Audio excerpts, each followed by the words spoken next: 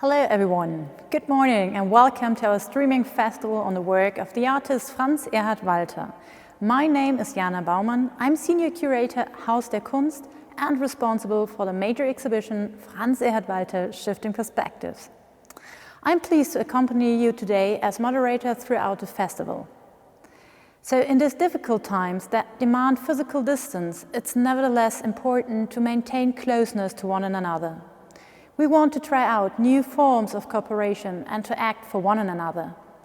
In the current situation, more than ever before, the institution of the museum is called upon to develop innovative ways of allowing people to participate in artistic content, regardless of location, to overcome the boundaries of architecture, to turn content from the inside out, to transfer it from real to virtual space.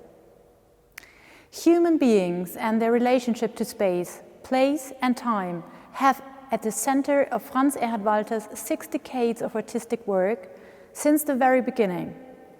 It is precisely for this reason that we are pleased to dedicate this day to work of Franz and to celebrate it as the conclusion of a retrospective that we were unfortunately forced to close twice as a result of Corona pandemic. It is the last weekend before its deinstalling. In order to give you as many visual impressions of the exhibition as possible, you will find me between the individual program points in different exhibition spaces until we finally meet Franz Erhard Walther in the main room for a public Q&A session. Here we are in the first space of the exhibition. Behind me you see one of the oldest bodies of works called word images, which Franz created during his studies at Werkkunstschule in Offenbach. The intensely colored word images, such as Studio or I Was Outside from 1958, evoke the most diverse associations through the combination of form and color and activate the imagination. Since then, Walther has repeatedly challenged traditional notions of a pictorial logic. What is in store for us today? So, live activations of historical works, an artist talk, interviews with collaborators, and 2 panel discussions with scholars and curators will explore the historical and contemporary relevance of his work. Let's take a closer look at the program. First of all, we will be welcomed by our artistic director Andrea Lissoni, as well as by the chairwoman of the Franz Erhard Walther Foundation, Susanne Walther, together with the art historian and foundation member Erik Verhagen. An introduction by me to the focal points of the streaming festival will follow, as well as an artist talk with Franz Erhard Walther. We pre-recorded the conversation with Franz in his studio in Fulda a few weeks ago. Together we will look back on his life achievements under the new aspects that the exhibition Shifting Perspective has brought to light. The intertwining of media connections, the core of his artistic practice. The shift from representation of the image to the presence of the body, from seeing to feeling, will be discussed. This will be followed by our first panel discussion at 11:15 a.m. Gregor Quack, doctoral candidate at Yale University, Gaetan Werner, director of Power Plant in Toronto, and Catherine Wood, senior curator of international art at Tate Modern London, will discuss the image as action, transforming life processes into the visual. The body has always served Franz Erhard Walther as a medium, but the panel will ask how far physical action leads to the living being actually becoming an image. Catherine Wood will moderate the panel. At 12:30 p.m. we will hear 6 theses for 5 minutes each of doctoral students who are currently writing their dissertations on the work of Franz Erhard Walther.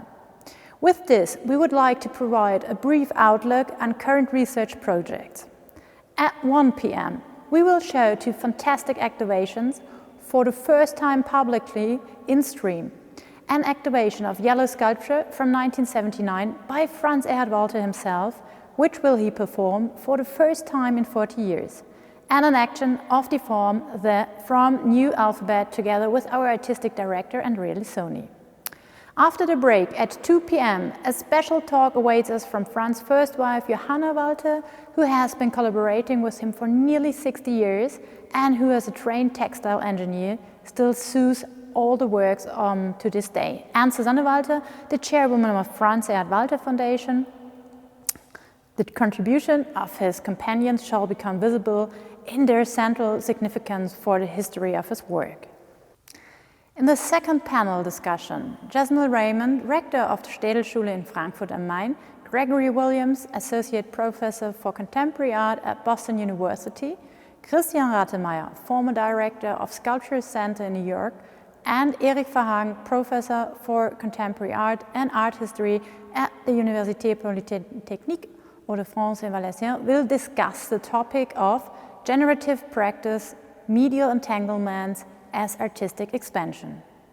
Afterwards, at 4:15 p.m., we will personally connect with the artist live from the exhibition, who will answer questions from the panel members as well as from our online community. And at 5 p.m., we can expect a live activation also directly from the exhibition by Lehmann Walther, the artist's son.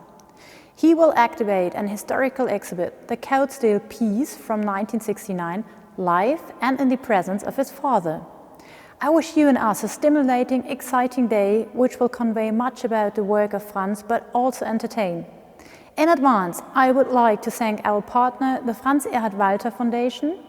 Also, I thank my colleagues Lily, Andrea, Tina, Camille, Alexandra and Luisa. Without their engagement, the event wouldn't have been possible.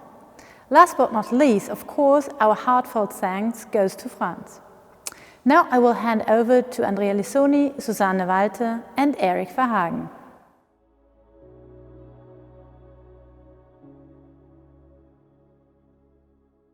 Good morning and welcome to Shifting Perspective, a festival on the work of Franz Erhard Walther. What is a festival? A festival is an event that has perhaps some negative connotation. It doesn't necessarily bring or carries memory. It may be joyful, but it doesn't necessarily enter in the history. This is the common assumption.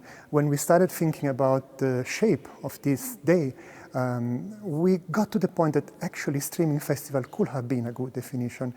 We learn and we know that there have been events like the Shiraz Festival in Persepolis and Shiraz between the 60s and the 70s that gain a mythological status.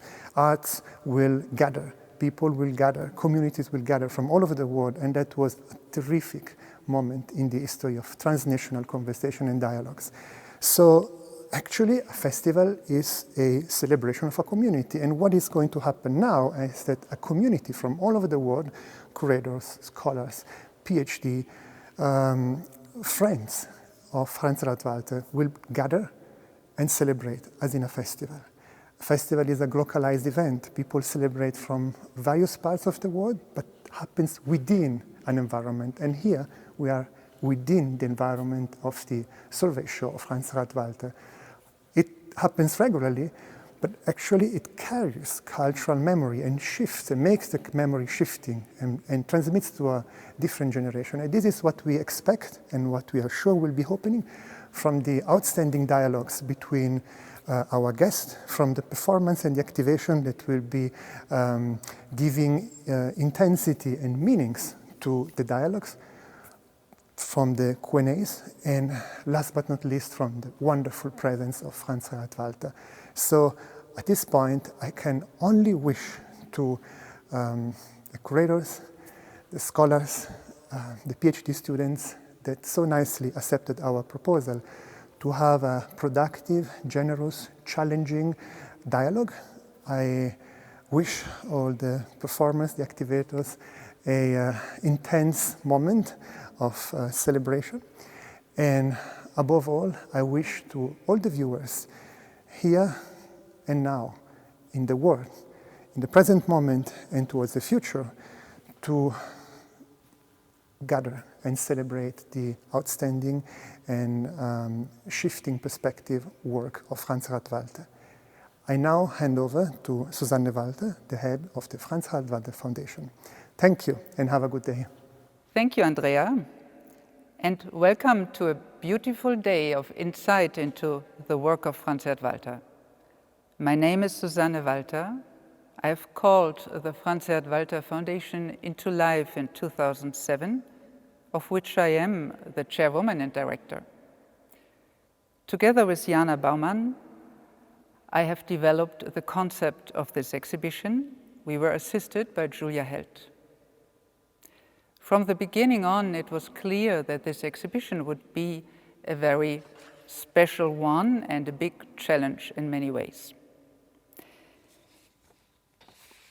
The answer to this challenge could not be loud or rigid or the ultimate retrospective, but it had to convince by the sheer rightness, the beauty, the overwhelming presence, openness, and playfulness of the work.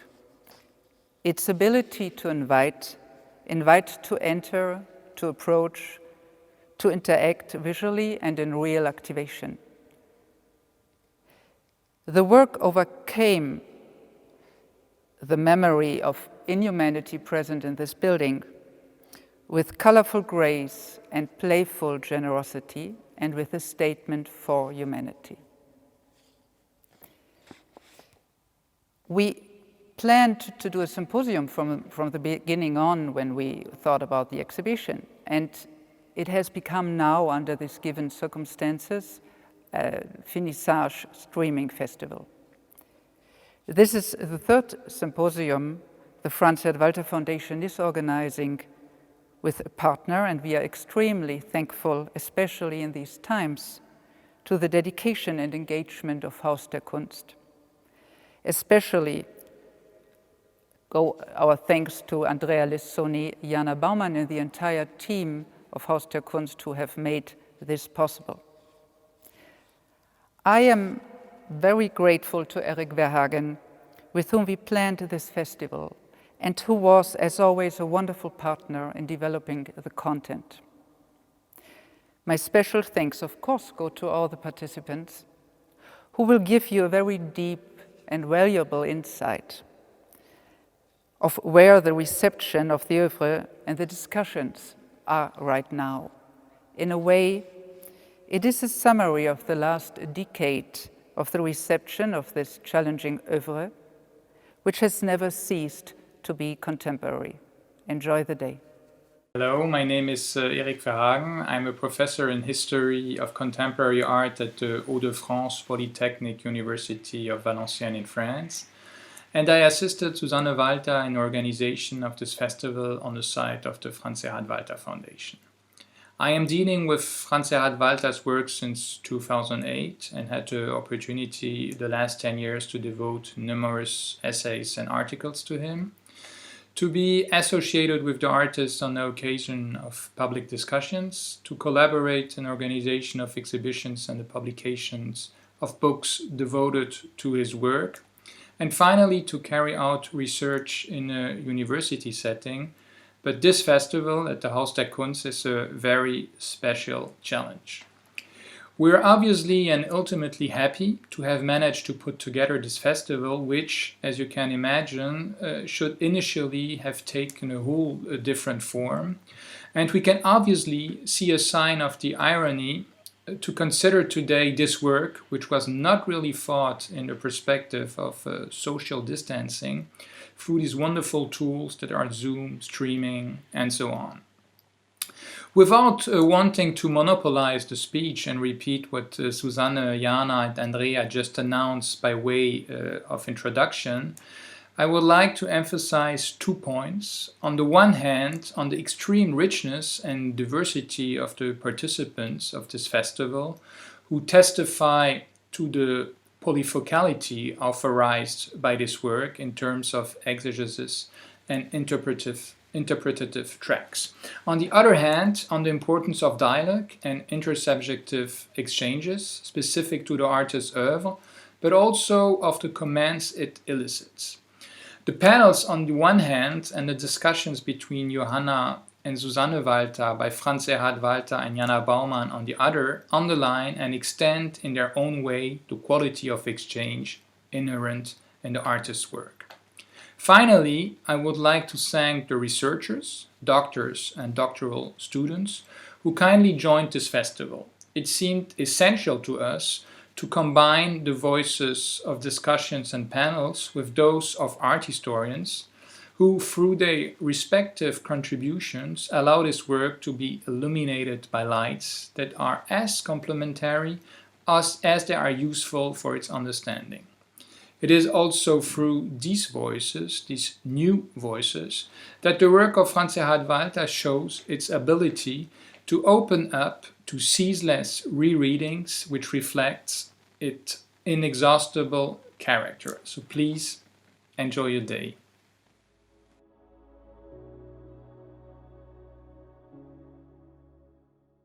Many thanks to Andrea, Susanne and Eric for introductory remarks. You see me here in the main space of the exhibition Shifting Perspectives. Behind me is a wide activation area where daily performances took place with the visitors before the second lockdown. The action as experience, and with this, the human being, are the core of Franz Erhard Walther's oeuvre. Already, with the first activations of early fabric pieces, such as those from the first work set, carried out in the vastness of Rhön landscape, Walther conquered outer space.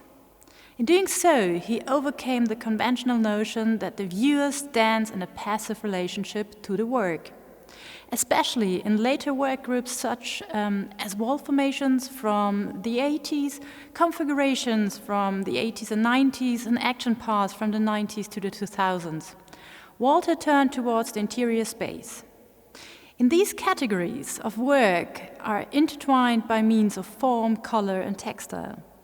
The bright pink basic modules of 40-part configuration Dumbo, as well as 24 yellow columns, open up the possibility of extreme spatial expansion, which varies depending on the location. Walther challenges the concept of the white cube, the term applied to the neutralized white exhibition space introduced by Brian O'Doherty in the 1970s. Let us now take a closer look at the work, its treatment in the exhibition, and the questions that arise in the context of shifting perspectives.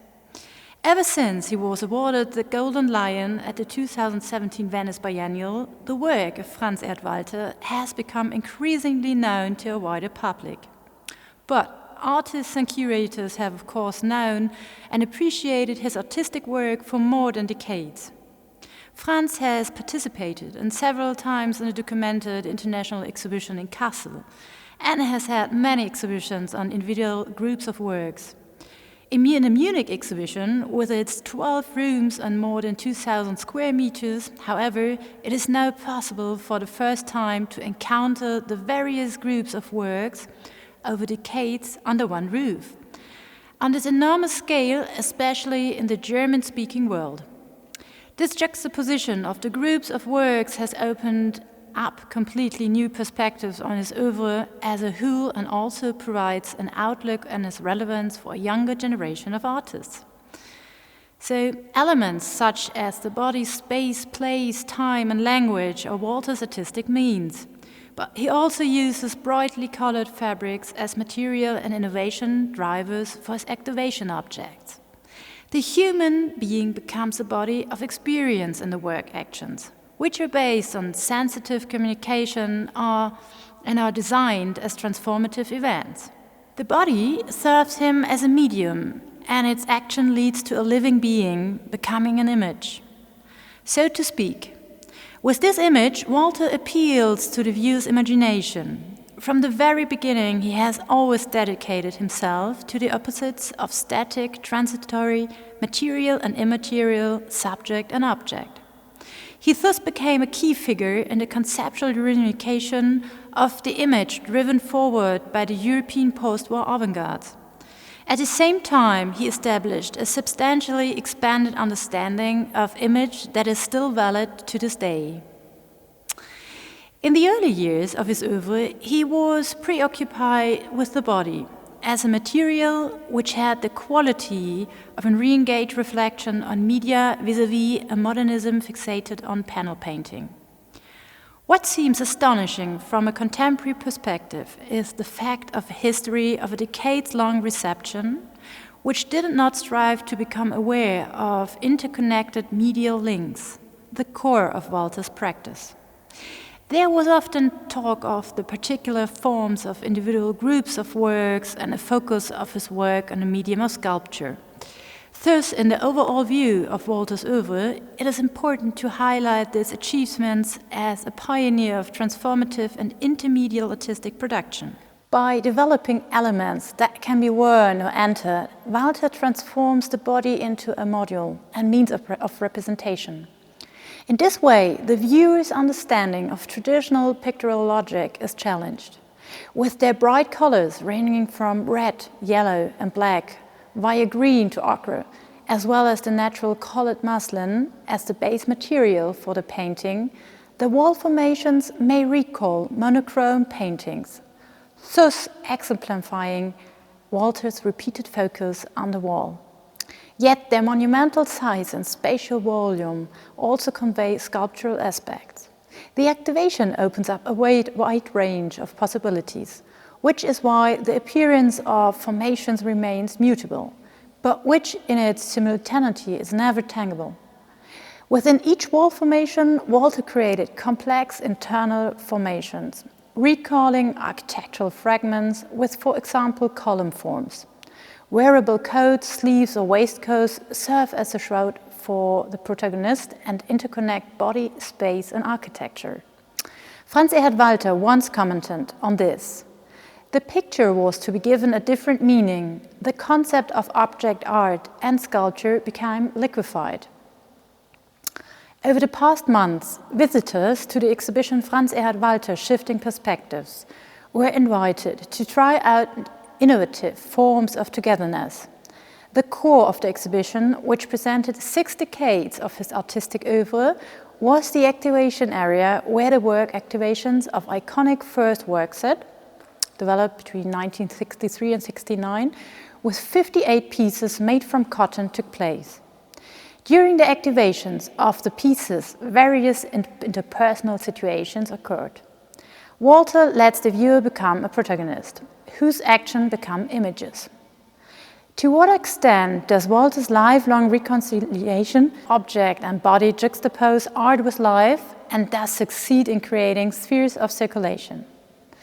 The public sphere becomes the medium for interventions through which Walther thematizes its constitution and calls for non-hierarchical, equitable discourses which revolve around a more human reality of life. What significance has his work taken on here in the past, and can it take on in the present? Did Walther's radical interweaving of work categories lead to overcoming closed fears of presentation forms in museums? What does this mean for the triad of object, image and representation? And what new networks of relationships between producer, work and recipient has Walther initiated?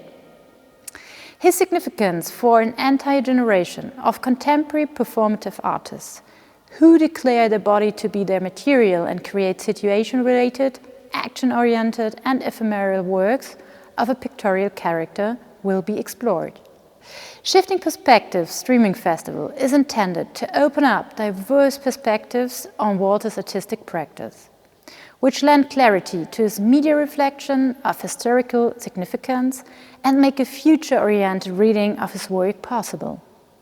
So now we'll present an artist talk that was recorded with him a few weeks ago in his studio in Fulda. I'll beam myself into his studio for a moment, so see you there. I hope you enjoy it.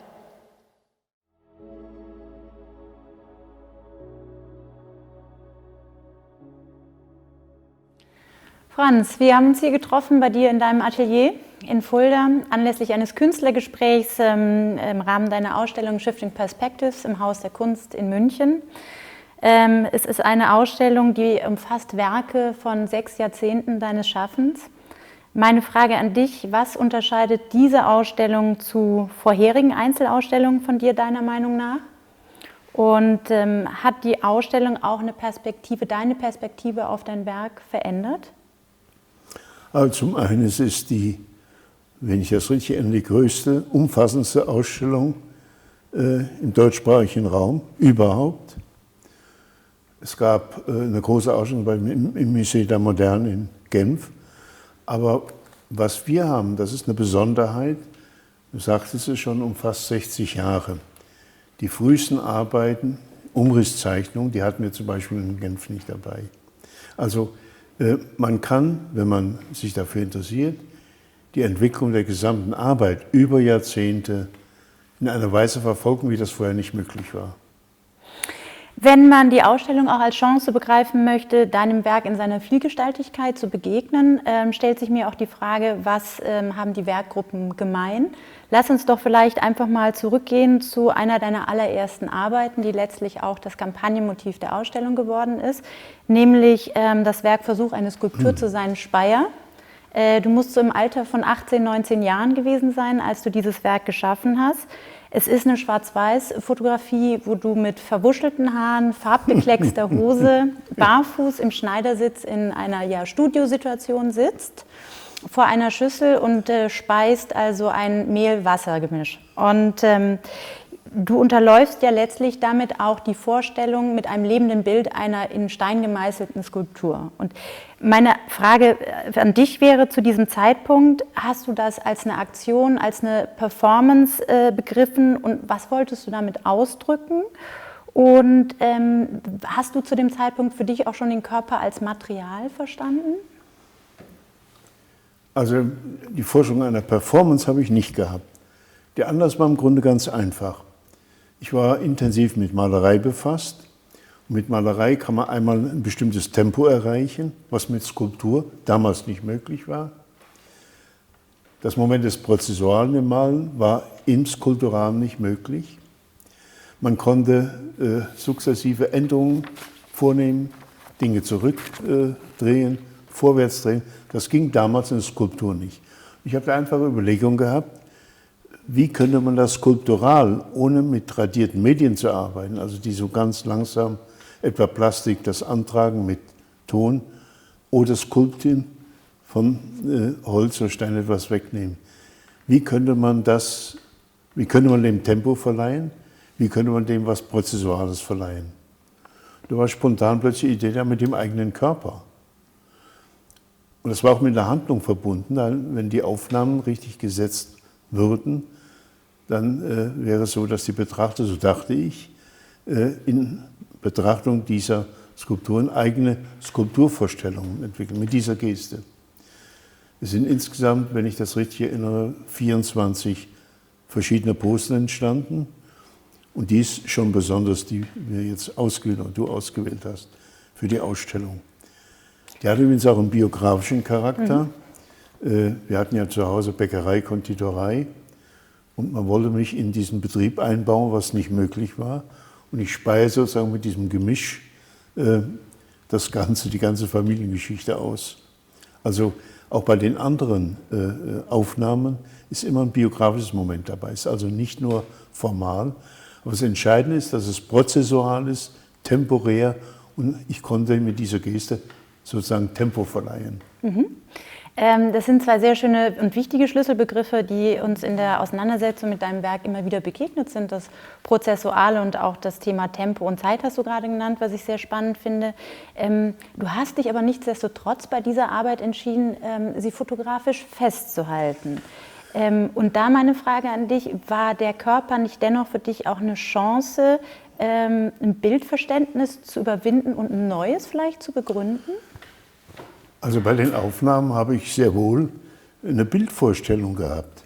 Das kann man darin sehen, ich habe im Hintergrund, das ist in der Aufnahme zu sehen, eine große Nesselfläche aufgespannt und habe mit 2, 3 Scheinwerfern das Licht so gesetzt, dass eben nicht die klassische Beleuchtung in der Abbildung einer Skulptur von links nach rechts ist, sondern dass von verschiedenen Seiten das kommt und die Schatten auf die Leinwand geworfen werden. Also das fand ich wichtig als Bestandteil der Aufnahme und des Bildhaften dabei.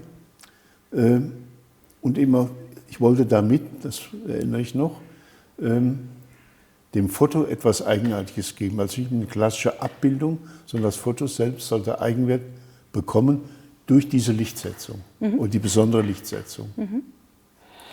Und natürlich habe ich, wenn ich das noch sage, über den Körper nachgedacht, welche Funktion hat er dabei. Ja? Das ist so eine merkwürdige Mischung aus Bild, Skulptur gewesen.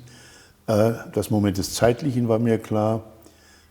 Dass das für einen Moment existiert, das waren alles faszinierende Vorstellungen. Du hast eben gesagt, dass in bestimmten Arbeiten immer auch ein biografisches Moment hineinspielt. Du hast kurz über deine Herkunft berichtet in Fulda und deine Familie.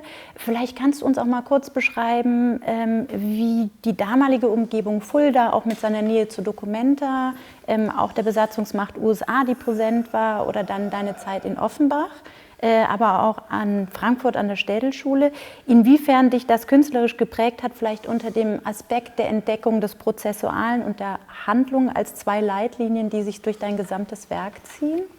Also in Fulda gab es zu der Zeit in Bezug auf Gegenwartskunst nichts. Es gab weder eine Galerie, noch ein Museum dazu, noch eine Sammlung, nichts. Ich habe mich informiert über Zeitschriften, das war ab Ende 1958 möglich. Ich hatte einen Künstlerfreund, der war Art Instructor in der amerikanischen Kaserne. Er hat also Unterricht gegeben und er brachte amerikanische Kunstzeitschriften mit in der von uns gegründeten Galerie. Das war meine eigentliche Informationsquelle. Documenta war ja ein Jahr später. Die war dann sehr wichtig für mich, weil ich dort zum ersten Mal Originale der Gegenwartskunst begegnet bin. Das erinnere ich auch noch, wenn ich diese Zeitschriften durchgeblättert habe, die amerikanischen Kunstzeitschriften, Art America, Dinge. Dann musste ich immer die Inches in Zentimeter umzurechnen, um zu verstehen. Und habe dann festgestellt, das sind ja Riesenformate, wie geht denn das? Die gab es hier überhaupt nicht. Also das war die erste Informationsquelle. Und die Documenta, ich bin dort eigentlich hingefahren, um Wohls und Pollock zu feiern. Ich wusste, die gibt es dort in großem Maßstab, die von mir geliebte Improvisationskunst des Informell. Und bin dann, die habe ich auch gefeiert, ich fand das alles großartig, und bin dort aber auf was ganz anderes gestoßen, was ich als viel radikaler, neuer und zukunftsweisender empfand. Das waren Bilder von Barney Newman, eine große monochrome Fläche mit einer Linie, die drunter läuft. Ich habe mir die Frage gestellt, wie kann das ein Bild sein? Immer noch mit dem Hintergrund Kompositionsdenken. In dem Sinne war das nicht lesbar. Das hat mich beunruhigt. Und unter dem Dachgeschoss die perforierten, geschnittenen Bilder von Lucia Fontana, das hat mir die Bildbegriffe, die ich mitbrachte, völlig außer Kraft gesetzt. Also das war ein wichtiges Erlebnis. Ich bin völlig irritiert zurückgefahren und dann wieder zur Documenta gefahren. Und all das, was dann hier in Fulda passierte, das hat von dem Moment an überhaupt keine Rolle mehr für mich gespielt. Und ich bin auch mit diesem Erlebnis an die Städelschule gegangen. Ich hatte aber, das muss ich auch erwähnen, mit der Monochromie bei Newman und Fontana kein Problem, weil ich das bei meinen Wortbildern praktiziert habe. Da habe ich ja flächenmonochrom eingestrichen, was für mich ein tiefes, sinnliches Erlebnis war, um dann einen Begriff darauf zu setzen. Also ich glaube, dass das einen Grund gespielt hat, einmal, dass es mich angerührt hat und dass ich keine Probleme hatte, mich seriös damit auseinandersetzen. Also bei den Wortbildern sehen wir auch einfach Momente anklingen, Sammlung, Museum, New York, ich war draußen.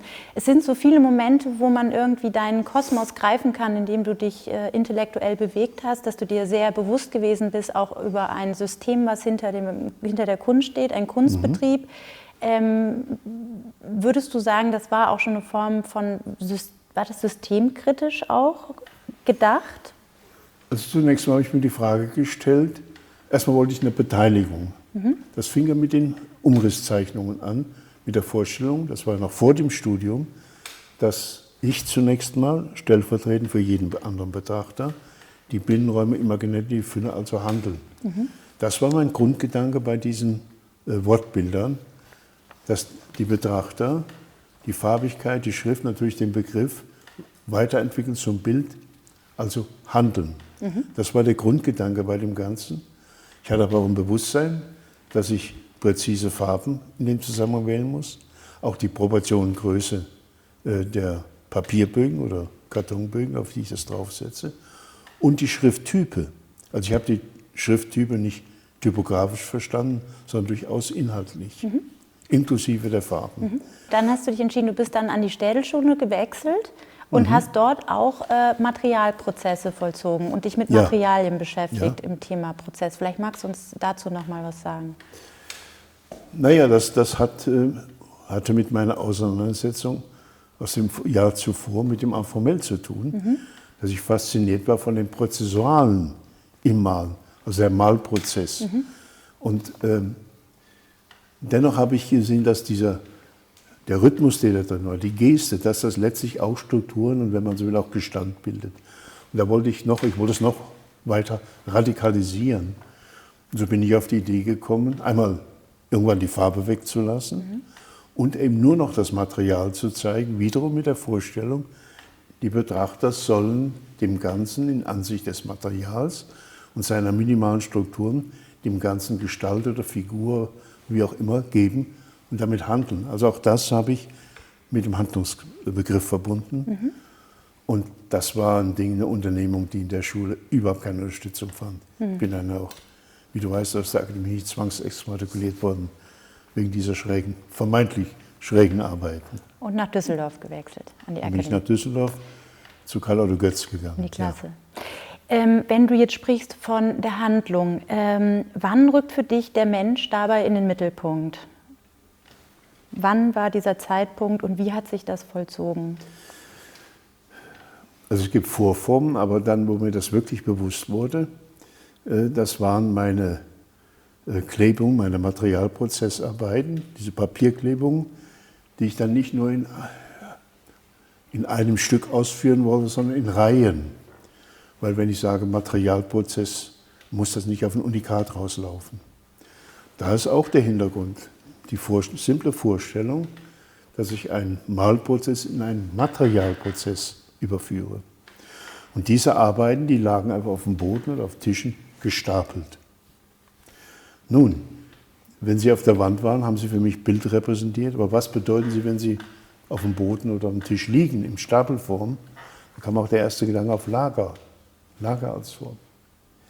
Und bei dem Umblättern habe ich mir die einfache Frage gestellt, könnte denn dieses Hantieren, das Umblättern, Teil der Arbeit sein? Also das konkrete physische Handeln. Mit dem Gedanken, als er sich verfestigt hatte, habe ich dann Werkstücke entwickelt, die tatsächlich für Handeln entwickelt wurden. Das war etwa Ende 1962. Und dann kommt es ja zu dem Werk, mit dem du dich ja zweifelsohne in die Kunstgeschichte eingeschrieben hast, seit vielen Jahrzehnten den ersten Werksatz. Gregor Quack hat es so trefflich als das soziale Gewebe benannt. Welches Potenzial oder Qualität hatte für dich der Stoff und inwiefern beziehst du den Menschen dabei ein und welche Rolle ordnest du dem Menschen zu bei den Handlungen mit dem Stoff? Also der Stoff, der war ja vorher schon da, wie gesagt, bei der Projektion dieser Versuch einer Skulptur mit den Schatten. Dann habe ich auf diese Flächen gemalt, also mir war das stofflich vertraut. Ich hatte immer die Vorstellung, das ist ganz nah an dem Papier, am Material Papier dran. Es ist irgendwie auch sogar an der Haut dran. So. Und es war auch, was ich wollte, ein neutrales Material. Also wenn ich das Gewicht lege auf Handlung, muss ich natürlich Materialien haben, die möglichst keine lange historische Tradition haben, weil die wird dann immer mitschwingen. Das Problem war, dass dann immer wieder, wenn ich zum Beispiel diese Handstücke gemacht habe, wir haben das eine hier in der Abbildung, das waren Pappkörper, die ich geschnitten habe, die habe ich umklebt. So, Handlung. Die Frage, wenn es eben auf dem Tisch liegt, sage ich, das ist eine Art Skulptur, der plastische Körper. Wenn ich in die Hand nehme, dachte ich, mache ich die Hände zu Sockel.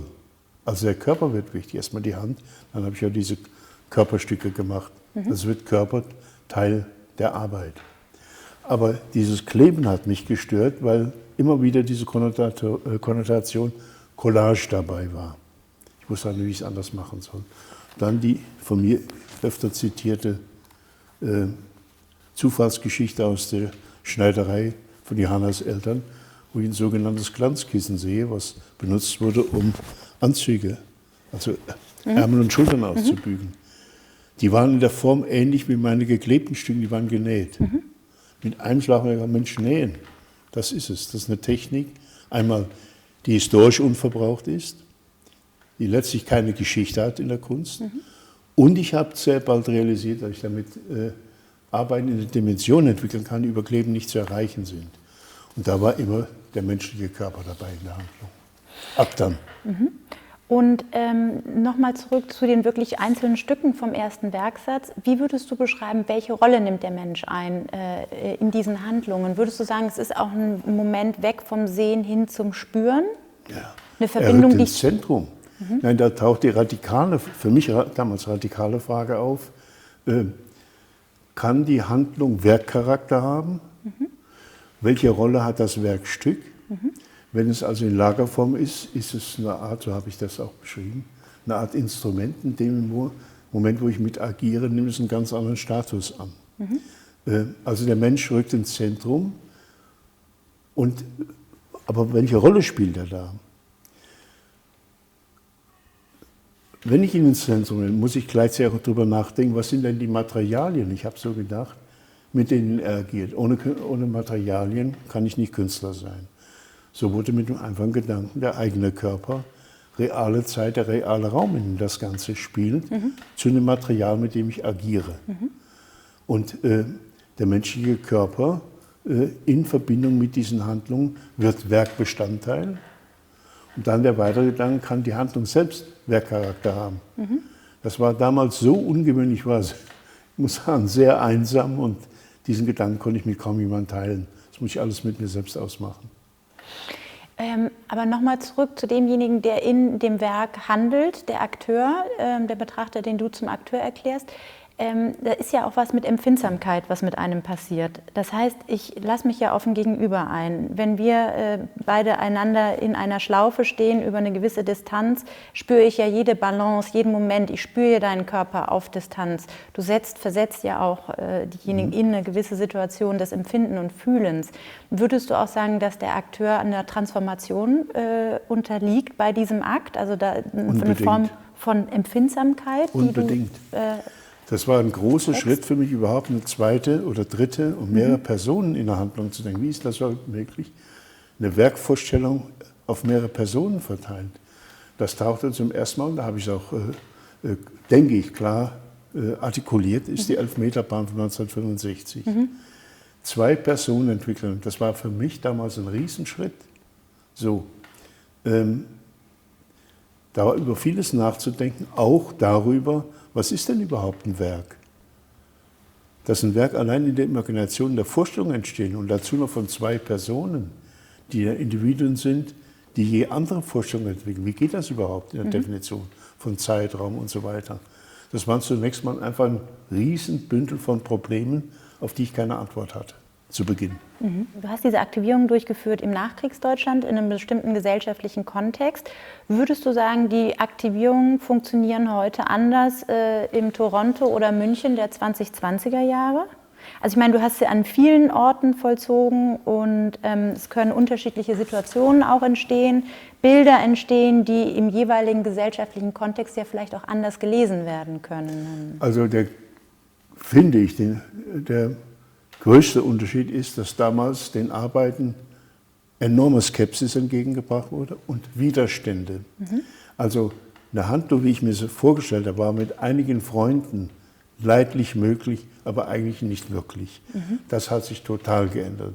Es ist heute eine Zuwendung da und Verständnis dieses Gestus, dass eine Handlung Werkcharakter haben kann, den konnte ich damals mit niemandem teilen. Das ist eigentlich der größte Unterschied.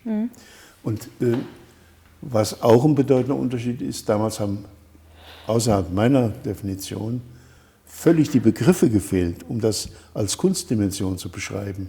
Da tauchten alle möglichen Begriffe auf, die letztlich mit der Sache gar nichts zu tun hatten, nur wenig. Das hat sich auch geändert. Also heute ist es möglich, dass eben das vom Kunstkontext her über zulängliche Begriffe beschrieben werden kann.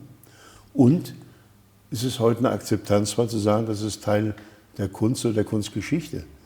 Das schien damals, also Anfang der 60er Jahre, völlig außerhalb jedes Kunstkontexts zu stehen.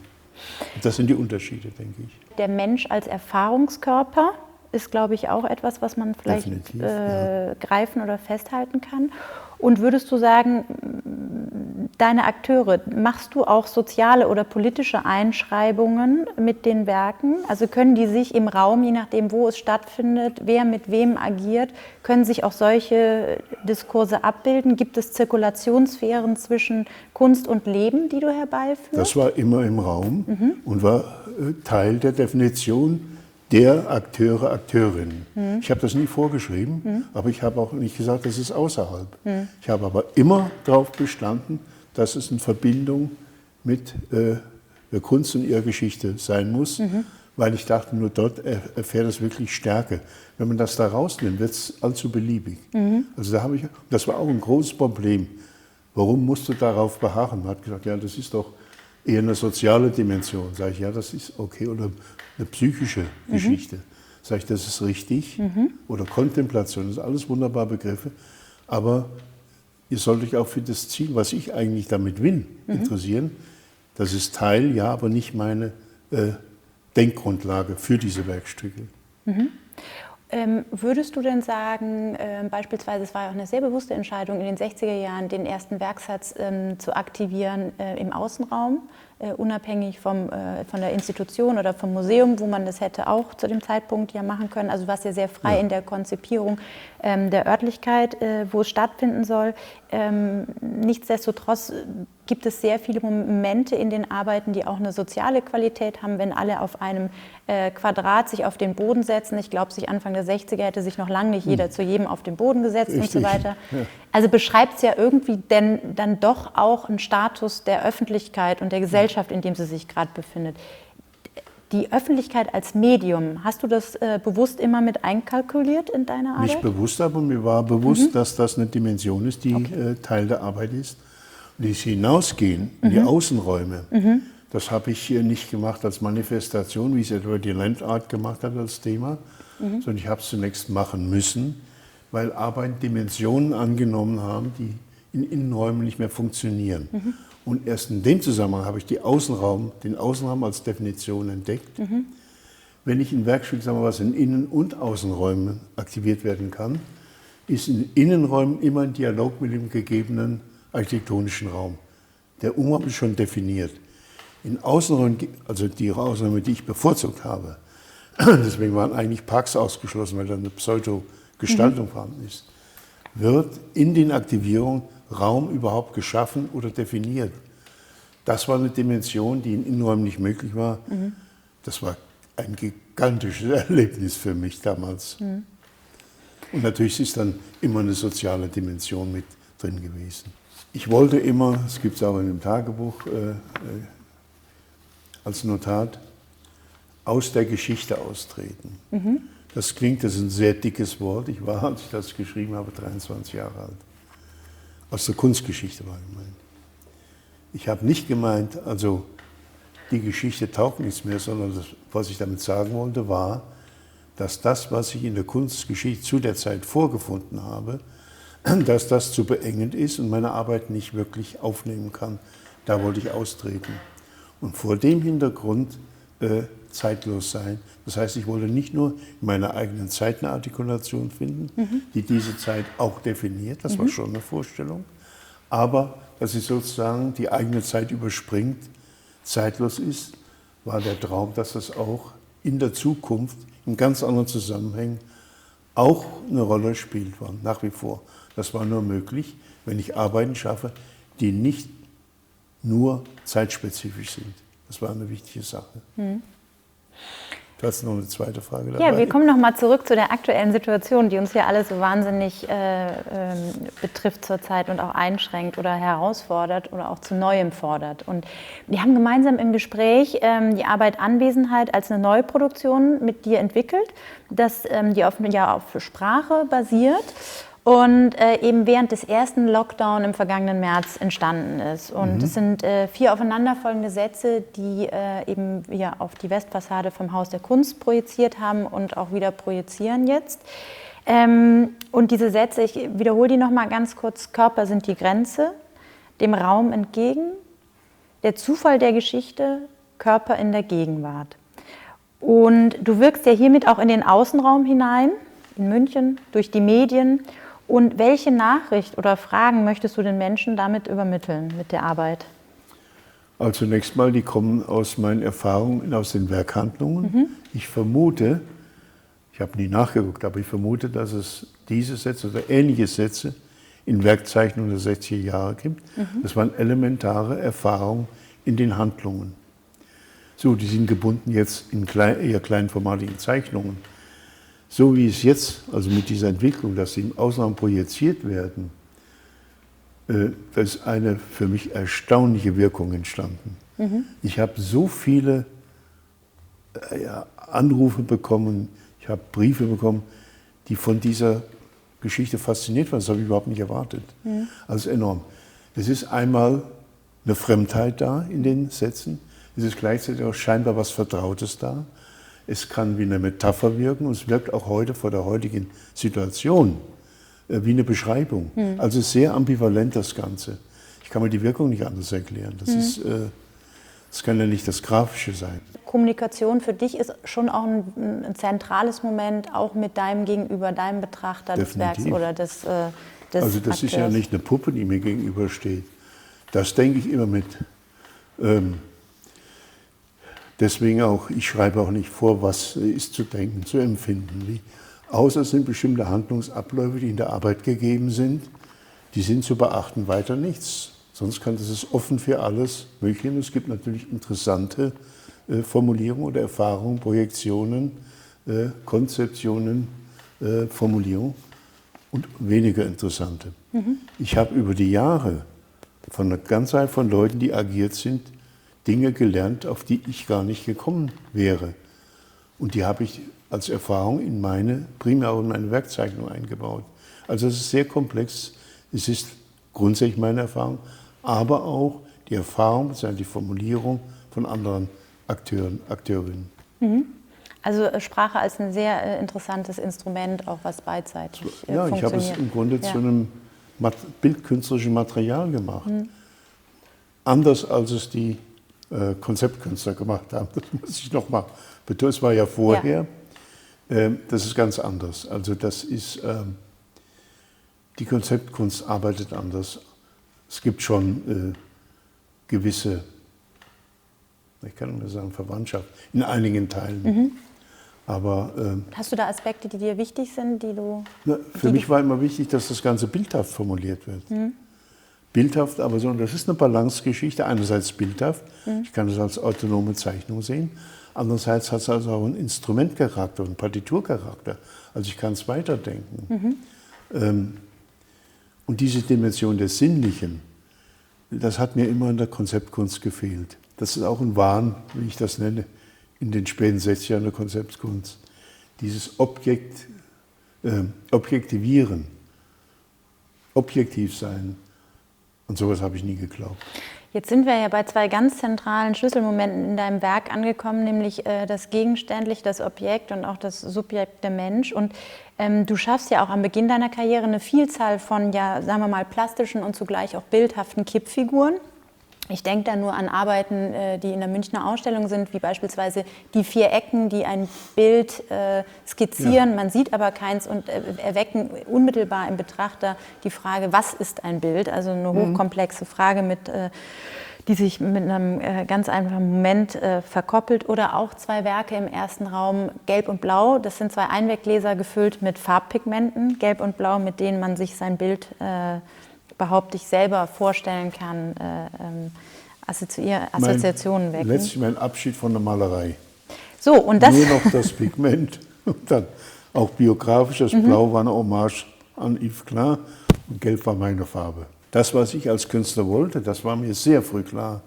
Das war schon in Frankfurt mit diesen Materialbildern. Das war mit dem klassischen Medium der Malerei nicht zu machen. Das ist alles. Das war eine Entscheidung für mich, die nicht einfach war. Ich habe in der Malerei gelebt, das war, und wenn ich da nicht, also das so hätte weiterentwickeln, wie es mir dann glücklicherweise gelungen ist, hätte ich auch scheitern können.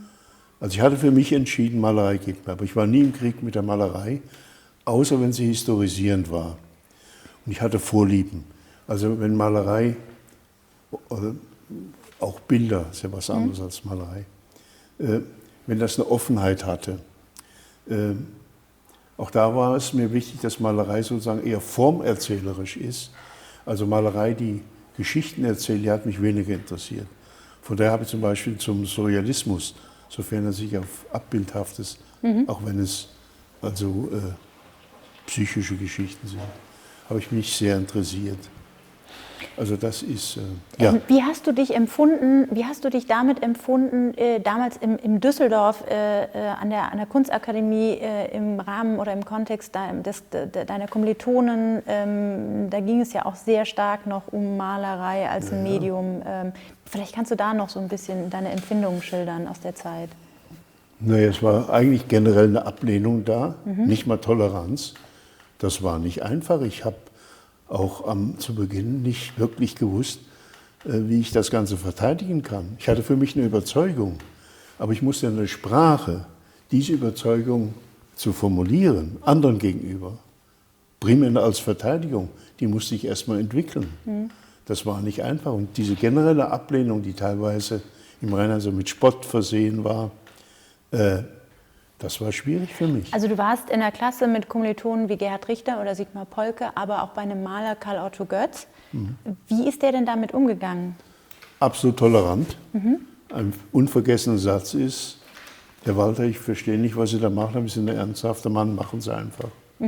Das war wunderbar. Eine solche Ermutigung. Nein, der war ganz absolut offen und ich würde sogar der Einzige in der Klasse, wenn ich ihn als Teil der Klasse bezeichne, der sich damit wirklich offen auseinandergesetzt hat. Von Götz gibt es nie Spott oder Frotzen oder sowas. Überhaupt nicht. Er hat das ernst genommen. Und dann setzt ja auch ein Moment in deinem Werk ein, wo eigentlich die Gegenüberstellung von Bild und Organismus beginnt, miteinander zu wirken. Und da denke ich eben auch dann an deine größte Werkgruppe, ja auch aus den 1980er Jahren mit den Wandformationen zum Beispiel, wo der Mensch ja auch einen bildhaften Charakter annimmt in dieser Verschränkung von Malerei, Skulptur und Architektur. Und ist das für dich eine unvereinbare Gegensätzlichkeit? Bild und Organismus? Wie ist dieses Verhältnis? Also ich habe in den 50er Jahren, in den 70er Jahren lief das in der zweiten Hälfte auf eine immer größere Reduzierung raus mit den Standstellen und Schreitbahnen. Und ich hatte irgendwann das Gefühl, das endet im Nichts, es geht künstlerisch nicht weiter. Dann habe ich gesagt, ich mache das so nicht weiter und wenn ich nicht weiter weiß, war es das eben. Ich wollte meine Arbeit nicht schwächen durch Wiederholungen und Abwandlungen. Und dann kam irgendwann spielerisch der Gedanke auf, wie ist das denn? Und in diesen Handlungen, Schreitbahn etwa, gibt es kein geformtes Gegenüber, außer der Raum, der Umraum und die Person. Wie ist das, wenn ich mir ein geformtes Gegenüber schaffe, im Sinne eines Bildes, ohne das Medium Malerei? Und wie kann ich die Vorstellung der Handlung als Werkbestandteil erhalten? Das wirkt zunächst mal wie die Quadratur des Kreises. Dann habe ich einfach mal angefangen, für mich zu probieren. Und ich habe, ich glaube, 2 Jahre diese Arbeiten zurückgehalten, immer im Arbeitsraum, bis ich gewagt habe, die der Öffentlichkeit vorzustellen. Für die war das ein Verrat meiner Werkkonzeption. So krass war das. Das hat sich überhaupt Stück für Stück erst entwickelt, bis da eine gewisse Toleranz, nicht mehr Akzeptanz war. Man hatte zu dem Zeitpunkt diese Konzeption Handlung als Werk oder Werkbestandteil akzeptiert, dann konnte keine bildhafte Formulierung da sein. Und dann wurde es noch schwieriger, weil Farbe dazu kam, man hat sich daran gewöhnt, Farbe ist nicht. Und dann habe ich gesagt, ja, aber wenn ich schon mit Bildformulierung argumentiere, dann kann natürlich die Farbe hinzutreten, das ist ja keine Färbung oder Malerei, die hat eine Funktion. Ja? Also ich musste all diese Dinge beteiligen, das kann man sich eigentlich gar nicht mehr heute vorstellen. Hat ziemlich lange gedauert, bis dann eine Akzeptanz war. Und die war zum ersten Mal öffentlich, ich glaube, es war 86 auf der Documenta, habe ich einen Raum gehabt mit 3 Wandformationen. Aber auch das wurde nicht wirklich ernst genommen. Das sind Leute, die durchliefen, die haben sich mal kurz in so eine Standstelle reingestellt, haben sich fotografieren lassen und gingen weiter. Also das ist doch, Aber es geht so eine große Faszination, finde ich, aus von dieser Gegensätzlichkeit und dieses Thema oder Moment von Bild und Objekt, die ja in deinem Werk, kann man doch fast sagen, eigentlich seit 60 Jahren wie so ein Liebespaar umeinander kreisen. Wie ein Liebespaar umeinander schon fast kreisen. Und wenn wir über die Wandformation sprechen, letztlich war es ja auch mit den 4 Körperformen eigentlich schon angelegt, oder? Richtig. Zwischen Organ und Objekt. Definitiv, ja. Nur das erschien einfach radikal, weil wo ist das Bild, wo ist das Bildhafte, wo ist die Form? Das hat man nicht als Form akzeptiert. Und die war mit den Wandformationen auf eine Weise zurückgekommen, wie gesagt, die man meiner Arbeit abgesprochen hat. Du hast mal gesagt, alle Farben, die vorkommen bei den Stoffen der Wandformation, wären auch schon bereits bei den Wortbildern angelegt gewesen. Ist das richtig? Was mir nicht bewusst war, als wir die Ausstellung aufgebaut hatten in Lissabon, die Gulbenkian Foundation, sehr großer Raum, alle Werkstücke, neue Alphabete, sind noch alle Farben versammelt. Es gibt insgesamt 20 Farben. Und wir hatten 2 Räume mit Wortbildern. Und ich habe den Raum besichtigt mit den neuen Alphabetformen, immer mit der Vorstellung, dass die Betrachter Teil dieser Formkörper werden. So. Dann gingen wir zurück, dann stehe ich in dem Raum, das sind ja die gleichen Farben. Das war mir nicht bewusst. 2 Farben kommen nicht vor, Türkis, das ist einfach, das bildet kein Volumen. Das ist nicht möglich. Und noch eine Farbe, ich glaube Violett, das ist zu modisch. Alle anderen Farben waren tatsächlich in den Wortbildern, du hast ja in München gesehen. Das war mir nicht bewusst. Meine Erklärung ist, ich gehe ja nicht von ästhetischen Fragen aus, wenn ich Farben entscheide, sondern von gestalthaften Vorstellungen. Das muss eine innere Ikonografie sein. Ich habe keine andere Erklärung. Und die Farbe hat ja auch eine sehr starke Funktion, nimmt sie ein, wie sie das Werk in der Ausstellung wirken lässt. Definitiv. Und auch wie du Räume veränderst dadurch, Richtig. oder? Welche Funktion hat die Farbe für dich bei diesen Stoffarbeiten? Wie du es beschreibst. Sie hat eine Wirkung auf den Raum, sie hat eine Wirkung auf die Person, die sich der Arbeit konfrontiert. Auch die Arbeiten auszuwählen, das mache ich ja nicht aus ästhetischen Gründen, das sind auch wirklich Gestaltvorstellungen. Es gibt Arbeiten, wie gesagt, die kann nur rot sein, die kann nur gelb sein. Und wenn ich unsicher bin, zeichne ich die sehr realistisch, aquarelliere die, dann sehe ich das. Und manchmal sind, sagen wir mal, 2 Farbformulierungen gleich gut, dann werden, wenn es möglich ist, beide ausgeführt. Also bin ich sehr streng. Aber ich kann sagen, dass also ästhetische Entscheidungen, wie man das allgemein nennt, ästhetische Entscheidungen, die spielen dabei keine oder eine sehr geringe Rolle. Jedenfalls bestimmen die nicht die Entscheidung für die Farbe oder wenn es 2 oder 3 Farben sind, wie das zusammenkommt. Und dann noch in dem Zusammenhang, deine erste Frau Johanna näht ja bis heute für dich die Exponate als Werkkollaborateurin. Du führst sie oder konzipierst sie ja mit Bleistift und Aquarell letztlich. Nichtsdestotrotz, wann ist dir der Zeitpunkt bewusst geworden, inwiefern du auch Bedeutungen von Architektur völlig unterlaufen kannst mit deinen Werken, Architektur in einen neuen Bedeutungszusammenhang bringen kannst? Also ich spreche übrigens nicht von Architektur, sondern von Architektonik. Architektonik. Also erstmal, wie ich diese Dinge entwickle. Wenn ich Forschung habe, und es gibt eine ganze Reihe, sind das sehr kleine, aber dann noch präzise Aquarelle, Zeichnung Aquarelle. Wenn ich mich entscheide, die und die könnten realisiert werden, werden die auf so eine Größe gebracht und erst dann kann ich sicher sagen, die sollte realisiert werden. Also ich muss eine bildhafte Vorstellung und ich muss die gleichzeitig auch, ohne diese Imagination würde das nicht gehen, groß in reale Räume projizieren.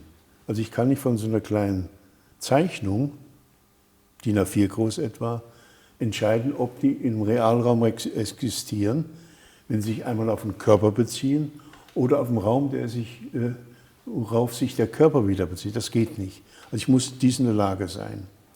Im Grunde funktionieren die dann so ein bisschen wie ein Pozzetto. So, wenn ich das gemacht habe, ist immer gleich die Vorstellung da, wie agieren die im Raum, wie verändern die Raum, wie ist die Herausforderung auf Personen, die sich auf diese Arbeiten in Handlung beziehen. Das ist alles unmittelbar entsteht, wenn ich die Zeichnung realisiert habe. Und ich muss dazu, damit die gemacht werden können, so eine Zeichnung kann ich nicht Jana geben und sagen, mach mal. Ich muss dazu Vergrößerungen machen und teilweise auch sehr präzise technische Zeichnungen. Und manchmal ist es auch notwendig, dass Probenäherung gemacht wird, um zu sehen, ob das überhaupt so sein kann, wie ich mir das vorstelle. Diese sehr eindrucksvollen Wirkungen, die dieses Werk erzielen kann, eben auf den Betrachter, auch im Kontext nochmal von der Imagination, da haben wir sehr oft jetzt von dem Begriff eben Skulptur, oder du hast ja auch von dem Begriff Skulptur als Handlung gesprochen. Und hier meine Frage, können wir denn vielleicht auch Handlung als Bild nach unserem Gespräch dem ergänzend nebenan stellen? Ich denke sowieso immer nur bildhaft. Also es gibt ja, ich denke nicht in skulpturalen Dimensionen. Ich bin, wie gesagt, Bildhauer mir. Moment mal. Weil ein Bild ist letztlich für mich als Dimension, als Formulierung komplexer als eine Skulptur. Ich weiß nicht warum. Auch, weil dort die Raumvorstellung, die ist ja immer nur abstrakt vorhanden, die ist ja nicht real in dem Bild. Die muss imaginativ hinzukommen. Also von daher denke ich, das ist eine größere Anstrengung, Herausforderung und es lässt stärker das Moment der Handlung zu als eine Skulptur. Und wenn ich also Skulpturen, die ich schätze, dann muss es eine radikale Manifestation sein auf die Geschichte der Skulptur. Oder aber sie muss eine Raumformulierung enthalten. Ich weiß, wie Bildhauer denken. Das ist für mich, hoffentlich ist für mich zu eng. Ich könnte meine Arbeiten also mit reinem Bildhauerdenken nicht entwickeln. Es muss die Dimension des Bildes mit den eben angedeuteten Dimensionen dabei sein. Franz, ich bedanke mich ganz herzlich bei dir für dieses Gespräch. Zum einen, ich habe es gerne gemacht und du hast durch deine Fragen auch bei mir Dinge angerührt, die ich formulieren konnte, die sonst nicht formuliert werden würden. Vielen herzlichen Dank. Gerne. So, that's it from the studio in Fulda. It is certainly quite interesting to see to what extent Franz Erhard Walther has openly engaged with new questions about his work that have arisen from the context of this exhibition. We hope that you enjoyed the conversation, but that it can also serve as a basis for the panel discussion that will follow now. Since these partly unknown statements by the artist allow a localization of his work under new perspectives, as well we have just done, on the one hand, the unique and extraordinary connections between body and object, and on the other hand, Walther's quest for a transformation that is both sculptural and pictorial. By the way, we're now in a space with other early works from the 1960s and 70s. In his early experimental work, Franz devoted himself to various material and working processes, such as folding and stringing together, in order to explore the mutability of space by means of serial or formal arrangements of pictorial objects, such as behind me the 24 wrapping paper gluings from 1963. Such fluid transitions between image and object, materiality and form action continue to permeate Walther's work to the present day. In the walking pedestals, such as frame open, which is also located here in this space, the processual moment is transferred to the body. The viewer positions him or herself on the pedestal and thus becomes a sculpture. It is so simple, but also fascinating. We come now to our first panel, and I would like to hand over to our moderator, Catherine Wood, Senior Curator for International Art at Tate Modern London. She will introduce the panelists, Gaetan Werner, Director of Power Plant in Toronto, and Gregor Quack, an art historian and critic, and then will moderate the open discussion following their brief statements. Catherine, we're now connecting to you from the exhibition.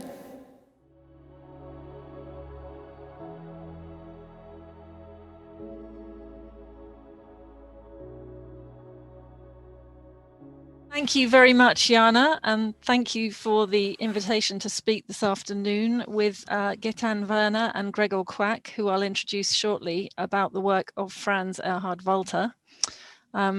thanks very much to Andrea Lissoni too, and the team for organising what looks like an extraordinary show and a beautiful, beautiful catalogue. My name is Catherine Wood, and I'm a Senior Curator of International Art at Tate Modern in London. I specialise in performance, but like Franz Erhard Walther, I think I'm a little sceptical about the term, because I'm interested really in how art acts, and I think the impossibility really of separating bodies and objects, or materials and actions. I'm really interested in their reciprocity, and that's been a driving force for my own work in what we can call performance, but really is that expanded sense of the work of art and that object-body relation, which I came to myself through research, particularly on Yvonne Rainer and the Judson Dance in 1960s New York, but find very satisfyingly kind of complete in the work of Franz Erhard Walther.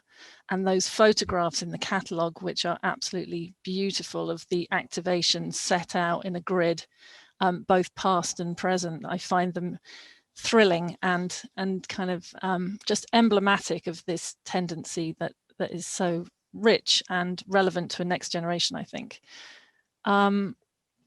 Right now, actually, I'm in the middle of installing a display of Gutai photographs and paintings, which are another really important historical precedent for this area, which are next door to a beautiful display of a Franz Erhard Walther stellwork from 1979 that we acquired in recent years and was curated by my colleague Tamsin Hong.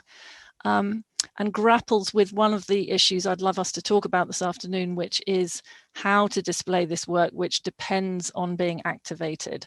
And Tamsin's made a lovely selection of photographs of Franz Erhard himself activating the work when he was here to install it, along with his own instructions.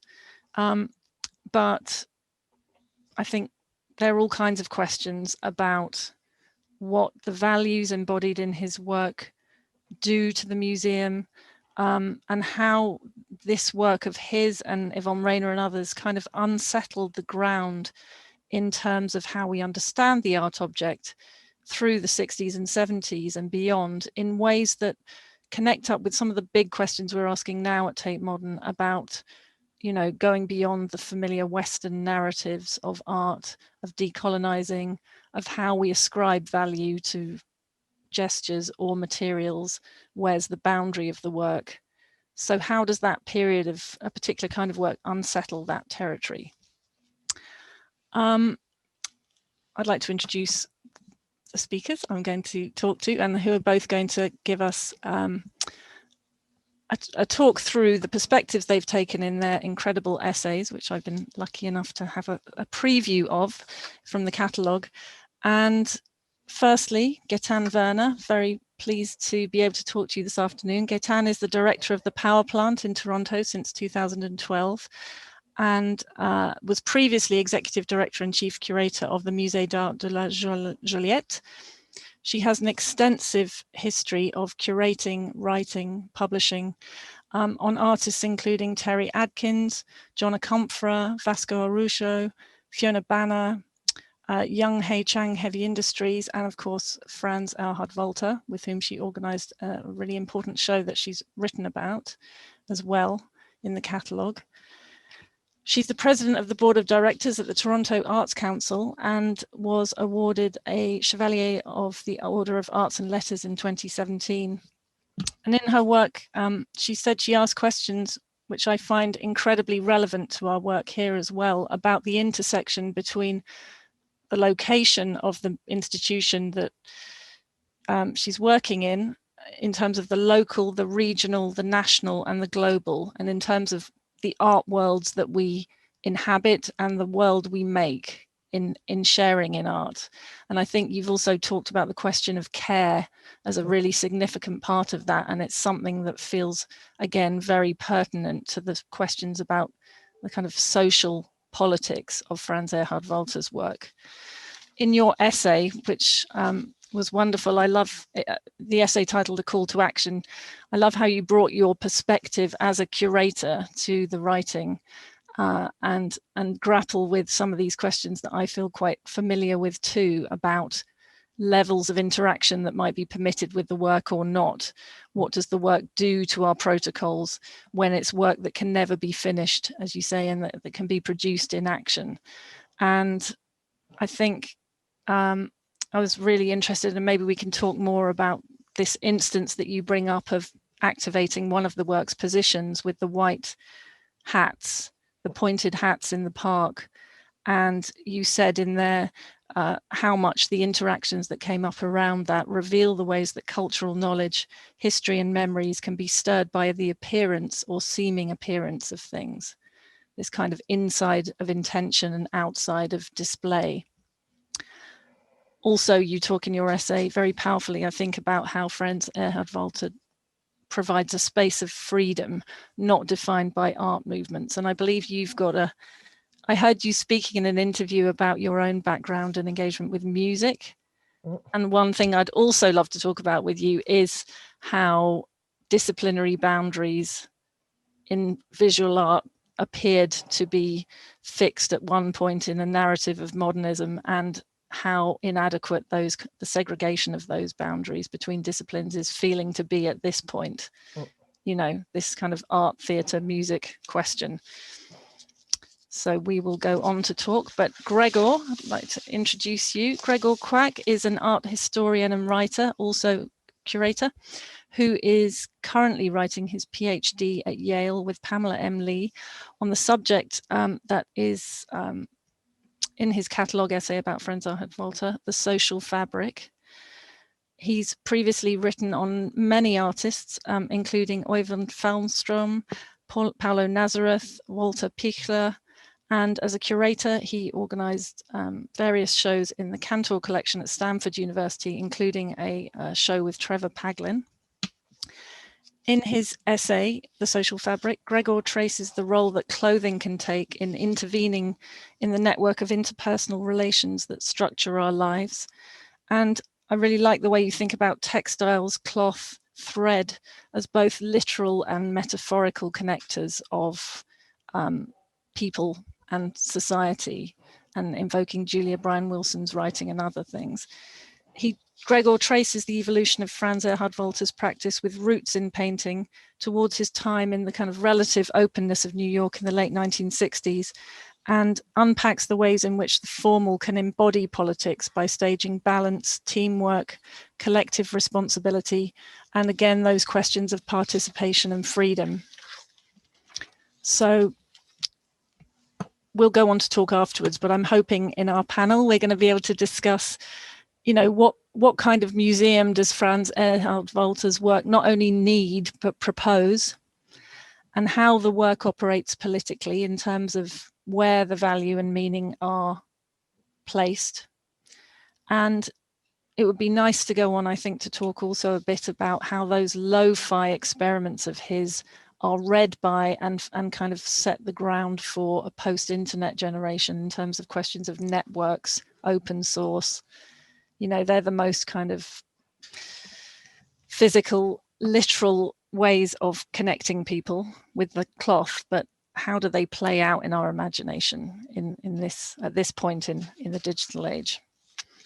Anyway, I will hand over first to Gregor, who will talk us through his ideas, and then Getan, and then we'll have a conversation. Thank you. All right. Thank you so much, Catherine. Thank you, Getan, for sharing this panel with me, and also thank you to JANA and to Franz Erhard Walther, to Susanne. So many people to thank. Very happy to be here, even if it's digitally. So I have a little presentation that I will try to share. Can you see the presentation? Okay. Yeah. So we've been asked to have to time myself so I don't go overboard. So we've been asked to give an impulse presentation for a panel discussion that has the title Image as Action, Transforming Life Processes into the Visual. And so I heard that and I've thought about it And I will admit that sort of questions of the visual and the image or the picture were not really, or haven't really been at the forefront of my thinking about Franz Erhard Walther. And so as my essay for the catalog that, Catherine, thank you, you summarized extremely well, thank you so much. As that might give away, my approach to Walther's work and works of art in general is to start with the work, but then maybe go to general history books, almost like maybe even before art history books. And so in the essay for the book, for the catalog, I try to explain why I think to understand Franz Erhard Walther's work, really we need to look at the social circumstances where many of the fundamental ideas that sort of shaped it were found. And this is, in this case, is Fulda. This is an image of Fulda after the war, very much destroyed. And so I start out this essay with it. It used to, the beginning used to be much longer, and then I shortened it, because to me this is sort of the primal scene. It's sort of a city destroyed by the war, and I think that this experience of a destroyed city, and thus through sort of Nazi totalitarianism, also a destroyed society, is in part important for what comes later, which is sort of a deep importance of the role of the fragmentary in Walther's work. And Gaetan, the interview that you did with Franz Erhard at the end of your catalog for the power plant, that I think brings that out really nicely, this early experience of fragmentation. And so very early on, Walther works on pieces that he thinks that are not participatory in any way at this time, but that he thinks in his mind sort of need to be completed by a beholder in their mind mentally. And these cut pieces that were discovered after some years in sort of in a basement, I think. But the interesting thing is that these pieces that that need filling in, that need projection, they're never any kind of tabula rasa. They're never they never start out of nothing, but often actually they start with a clearing away of something else, with a making space. And so this I think is and here are the frame drawings that are very early on in Walther's career, that sort of clear a space in the middle for beholders to sort of project their own sort of ideas into. And this, I think, is important. The frame drawings are important for another reason, namely that, and I'll talk about this later on, that they are about a boundary, that they're about the boundary that defines what we think of as an image, as a picture. The other thing that I talk about very briefly in the essay, but that I think is very important to me, and then another sort of thing that I think is important to the situation of Fulda in the 1950s, is the closeness to the inner German border, and specifically Fulda's location in the so-called Fulda Gap. So the Fulda Gap is this part of Germany that sort of Cold War strategists thought, Western Cold War strategists, that is, thought it was the most likely place for Russians to invade, like for Soviet tanks to come through. And on the right, you see an American soldier at one of the bases around the border and around that area. And what that means is that this area is heavily militarized at the time, and it has a gigantic presence of the US military, but also that sort of larger ideas of world politics, of the Cold War, become extremely palpable in a place like Fulda. They're not abstract. If the Cuban Missile Crisis happened, there's more helicopters in the air. And the sort of American soldiers are a constant presence in the city. And so for me, I think that one thing I shouldn't forget is that one of the places where Walther first got in touch with American art is in '59, is Documenta, but even before that, he has access to the army barracks and gets American art magazines through a friend of his.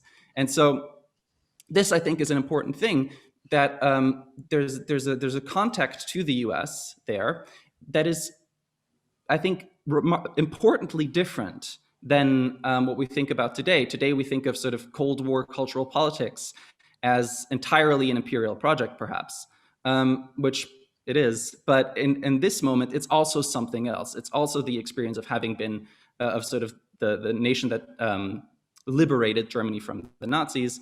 And it's also a counterforce to the GDR, which is very close. And so I think this sort of particular closeness to American ideas of art.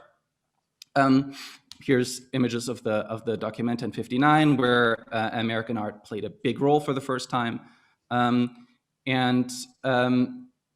So I think this context to American ideas of also brings about and shapes what Walther means when he talks about freedom. I think when he means freedom, he talks about a specific kind of freedom that puts a certain importance on the individual and on individuation. And Gaetan, I know we share an interest in those moments where Walther noticed that there may be cracks in that idea of freedom that sort of belongs to sort of the American national project at the time. And I hope we can talk about that in our discussion afterwards. But I do think that individualization and individuation does continue to play a role. And here's an example. Here's one of the diagrams on the left that Walther used to sort of describe his concept of action. And we do see that the artist at some point is crossed out. So he does go away from sort of this bourgeois individualist genius idea of the artist and moves it to the producer, or at least intends to. But on the other hand, some of the first pieces in the work set are things like the piece on the right, the leg piece. But the leg piece wasn't always called the leg piece or the Beinstück. In the beginning, it was actually called the Ich-Objekt, so the I object.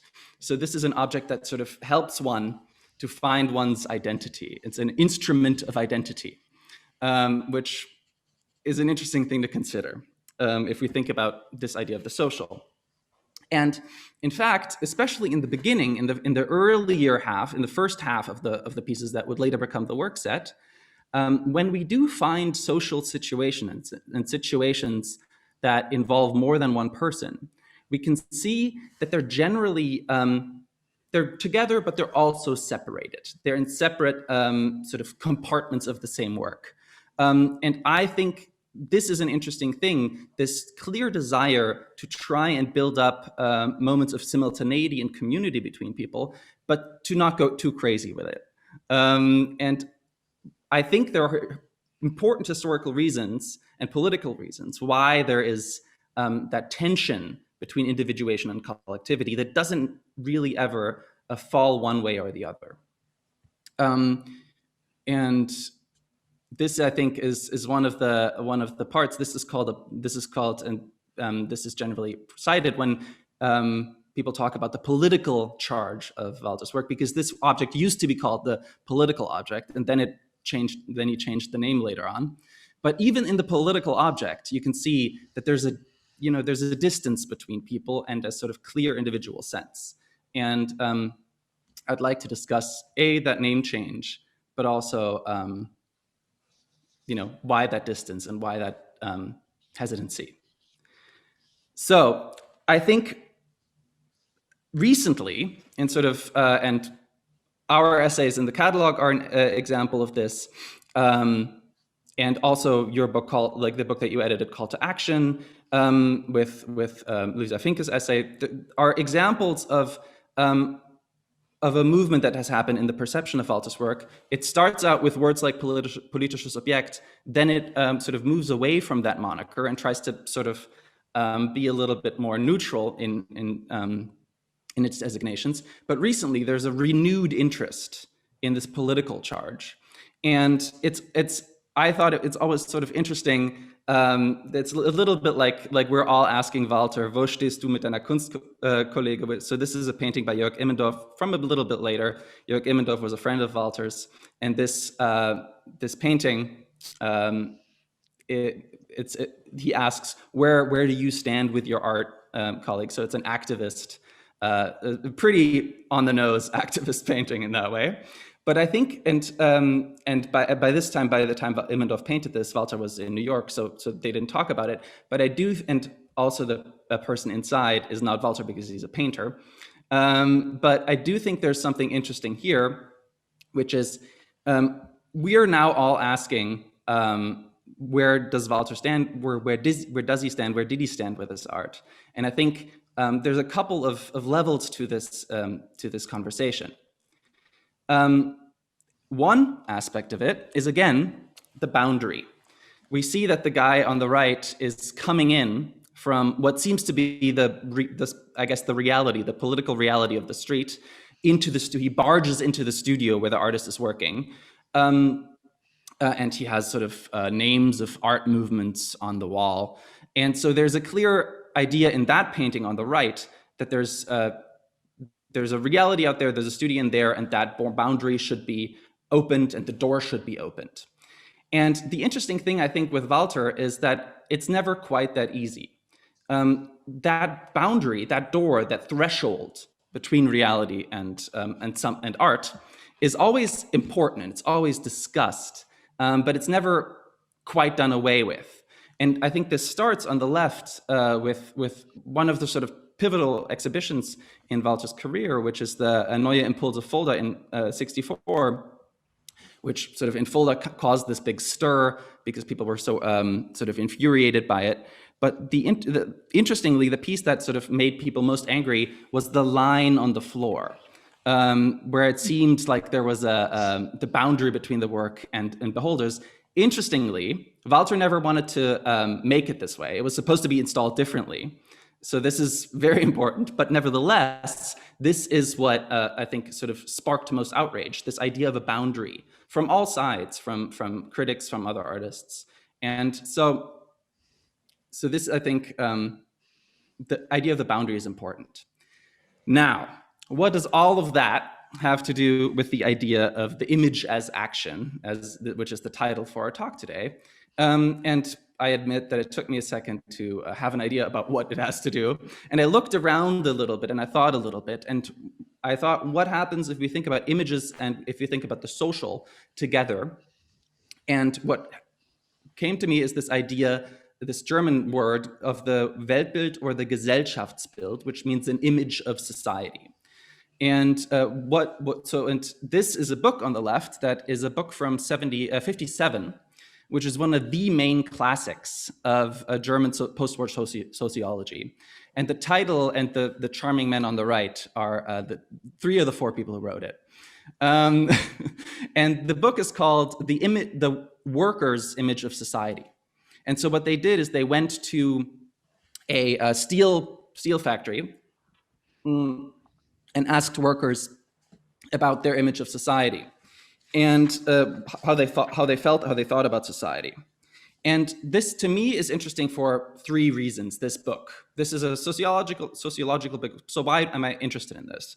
The first one is, I think at the time, and with Walther and with people around him, the comparison between artistic processes and regular everyday work processes is very important. It's very central. What's the difference if we make a simple object, a simple act? What is the difference if we do it as a dancer or as a worker? Is there a difference? Should there be a difference? This comes into play with Judson as well. So that's the first thing. The second thing is that one of the main issues this book discusses is the idea of Mitbestimmung, or participation. This at the time is a political issue in Germany where workers get a certain right to help, to participate in a factory, in the decision-making of a factory. And I think this is an interesting lens through which to look at the idea of participation at the time in sort of a more general populace. What does that idea even mean? And interestingly, to me, participation for a lot of these workers isn't necessarily something good and desirable. For many, it's actually something to stay away from. Specifically for the communists, because they thought it was sort of a salve for real revolutionary fervor. They thought it would just dampen actual political potential. And on the other hand, there's a lot of workers who tell the interviewers that anything that is participatory reminds them of the mistakes they made in Nazi Germany. Sort of basically they're saying, I never want to be part of a party again. And so there's a real resistance to things like participation that needs to be sussed out, and that makes it a little bit more complicated in Germany than in many other places around the world at the time. Thirdly, and this I think is the most important thing, the three sociologists talk about this Gesellschaftsbild as something that is completely separated from reality in their way. For workers, they say, sort of no matter what their actual experience is, have this image, and their experience doesn't really change it. So the world image and sort of their experience are completely separated. Which then, and I'm almost done, I know I'm like 1 minute long now, is this then leads us back to Walther, which is this question of how, for him, how does the image, the work, relate to sort of anything we might call reality or outside world. And I think, and this is, I think, important, and this sort of, this book and the idea of the image helped me think about, for Walther, that boundary also remains there. There are sort of works in the 50s where he takes elements from the reality of print circulation, brings them into painting, but makes them illegible. There's a clear, they're not magazines anymore in these pieces. And so what I'm thinking, and what this sort of idea brings me to think about, is if we have these diagrams, this is on the left, this is from the first presentation in Düsseldorf of his work, and on the right, this is an image, this is a diagram of his idea of the Handlung. So we have senders and receivers, we have artists, we have producers. And there isn't an audience in here because the audience is supposed to become a producer. But I do think that it's interesting to think about, is there something else? Is there a reality that exists outside the work? And if so, how does the work and the Handlung that creates the work relate to that? Is there any connection at all? And if so, most importantly, how does that connection look? Is it a direct one? Is it a tenuous one? And I hope we can discuss that a little bit in our discussion. And I have more to say, but I'll stop for now. And we'll try to stop my, yes, okay. Sorry, I know I went a bit over. Fantastic, I have more to say. Brilliant, we will talk more. Thank you so much. Getan.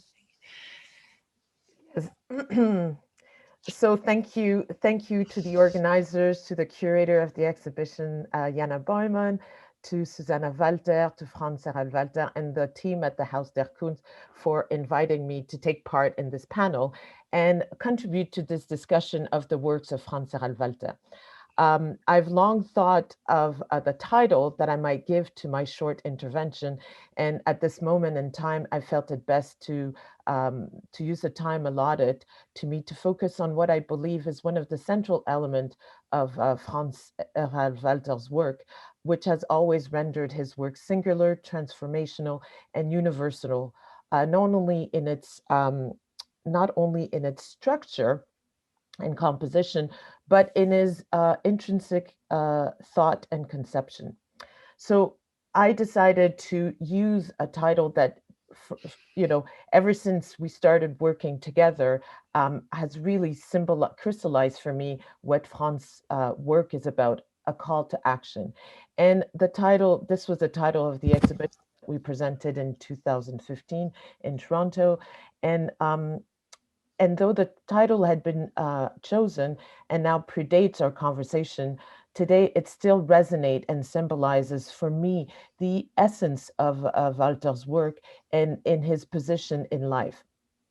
So what does it mean to change the landscape? What does it mean to take action, to make a change, to actively change the world in which one lives in? Since his early beginning and through his continuous research, it is exactly what his work has aimed to do. This type of very general position can easily be associated with many activists, political actors. And I would say that in its early understanding of Walther's work, I don't think many people would ever, categorize him as a political artist. But can it be associated to work of an artist who uses sculpture, the human body, and its surrounding environment in order to constantly challenge our notion of art as a continuous evolving act of being alive? What has been my perspective into this work is the fact that as the artist chooses to make the examination of the relationship between space, object, and the actions of the human body, interested as he was in all bodies as material form, he never strays away from yearning to expose and challenge the notion of freedom as a sense of self-determination embedded within his work. I would say that in his work since the 1950s, the artist develops and explores the radical idea, the potential of spectators to consider their bodies as a means to activate sculpture and disrupt the space of the landscape in which it is embedded. So, when one thinks of the relationship between the viewer within a museum, within an exhibition space, may it be a gallery, there's always, and early on, before this notion of participatory art, Franz was already engaged in this notion of embedding the spectator at the center of its art practice. And I would argue that since his early works, his word builder, the word pictures, words on a page for which the artist asks us to use our individual imagination to complete the works. So just like the visitor's movement in the exhibition space, the works are constantly changing, evolving, and embedded within each of our individual imagination. And as our world and its social political issues arise, the works becomes a metaphor for constant and perpetual engagement in society. And by doing so, the exhibition space becomes a space for political action. And so within the context of the presentation of the exhibition at Haus der Kunst, one cannot help but acknowledge the historical legacy of the architecture and the racist and xenophobe ideologies that led to the construction of this particular building. And I've walked through the space, and to my great sadness, due to this godforsaken pandemic, I have not had the ability to see the space transformed by the works of Franz Erhard Walther within its space, within its architecture.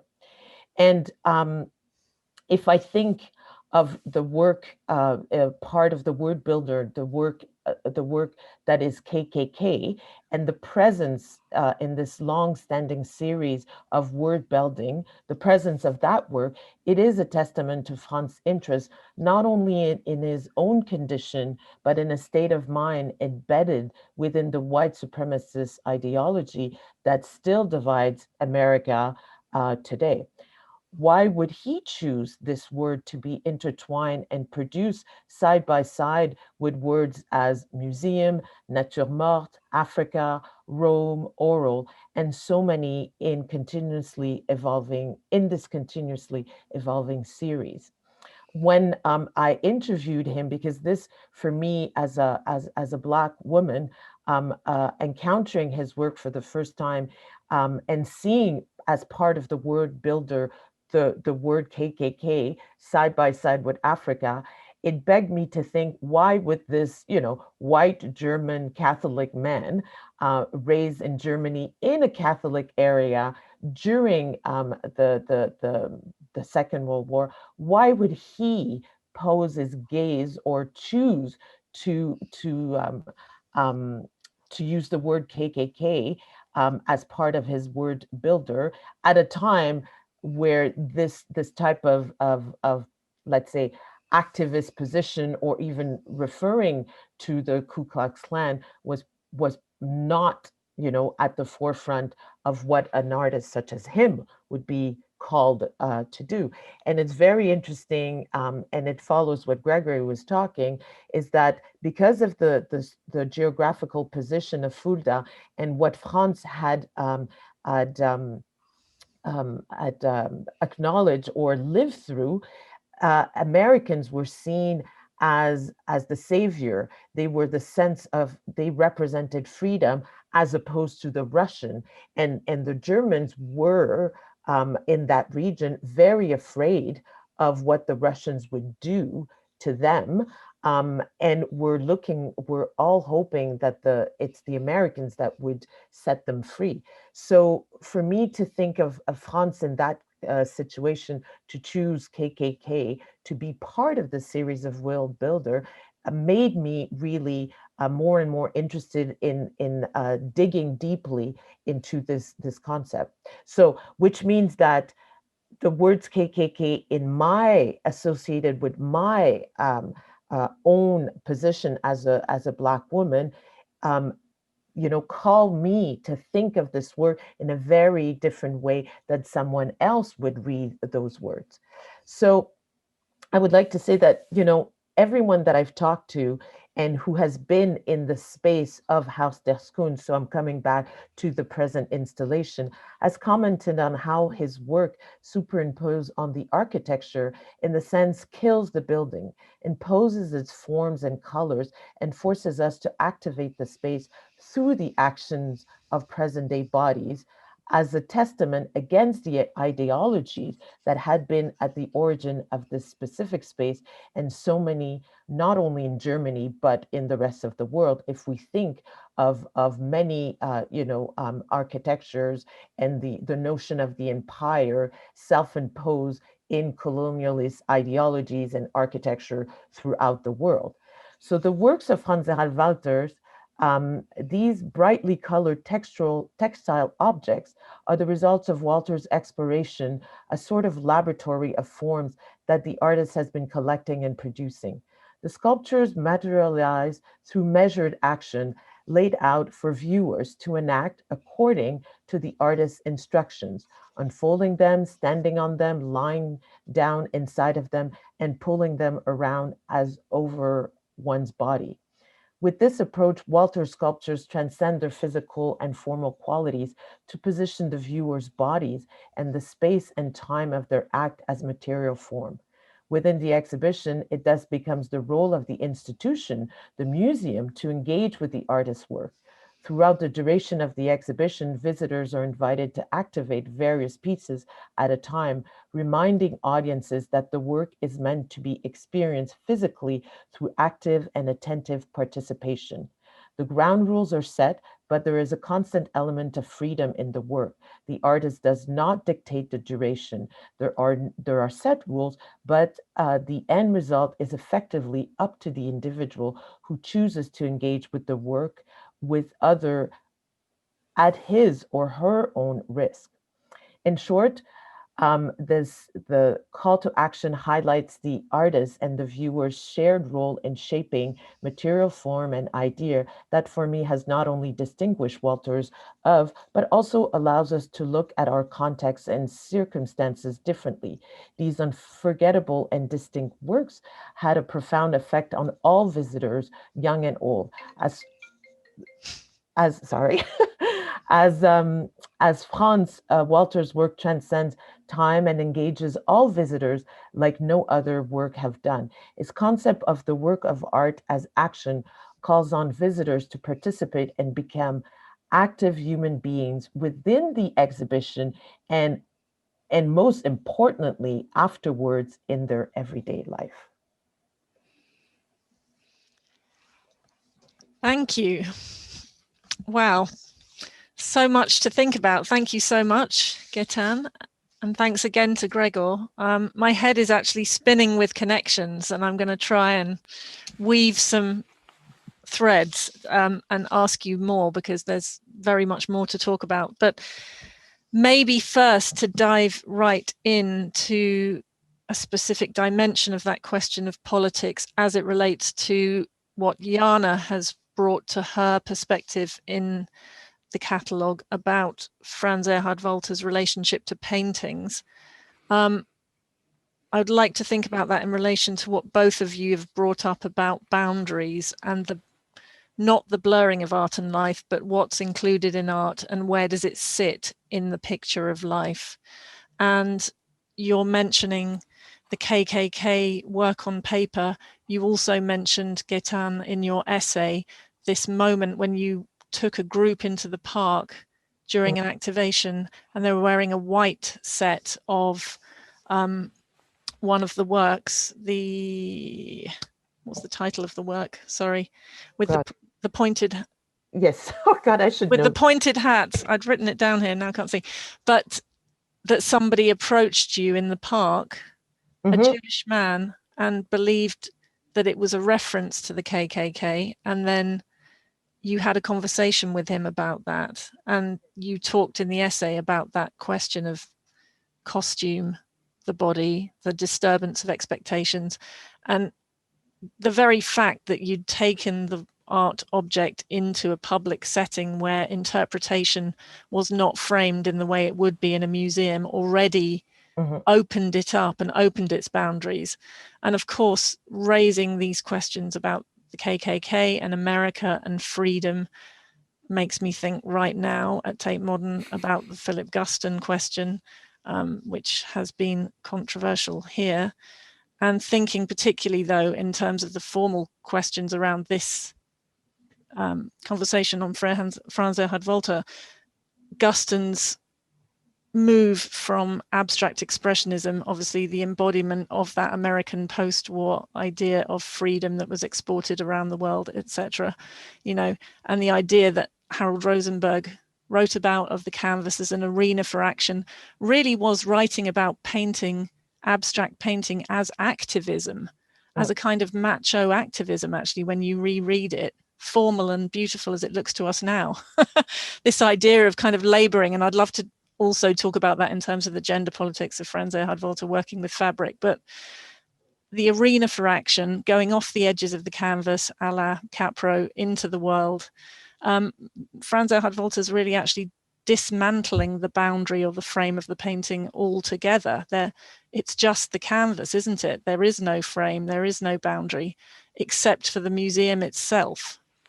And when you put it in a public park, that's gone, and it's really quite terrifyingly open to the world, which is at odds with the absolute beautiful formality of how the work looks in the museum, and also, as I understand it, Franz Erhard Walther's attitude to the ideal ways in which it might be interacted with, which are fairly ceremonial and quite solemn and even solitary or enclosed.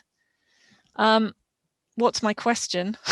I guess, Gaëtan, I wondered if you could say something more, first of all, about, firstly, that experience in the park, or that desire, I guess, to take it out of the museum, but maybe as a way to going back into what social space or what museum does this work need? Yes, I mean, I think that, you know, from my first encounter to the work, and also from actually visiting, you know, Franz in Fulda, and seeing where most of his work is conceived within, you know, the valleys and the slopes of Fulda, and so for me, the work should, and in our choice of exhibition, we also activated works outside of the gallery, because let's not kid ourselves, though we're all engaged in this notion that, you know, we want people to come to museum, it is still for the majority of people a very foreign space, and especially a non-collecting Kunsthalle model museum is still a barrier to many people who don't really understand what we do, right? So because of the nature of the work, it was really and our ability at the power plant to be, you know, you open the door and you're in the public realm directly with passersby during the summer and boats and a lot of activity. We purposely, did some activation outside of the gallery space. And because for me, the relationship with the word builder and that specific work set, first Verset work with those pointed hats had always mesmerized me. When choosing which one to activate, on the last day of the artist's presence with us, was let's use this one, And so as we walk outside, I had completely forgotten, the original work is red, which one could read as a reference to, Catholic religious orders, and does not read as the KKK automatically in red. But what we were activating was how do we call it? An exhibition piece, which is made of a white color material. So as we walk, so in its originality, the work does not read, and this is again another tropes of the artist, it doesn't read automatically KKK because it's a red burgundy red. And depending on each of our social connection, we could read it in many different ways. Now, in this instance, the activated piece was of the white fabric. And as we step out, the man who, engages with us, the first words were, if you were not wearing this, I would have thought it was the KKK. But the moment he saw the pointed hat, for his own reference being a Jewish man, he automatically thought of the KKK. But as we approach, inside of the public, he saw my, complexion and automatically came to us. And what was interesting is that he had no boundaries to engage with us at this moment. The fact that, so he openly said, what are you guys doing here? What is this about? And then we could engage in a real conversation. And for me, this moment of the work moving outside of this, we're in a museum, we're celebrating the great artist Franz Erhard Walther and these works that were made in the 50s, and that, like all of the literature that we talk about really proved to me once more the validity and the true interest of Franz, and whether I believe this is what he's interested in. But the work proved itself in the public by just our, it's also serendipitous, right? Because I wonder if I wasn't part of the group, what would have happened? But regardless of this, I think that every moment where we can unpack and exchange in those questions of identity and with others makes us better citizens, better actors of change within our society.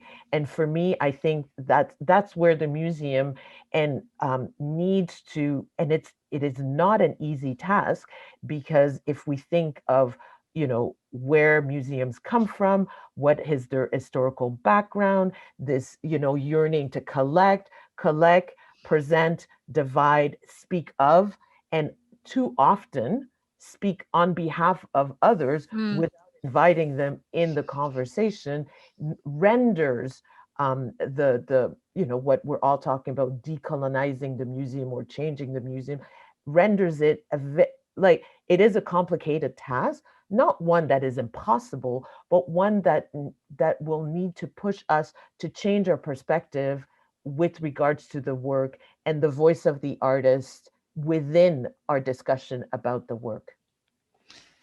That's extraordinary to hear that fuller description of that moment. Thank you. And I think it points to the disruptive capacity of Franz Erhard Walther's work in such a powerful way, actually, when unshackled from the ritual of the museum, which implies a certain kind of expected behavior and protocol for visitors. And you talked about your daughters being, I think, told off at DIA for interacting with the work or not being allowed to when they were little.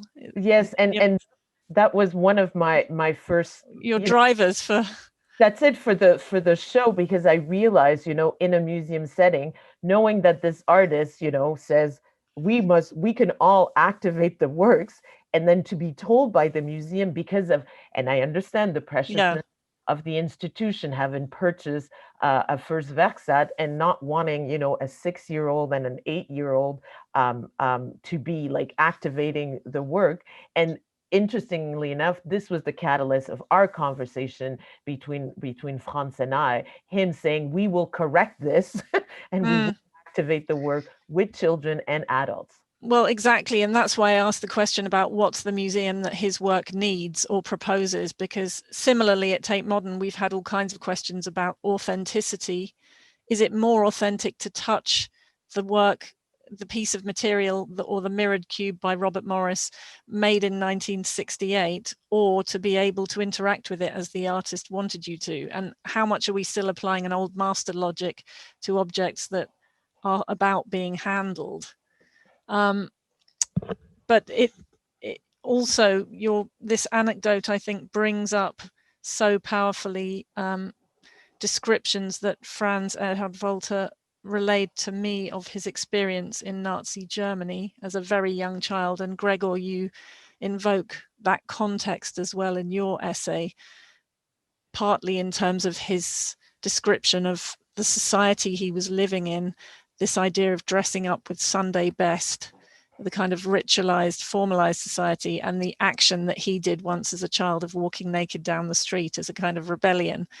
But he also told me an extremely kind of chilling description of seeing Nazi soldiers coming to his village and remembering the detail and texture and the pride in the uniforms as this aesthetic dimension to the horror of the politics, which the incongruity of which chilled and kind of struck him very deeply, and later on kind of has played out through his understanding, I think, of that question of external form, internal intention, and how that might be played out. So I wondered, Gregor, if you could say something more about the question of clothing and textiles that you've written about, the intimacy of clothing versus the metaphorical networks and threads of textiles. And I think about textiles or canvas as tents as well as nomadic structures that can house us collectively as well as being garments. Yeah, lots to say, but maybe I think one of the interesting things to start with is with textiles is you called them sort of metaphors, sort of the metaphorical sort of charges of textiles. And so one of the interesting things about Walther's particular use of textiles is that it starts in the early 60s through Johanna Walther, who I think there's going to be an interview with her, which is going to be very exciting for me to see, and sort of to her parents' tailor shop. And it comes into it sort of as because it's a novel sculptural material. That's his reasoning at the time, a purely formalist reasoning. But interestingly, the material itself really lends itself to sort of, through various means, to a sort of political readings.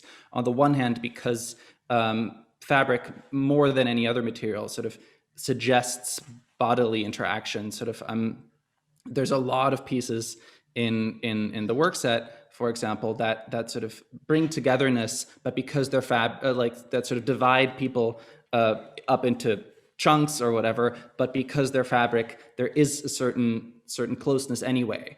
If you imagine the work set pieces in wood or metal, they wouldn't be the same, and they wouldn't have that same bodily dimension. There is sort of the social reading and political reading to fabric because of, for various reasons, mostly economic, because it's sort of a driver It has traditionally been a driver of economics and of sort of rebellion in economy. And actually Fulda too had didn't have much industry, but had some fabric industry.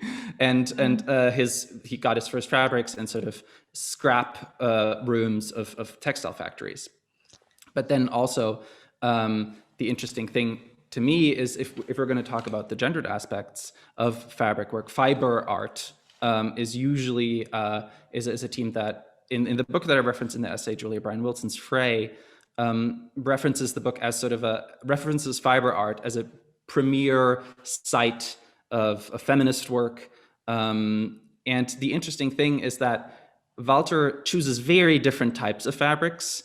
He chooses very much industrial, very sturdy fabrics, but but somehow can't get completely out of that association anyway. Which then I think leads to this thing, this word that both you and Gaitan used, which is the metaphor, or I think Gaitan, you also said laboratory.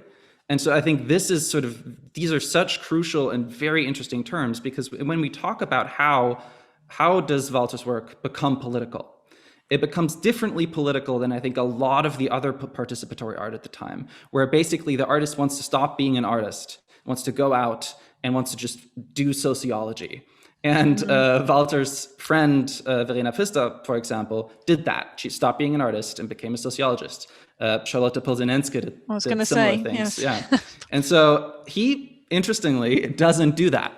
But I think that's important because, for example, Gaitan, the piece that I also don't know the number or the title of the piece with the hats.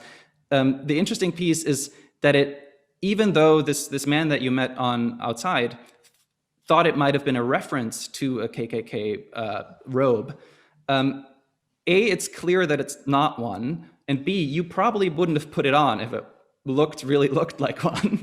And so this is sort of this connection and reference to reality, but a refusal to completely bridge the gap, a refusal to completely do away with that boundary is, I think, what's so interesting and unique about him at the time. That you can, which is why I think that piece is so interesting, and it also goes back to what you said about the childhood experience.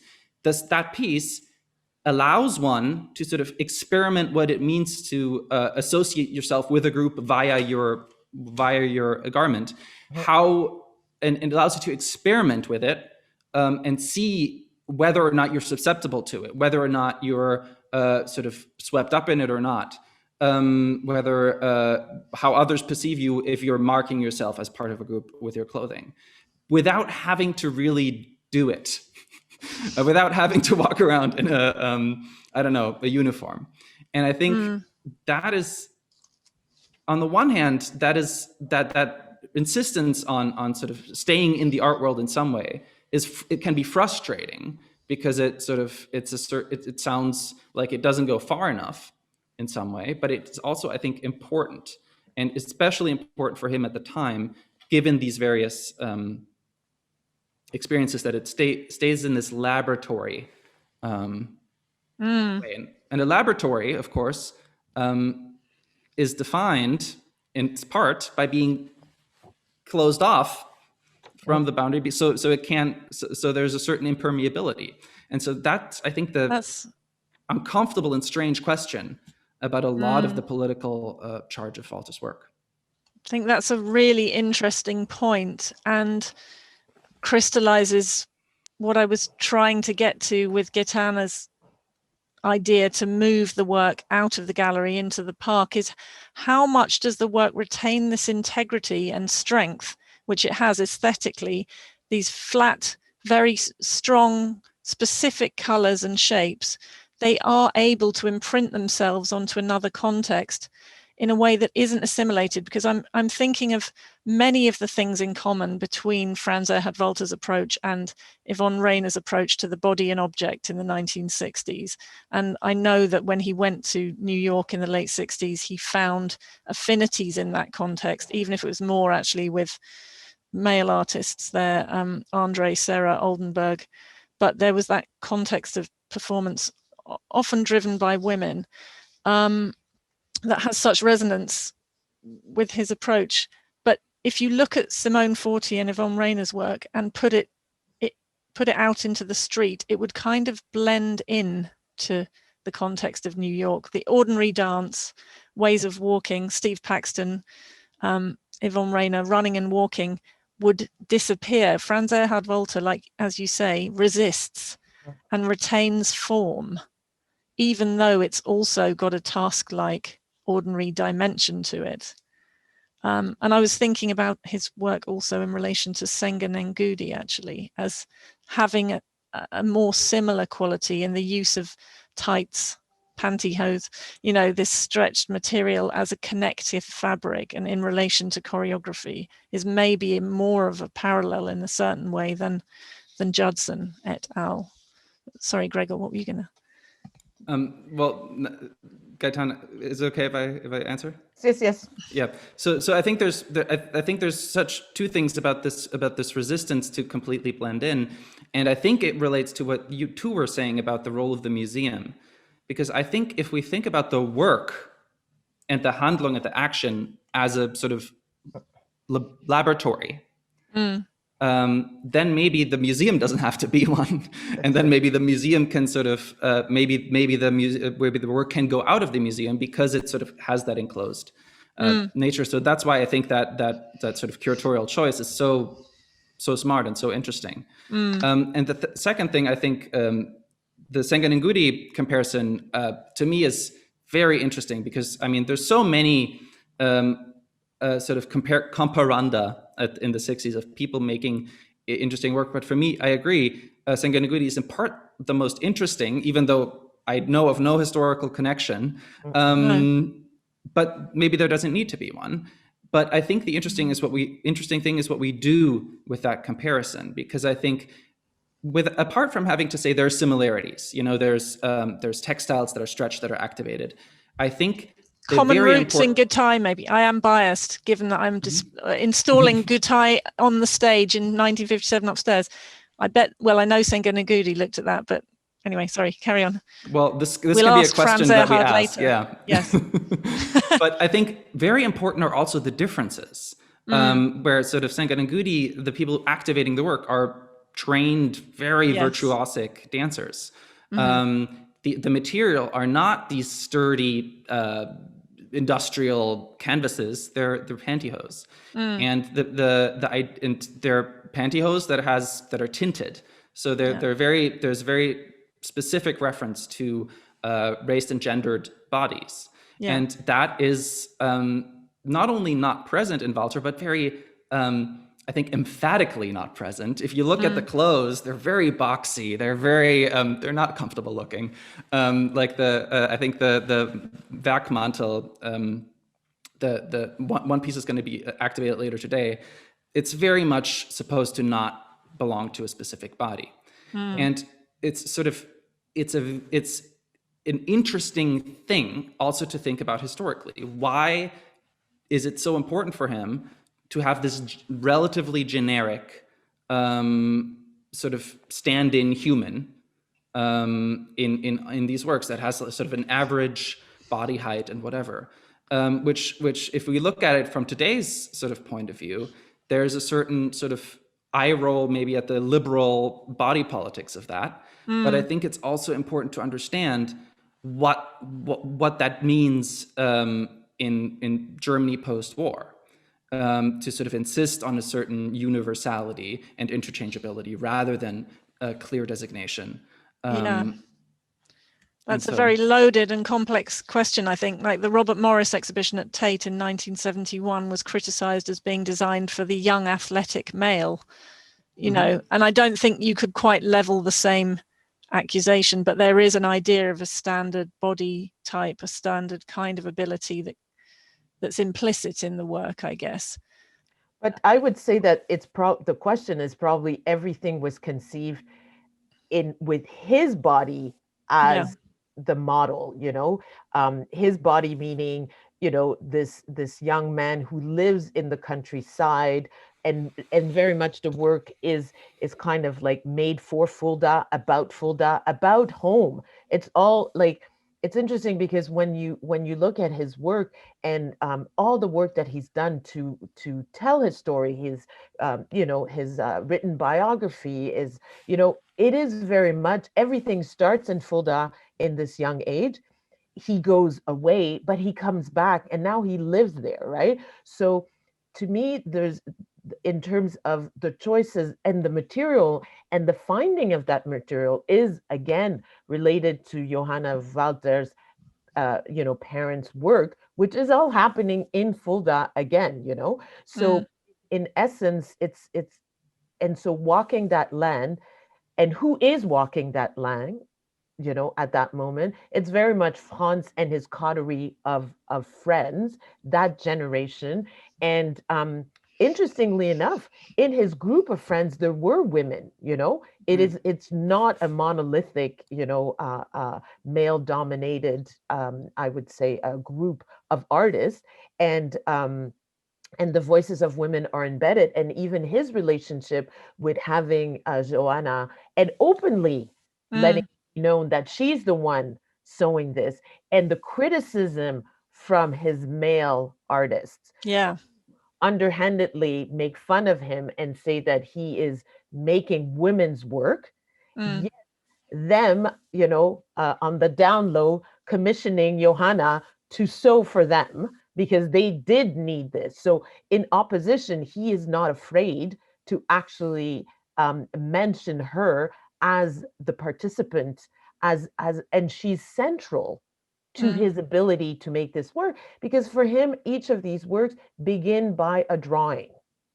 So that relationship is about drawing, and then she's the actor of producing them. And of course, there's a very close relationship in the discussion of size, fits, and etc. But I think that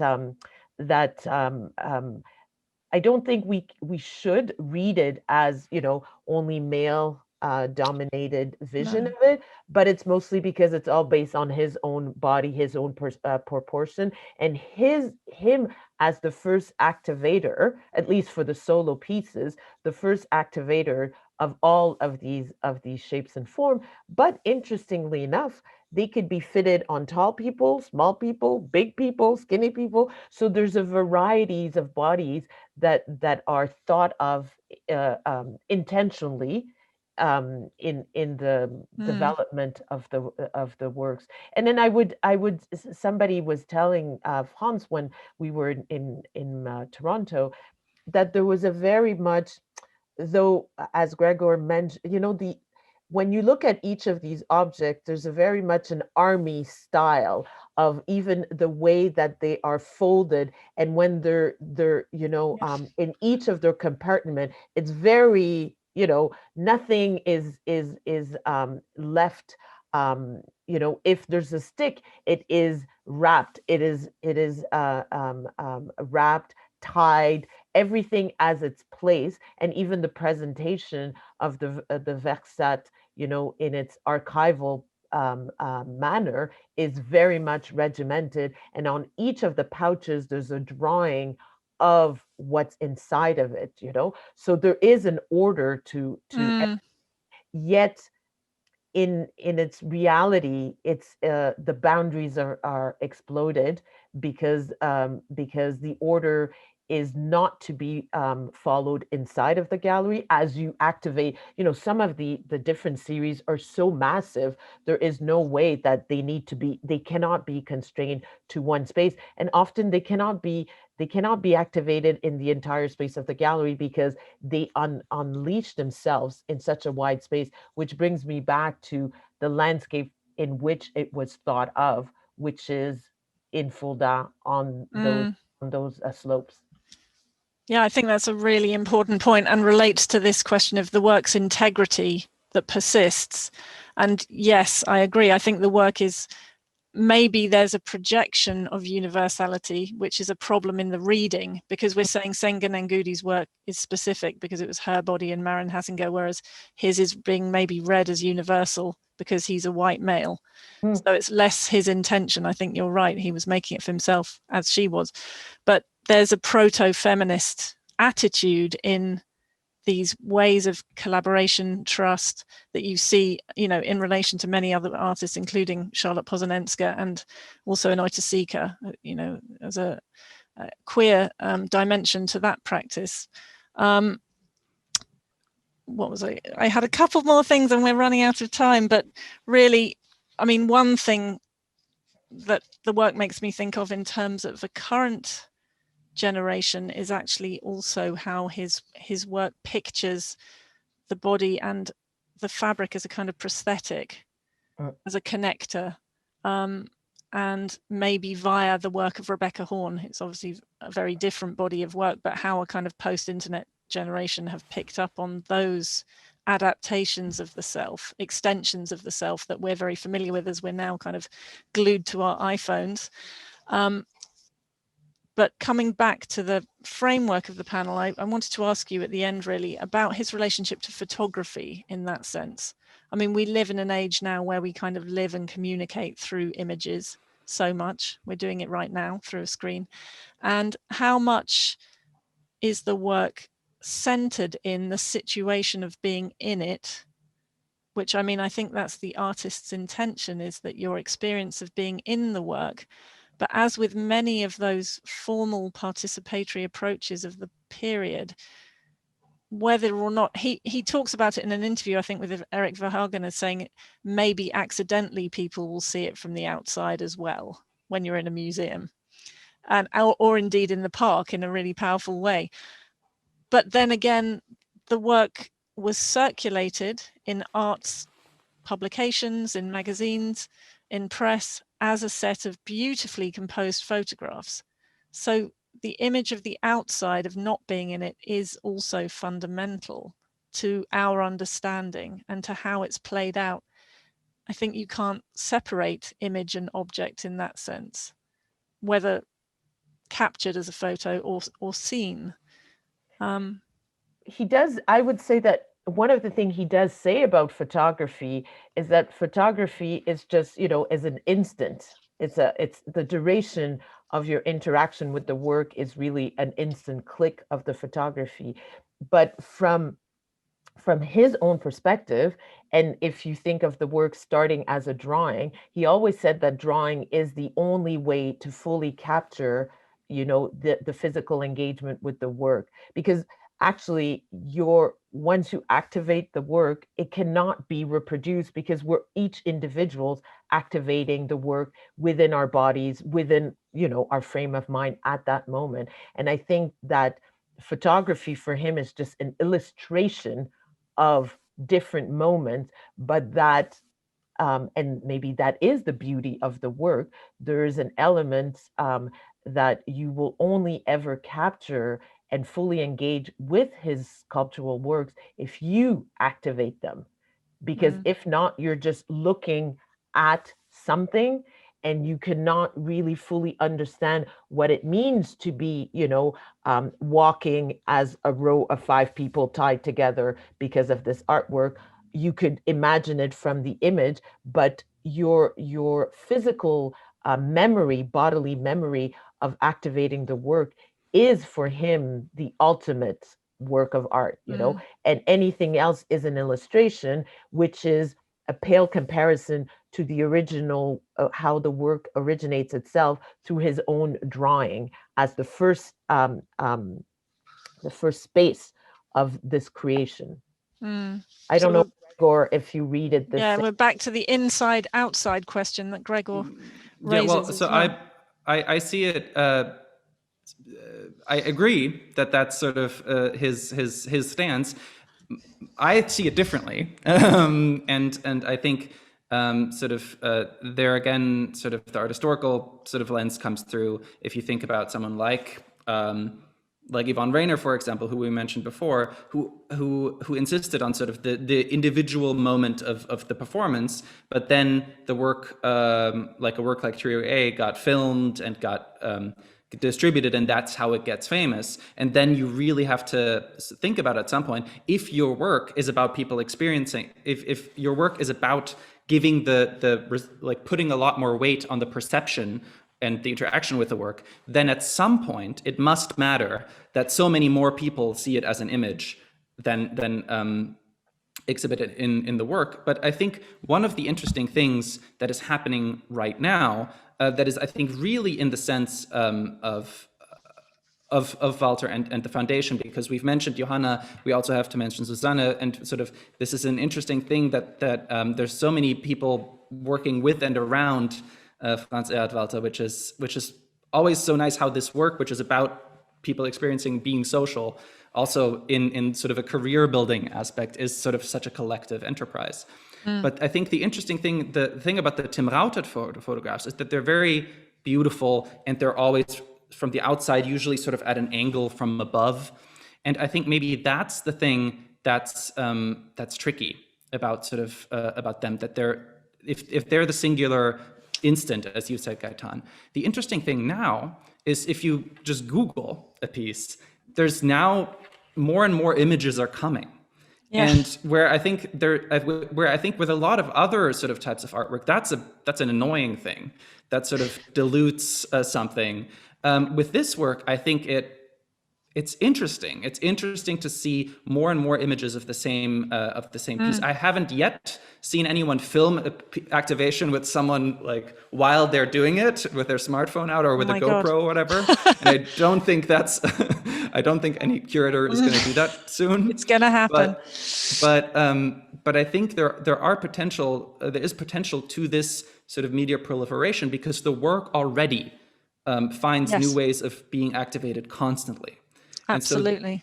And so in some ways, it's particularly well suited to be mediatized and to be like reproduced, and not just in one way, but in several ways.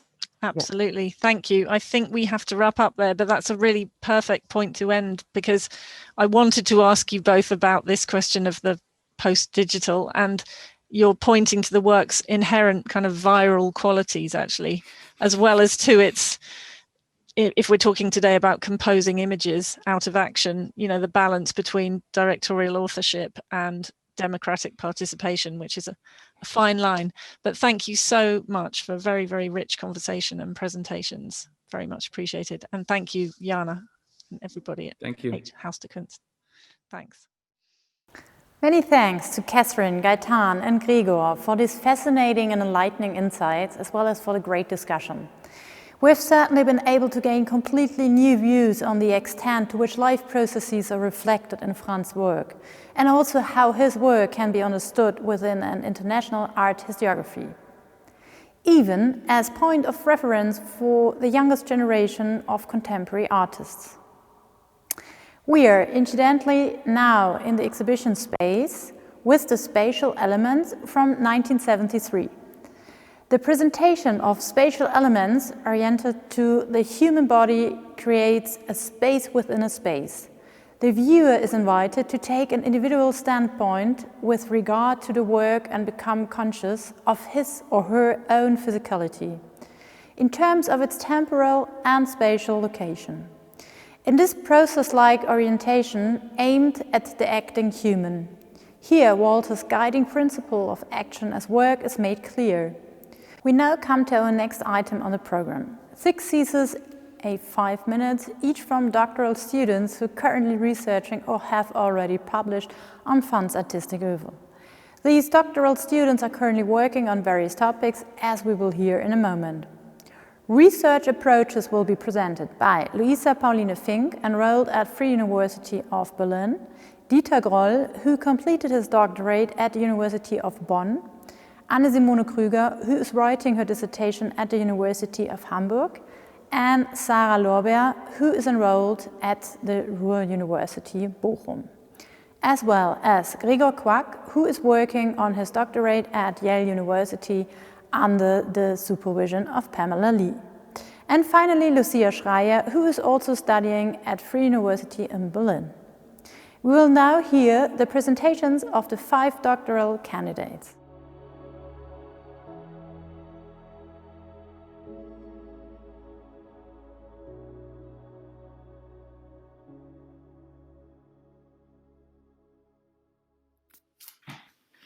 Hello everybody, my name is Luisa Fink and I'm a PhD candidate at the Freie Universität in Berlin.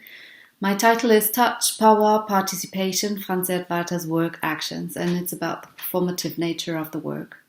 So, thank you so much Haus der Kunst and Franz Erhard Walther Foundation for inviting us PhD students.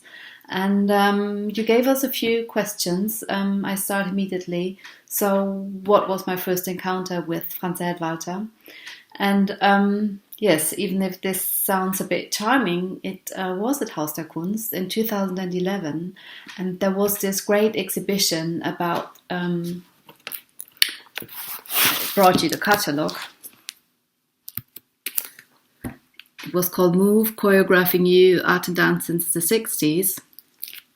And there I was standing in front of some objects of the first work set, and I was looking at them, and I thought, okay, this is so interesting, but what is this about? As for so many people and their first encounter with Franz Erhard Walther.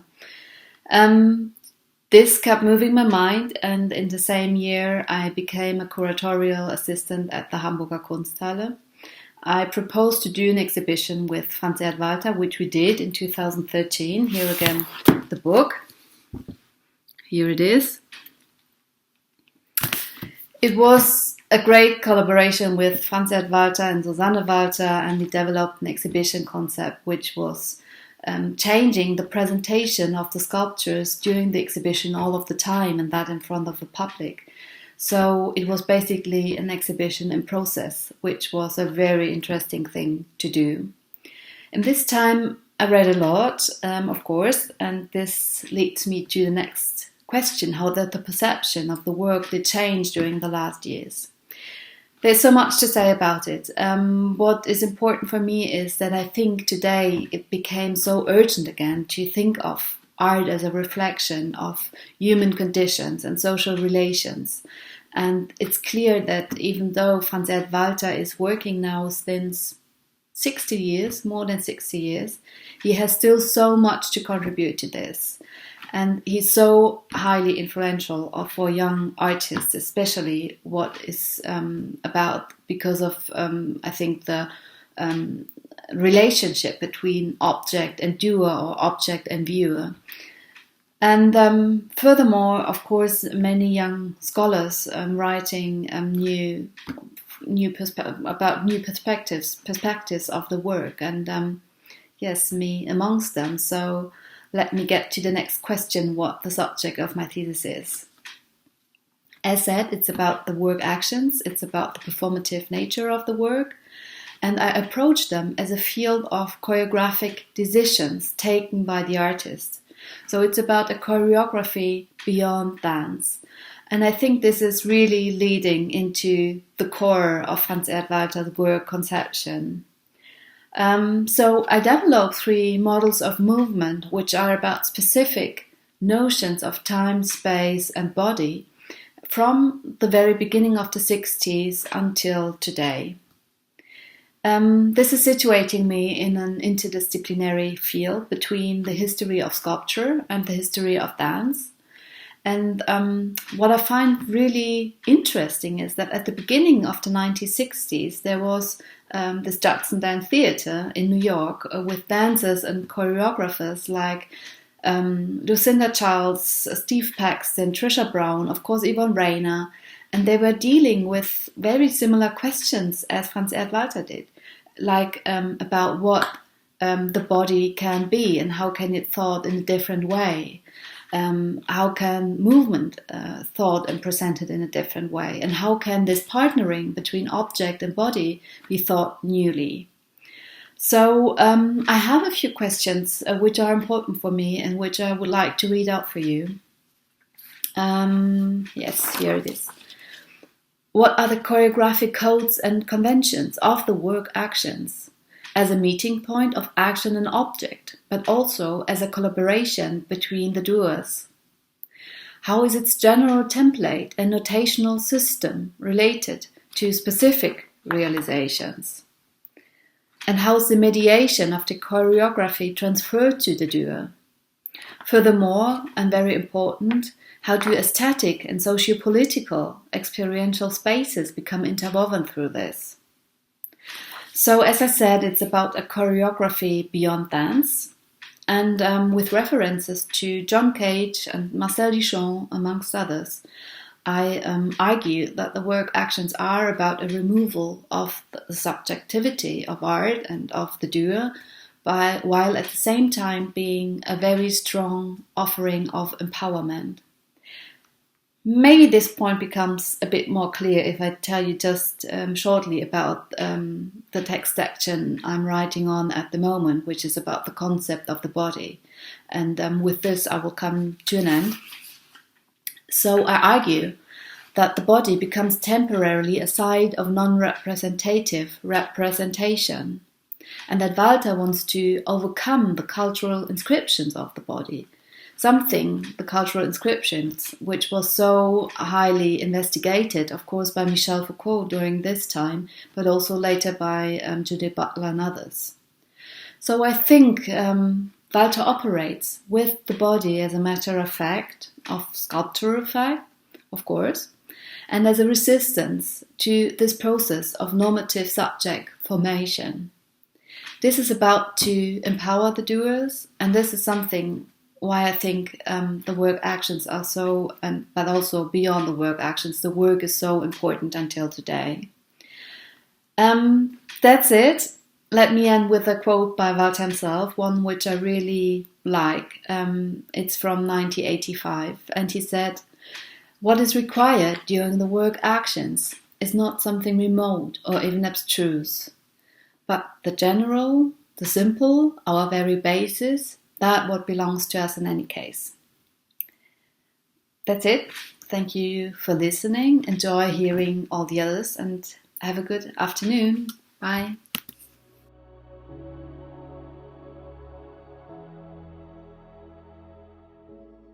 The topic of my dissertation, which was published in early 2014, ist in German der andere Werkbegriff Franz Erhard Walthers, Entstehung, Wandlung und Wirkung eines aus Handlungen gedachten Werkes. 1982, where I was working at the time, I experienced the symposium Informel, Art and Formel, now significant for art history, in which, among others, Walther's teacher Karl Otto Götz participated. And then in the 90s, I met Walther.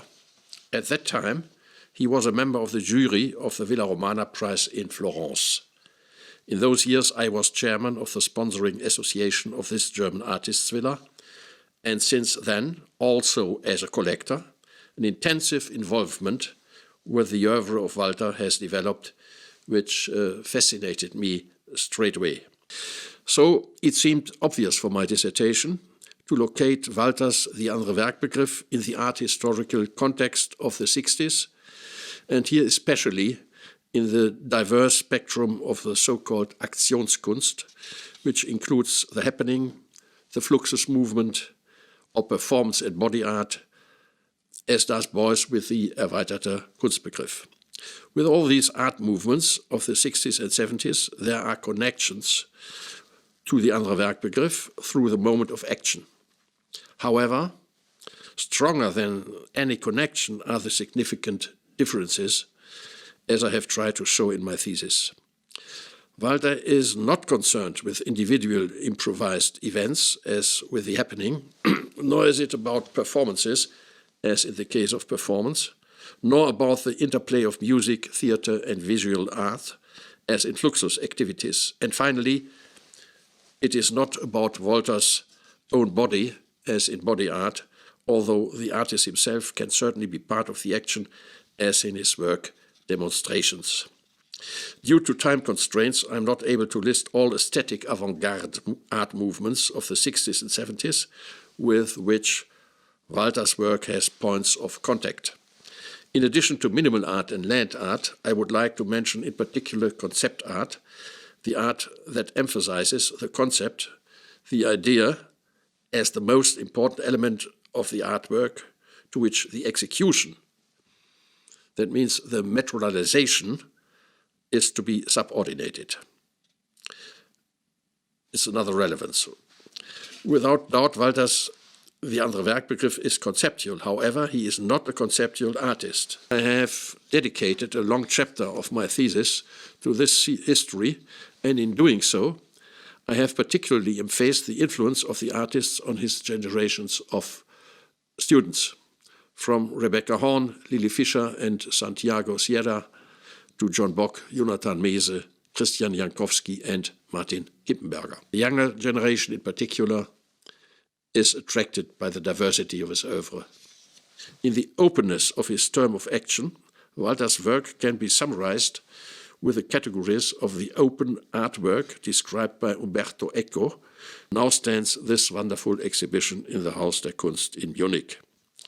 The incorruptibility and steadfastness, after all his works were not understood at first, with which Walther throughout his rich artistic life has brought the andere Werkbegriff to bear in a highly differentiated manner, as well as the clarity and stringency of his work structure, have certainly been decisive in his being awarded the 2017 Venice Biennale Golden Lion in recognition of his life's work. A short postscript to what has been said. The answers can be of lapidary brevity.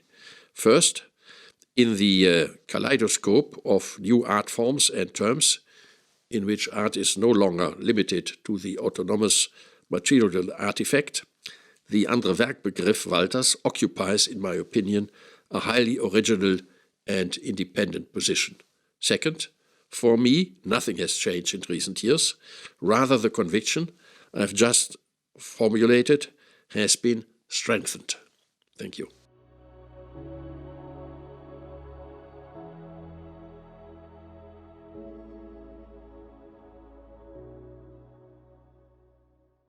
My dissertation is titled "The Picture is Created in a Viewer, Empty Spaces and Reception Aesthetic Model in the Early Works of Franz Erhard Walther," and I chose this topic based on the observation that although the term empty space is used everywhere in art history, the term has not yet been defined from an art historical perspective.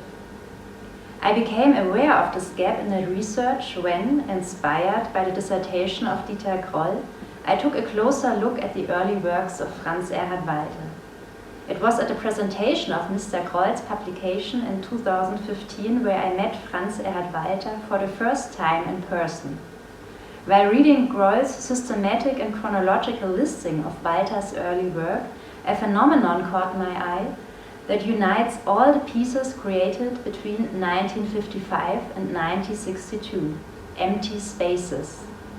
Soon it became clear to me that there still hasn't been thorough analysis of the consequence of this pictorial emptiness and the potential revealed in Franz Erhard Walther's early work. That's when the idea of combining the two themes started to crystallize. I would conduct an art historical analysis of the concept of empty space using Walther's early work as a case study. My research concentrates on 14 groups of works that were created over a period of 7 years, some of them even before Franz Erhard Walther had begun his studies. These groups of work, some of which consists of several hundred individual pieces, break with traditional pictorial structures and challenge our conventional ways of viewing art. By applying both the methods of formal analysis and reception aesthetic analysis, I examine in which form emptiness is created in a picture, how empty the works really are, and what effects the supposed emptiness has on the viewer. In order to be able to answer these questions, my interdisciplinary research transfers the literary, text-related idea of empty spaces to the works of Franz Erhard Walther. Based on the assumption that empty spaces within pictures must always be marked in order to be perceived by the viewer, I examine to what extent the reception of empty spaces in texts correspond to the reception of empty spaces in pictures. Furthermore, I will investigate the question of why the early works, despite the subversive qualities, were given relatively little consideration for such a long time, why they still have not received the recognition that they deserve. For the early work already contains a substantial part of the central themes of Franz Erhard Walther's oeuvre, which are shown in his first work sets and his subsequent series of works in a modified form. The viewer is already a central component of the work compositions in the years 1955 to 1962. Although he is not yet physically present, he is already called upon to act. Instead of participating in the sense of physical action, he is called upon to complete the work in his imagination. At a time when the history of reception aesthetics had not yet been written and there was hardly any talk of the viewer, this approach was not only radical but also visionary. Moreover, my dissertation expands on the view of the early works. In the past 2 years, numerous works have been rediscovered. Within the framework of my research, they can now be integrated in the early work for the first time. This competition not only provides new insights into the early work of Franz Erhard Walther, but it also enhances the understanding of the complete works significantly. For as early as 1972, Götz Adriani, in his monograph on Franz Erhard Walther, praised the early works as laying the important groundwork for his, quote, future artistic concepts. I agree with this. In particular, new perspectives on his work are constantly being opened due to the fact that the central ideas of Franz Erhard Walther's oeuvre continue to have effect on at least 2 generations of artists. This development is accompanied by the arrival of numerous publications in the last few years, which also gives young authors a chance to have their say, formulate new ideas, and investigate aspects that have not yet been considered.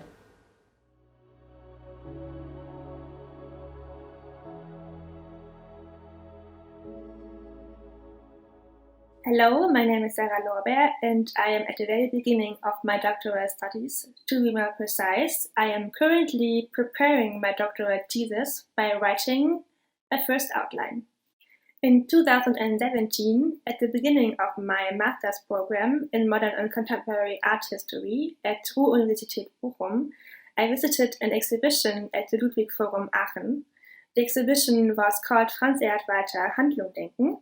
There, a selection of individual objects from the first work set were presented and supplemented by a series of documentary photographs, as well as a video documentation from the 1990s. The photographs were taken by Tim Rautert and revealed the activation of the first work set. I was fascinated by the intermediate connections between the objects and the photographs, between the ephemeral performance or activation of the objects and the permanent documentation through the medium of photography. The theme of my master thesis, which forms the basis for my PhD project, arose from this particular exhibition visit. In my master thesis, I looked at Franz Erhard Walther's first work set based on the photographs by Tim Rautert and worked out the significance of his photographs by comparing them with Barbara Brown's photography for the publication Objekte benutzen from 1968. I then asked about structural similarities between Walther and Rautert, about intermediate affinities in the sense of an elective affinity. So I followed the question, what could Rautert have learned from Walther, and found the answer in Rautert's photographic work, the so-called bildanalytische photography, from around 1970, which in a way can also be described as his work set. The series has long been recognized as a significant contribution to the conceptual self-image of the medium of photography. You may notice my interest in the medium of photography. During my research, I came in touch with further photographic documentations of the first work set, by different photographers. This is why I would like to precisely analyze these in my doctoral project. My dissertation project is therefore concerned with the photographs around the first work set, as well as their role and status in relation to an actually living work, a piece that is designed to be activated, but mainly stored. Furthermore, questions of documentation and medialization of the performative aspects of the photographic images and the objects, as well as aspects of instruction and offers of action, so-called affordances, and inherent notations of action will be discussed. The research on the photographs of the first work set has so far been very little, except for the very interesting essay, Posters of a Work in Action by Barbara Clausen from 2016. Nothing has been published precisely on the subject, although it is the photographs in particular that appear repeatedly in exhibition catalogs and monographic publications.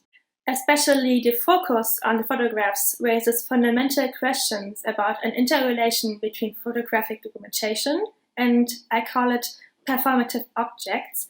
Here the contrary confrontation of medial documentation versus an ephemeral performance in the performance art research, which has been discussed prominently since the 1990s with Emilia Jones, Philip Auslander, and Peggy Pellin, among others, can be transferred. Even more, with a view to the problem of bringing the first work set to life, photographic documentation plays an elementary role with regard to the questions of the historicization of the first work set.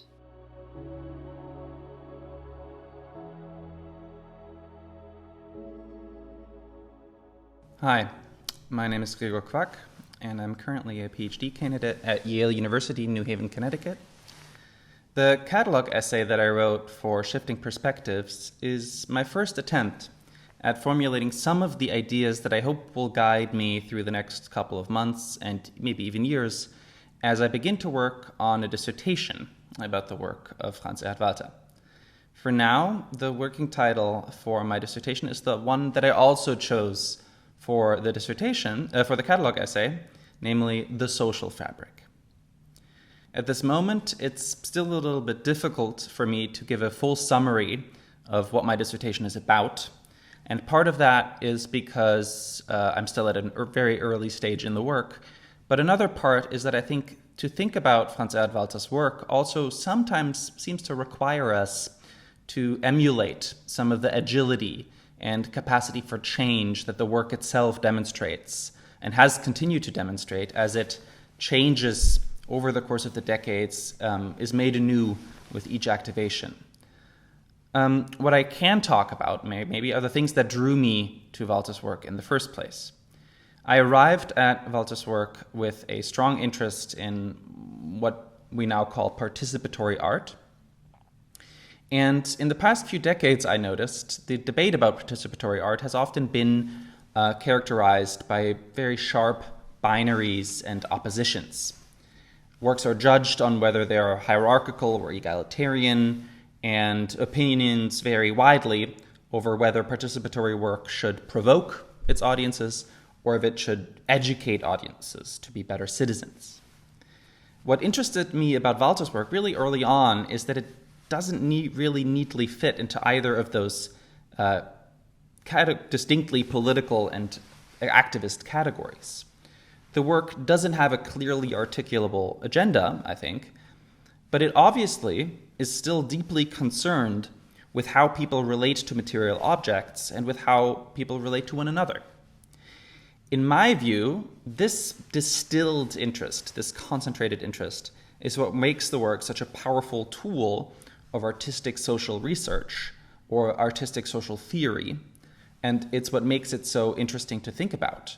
In particular now, because one thing that unites sort of the time when Franz Erhard Walther first formulated some of these ideas, which is post-war Germany, and today, where we can only communicate via the internet, is a desire to really think about what it even means anymore to be together, what it even means anymore to relate to one another.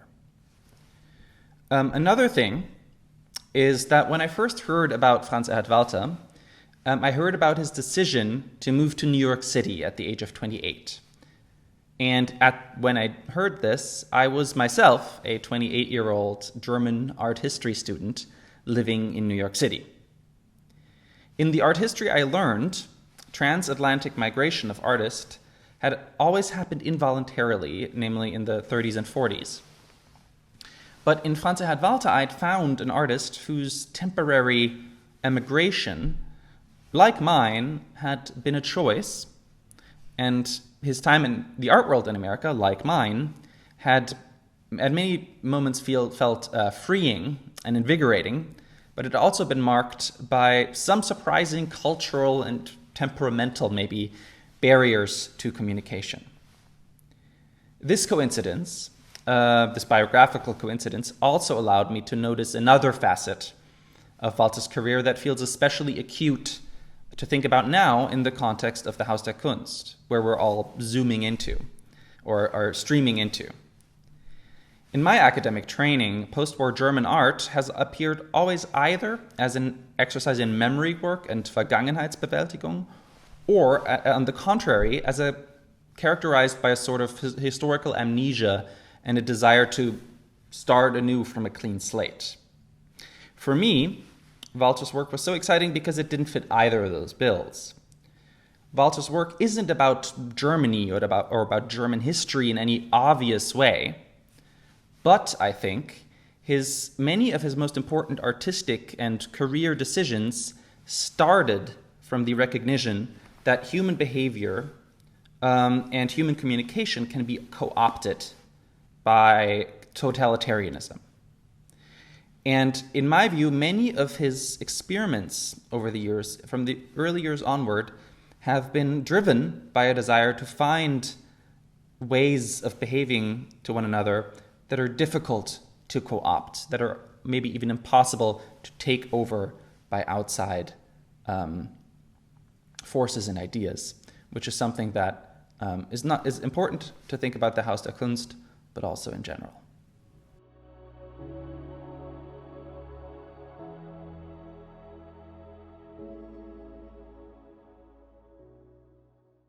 Hello, I'm Matthias Schreier. I would like to thank the Haus der Kunst and the Franz Erhard Walther Foundation for giving me the opportunity to present my research. I first encountered the work of Franz Erhard Walther in 2000 in an exhibition at the Kunstverein Weiden, organized by my art teacher Wolfgang Herzer. The opportunity to activate Walther's fabric pieces changed my understanding of art. Later, during my studies of art history in Kassel and Paris, I was interested in the Bauhaus, especially in the work of Oskar Schlemmer, and I researched on other contemporary artists working with drawing, movement, and sculpture. In this context, I rediscovered Walther's work. For the next 2 years, I wrote about different aspects of his art. As an amateur musician and dancer, I was fascinated by the ways one can fix ephemeral phenomena in scores and diagrams, and by their transformation through the reading process. Therefore, I was immediately struck by Walther's work drawings made between 1963 and 1975, which are based on the bodily and mental processes during the interaction with the first work set. When I realized that these amazing drawings were not studied deeply and are still seen as accessory, I decided to dedicate my doctoral studies to revisit their conceptual and aesthetical meaning, relocating them in the heart of Walther's production. The study I'm about to publish, with the title Das Papier spricht, der Körper zeichnet, die Hand denkt, analyzes the function of the double-sided work drawings and their complementarity to the work set. Chapter 1, The Paper Speaks, presents Walther's early iconoclastic paperwork. Paper is no longer understood as a passive surface, but as a corporeal form expressing itself. The viewer is invited to participate in the creative process both on a tactile and mental level. Chapter 2, The Body Draws, focuses on the paradoxical relationship of the work set and the work drawings. The expressivity of the drawings has always been opposed to Walther's image-dissolving program. A statement of Joseph Cosset is idiomatic of this idealistic conception. I quote, "With a work set, you throw the ball so far forward, the work drawings are not able to catch up. Walther responded, "The conceptual artists set the framework, the bones you need, otherwise the flesh does not hold, but that has to be added. The idea does not say anything if the appropriate forms are missing." It seems that Walther's reply had not been taken into account in that time. In 1976, an exhibition in Munich clearly expressed the dogmatic conceptual zeitgeist. Work drawings were literally reduced to their bones. The catalogue honored only the linguistic part, while pictorial elements were erased and labeled beautiful miscarriages. This strong judgment has hardly caused any astonishment in the art world. I would like to contribute to this debate with my thesis. Both language and image in the work drawings are equal and dialectic partners. This is also true for the relationship between work set and work drawings. They are a unique body. Both exchange the role being flesh or bones. They are codependent while retaining their autonomy. With Chapter 3, The Hand Things, I position myself in the current research with a phenomenological approach, analyzing both aesthetic and linguistic expressions and exploring their philosophical connections. I discovered work drawings are not only functional to the work set. They are autonomous objects and can be freely interpreted. This proves once again the important role of the beholder who takes part in the creation. Furthermore, these drawings witness the changed conception of work and image that emerged in the 60s. They give the bony idealistic conceptualism some flesh.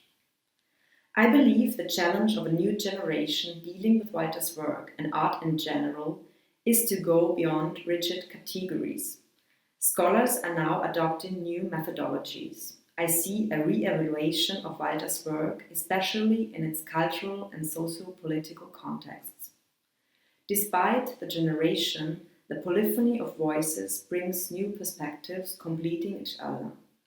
After all, we can learn from the artist how to be active beholders and to share our aesthetic experience and to bring into evidence the role of art in our society. Thank you very much. Many thanks to the doctoral candidates for these stimulating insights and perspectives on their fields of research. They once again open up completely new insights into Franz's work. We will now see two examples of activations. The first activation will be that of the yellow sculpture from 1969-79 by Franz himself. On the occasion of the opening, he activated it for us for the very first time in 40 years. You can see it flaring up behind me in the background. The yellow sculpture, completed in 1979, is the first work in the series of the wall formations. Its design dates back to 1969. It seems that here, by oscillating between picture and sculpture, Walther is picking up on ideas that had already taken shape in earlier wall works. Walther transforms the body into a module and component of the work. In this way, the viewer's understanding of traditional pictorial logic is challenged. This will be followed by an activation of Form Z from 1991 from the work group The New Alphabet, together with our artistic director Andrea Lissoni. Only one closer inspection of their abstracted and often multi-part structures do the activatable sculptural letters reveal the familiar forms. The activations take a little less than 30 minutes. Directly afterwards, we will have a short lunch break and we will meet here again at 2 p.m. for the second part of the streaming festival. In the meantime, dear viewers, you can take a short break at home. See you soon.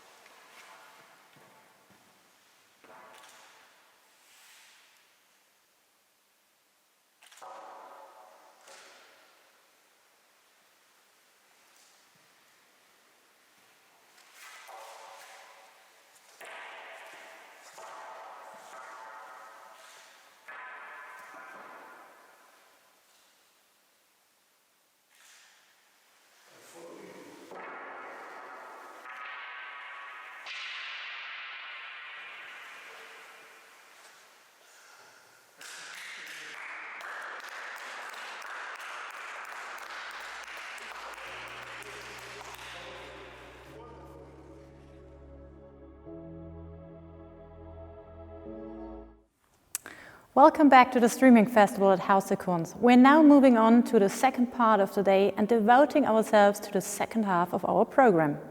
For those of you who have just joined us, we dedicate this day to the life's work of Franz Erhard Walther with live activations of historical works, interviews with collaborators, and 2 panel discussions with scholars and curators who will explore the historical and contemporary relevance of his work. The program items will be posted on YouTube and the museum's website afterwards, so if you missed the morning session, you will have the opportunity to view it afterwards. A special talk awaits us now from Franz's first wife, Johanna Walther, who has been collaborating with him for nearly 60 years and who, as a trained textile engineer, still sews all the works to this day. And Susanne Walther, the chairwoman of the Franz Erhard Walther Foundation. The contributions of his companions will become visible in their central significance for the history of his work. In the second panel discussion, Jasmine Raymond, rector of Städelschule in Frankfurt am Main, Gregory Williams, associate professor for contemporary art at Boston University, Christian Rattemeyer, former director of Sculpture Center in New York, and Erik Verhagen, professor for contemporary art and art history at the Université Polytechnique Hors-de-France Valenciennes, will discuss the topic of generative practice, medial entanglements as artistic expansion. Afterwards, at 4:15 p.m., we will personally connect with the artist live from the exhibition, who will answer questions from the panel members as well as from our online community. And at 5 p.m. we can expect a live activation also directly from the exhibition by Lehmann Walther, the artist's son. He will activate an historical exhibit, the Code Steel piece from 1969, live in presence of his father. Speaking of Johanna Walther, who has sewn every fabric piece since 1963, here we are now in the middle of one such work, Space Skinning Blue. It's a true-to-scale textile impression of Franz Erhard Walther's longtime studio in Hamburg. The walls, doors and windows of the studio are all suggestive.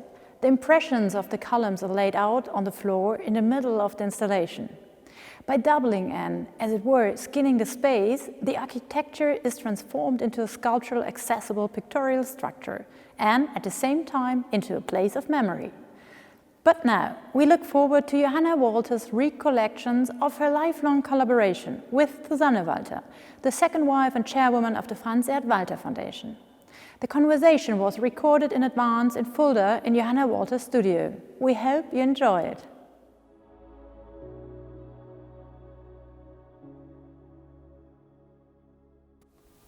Liebe Johanna, du fertigst die genähten Arbeiten von Franz Erhard Walther seit Frühjahr 63, also seit fast 60 Jahren bist du dem Werk verbunden. Ich bin dem Werk seit fast 30 Jahren verbunden und nach all den Jahrzehnten der Zusammenarbeit von uns beiden und der freundschaftlichen Verbindung, der gegenseitigen Unterstützung haben wir beschlossen, dass wir die ganzen Gespräche, die wir hatten in diesen Jahrzehnten, zu einem Buch zusammenfassen, was erscheinen wird unter dem Titel Im Auge des Hurrikans. Das ist ein frühes Wortbild von Franz und das ist auch ein Satz, den du einmal gesagt hast im Gespräch, als Beschreibung dieser ersten Jahre mit Franz. Ja, genau. Und in diesem Zusammenhang ist dieses Gespräch auch zu sehen. Du hast dich entschieden, auch nach der Trennung von Franz in den 70er Jahren weiter mit ihm zusammenzuarbeiten und weiter deine Tätigkeit auszuführen bis heute. Und dieser lange Zeitraum eurer Kollaboration ist sehr ungewöhnlich. Die Bedeutung deiner Tätigkeit in einem Werk, ohne den Status des Künstlers in Frage zu stellen, ist herausragend. Die Zurücknahme deiner Person und zugleich deine Präsenz im Werk ist bemerkenswert. Würdest du zustimmen, dass deine Position als Künstlerfrau anfangs, die dann zu einer Künstlerkollaborateurin wurde, außergewöhnlich ist? Es gibt Beispiele, wo Paare zusammenarbeiten. Also bei uns, gerade weil es auch ums Nähen ging, das ist ja auch meine Profession gewesen. Ja. Also wir hatten da immer mehrere Ebenen. Wie würdest du bei der Entwicklung und Umsetzung einer Formidee zu einem dreidimensionalen, genähten Werk deine Rolle beschreiben? Worin liegen deine Ebenen der Entscheidung? Franz Erhard macht ja eine Zeichnung, das ist zweidimensional. Und ich muss dann die Machbarkeit. Also einmal, ja, also beim Werksatz, da hatte das ja auch noch Funktion mit Handlung. Da haben wir viel drüber gesprochen beim Werksatz. Jetzt mit den Wandformationen ist es anders. Da ist die Machbarkeit. Weißt du, das sind manchmal 6 Meter breit und die Stoffe sind so und so. Wie teile ich das und so. Und dann muss man ja, die Nähmaschine hat nur so viel Platz. Ich muss da auch rankommen. Ja, ja. Haben diese Unterschiede bei der Formentwicklung insofern die Fertigung von diesen Voraussetzungen und der Handhabung des Materials, von diesen technischen Gegebenheiten abhängt? Würdest du sagen, du warst verschieden involviert in den Anteil der Formentwicklung, je nachdem, was die Werkgruppen betrifft? Die Configurations in den 90ern waren relativ zurückgenommen in der Herausforderung der Werkentwicklung, der Formentwicklung. Die Wandformationen waren sehr schwierig, das neue Alphabet war sehr komplex zu entwickeln für dich. Gibt es da sehr große Versprünge? Es gab, als wir zurückkamen aus Amerika, gab es große Versprünge, bis sich das alles wieder geordnet hatte. Und dann kamen ja die Wandformationen. Ja. Werksatz war abgeschlossen. Ja, das war schon anders. Werksatz war anders. Das war eine auch inhaltliche Auseinandersetzung. Ja, dazu kommen wir auch gleich nochmal zu der Frage. Du hast immer eine klare Grenze gesetzt, trotzdem, inwiefern deine Tätigkeit das Werk bestimmt oder nicht. Den Eindruck hatte ich in unseren Gesprächen. Weil wir haben oft darüber gesprochen, dass du diese Unterscheidung zwischen deiner technischen Tätigkeit und Franz' künstlerischer Tätigkeit klar gesehen hast und auch nicht wirklich in Frage gestellt hast. Und auch wenn diese fertige Arbeit dann von dir handwerklich geschaffen ist, hast du meines Wissens nie eine Co-Autorschaft beansprucht. Nein. Und hast da immer für dich eine Klarheit gehabt, die bestimmt auch mit der Grund ist für den Erfolg eurer sehr langen Zusammenarbeit. Gab es Momente, wo du das in Frage gestellt hast oder in Gesprächen mit anderen in Frage gestellt hast? Ich wurde immer darauf angesprochen, dass ich ja eigentlich unter den Tisch gekehrt würde. Aber das habe ich nie so empfunden. Ich habe das immer als Freiheit empfunden, dass ich nicht so dauernd in die Öffentlichkeit musste. Nee. Und dann bin ich Handwerkerin. Ich bin handwerklich dran gegangen, aber durch den Kontakt mit Franz Erhard war ja die geistige Ebene, die habe ich unglaublich verstanden. Da bin ich ja mit reingewachsen. Das habe ich ja mit initiiert. Und das hat mir nie gefehlt. Ich sammle ja auch keine Kunst. Ich hänge auch keine Kunst auf. Ich lebe damit. Ja. Das ist anders. Ja. Und diese Sinnlichkeit und Haptik der Arbeiten, dieser sich verändernde Wurf des Materials, die Detailperfektion der Fertigung, das sind alles sehr entscheidende Aspekte der Arbeit, auch in den Ausstellungen sehr, sehr stark prägend. Siehst du dich, würdest du sagen, du bist auf eine Weise mitverantwortlich für eine Femininität des Werkes? Empfindest du das so? Ich arbeite da auch schon mit Energien. Das liegt so in meinem Wesen und die sind schon positiv. Das ist sehr positiv. Ja, Das geht nur mit Zugewandtheit. Also man ist ja in so einer Arbeit drin zu sein. Ich habe mehr Kontakt. Also das ist intensiver, als wenn ich in einer Ausstellung bin. Ja. Ich werde da später auch nochmal zu fragen, warum du diese Entscheidung machst, dass du nicht unbedingt die Ausstellung ansehen willst, was mich oft umgetrieben hat. Aber das kommt gleich noch.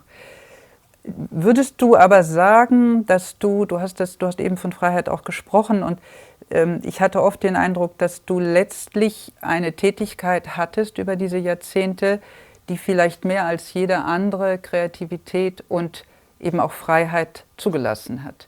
Siehst du das von heute her auch so?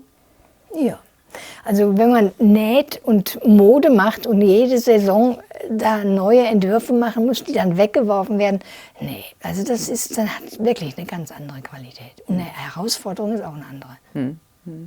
Ja. Hattest du jemals ein Bedürfnis nach finanzieller Unabhängigkeit? War das für dich ein Problem, das Gefühl, dass du finanziell von der gesamten Situation abhängig warst? Nein, ich bin ja für meine Arbeit auch bezahlt worden. Ja. Also in der Ehesituation, da war das anders. Das war dann eher schwierig, vor allem, weil wir ja dann ziemlich wenig Geld hatten am Anfang. Ja. Aber dann war das eigentlich immer in Ordnung. Okay.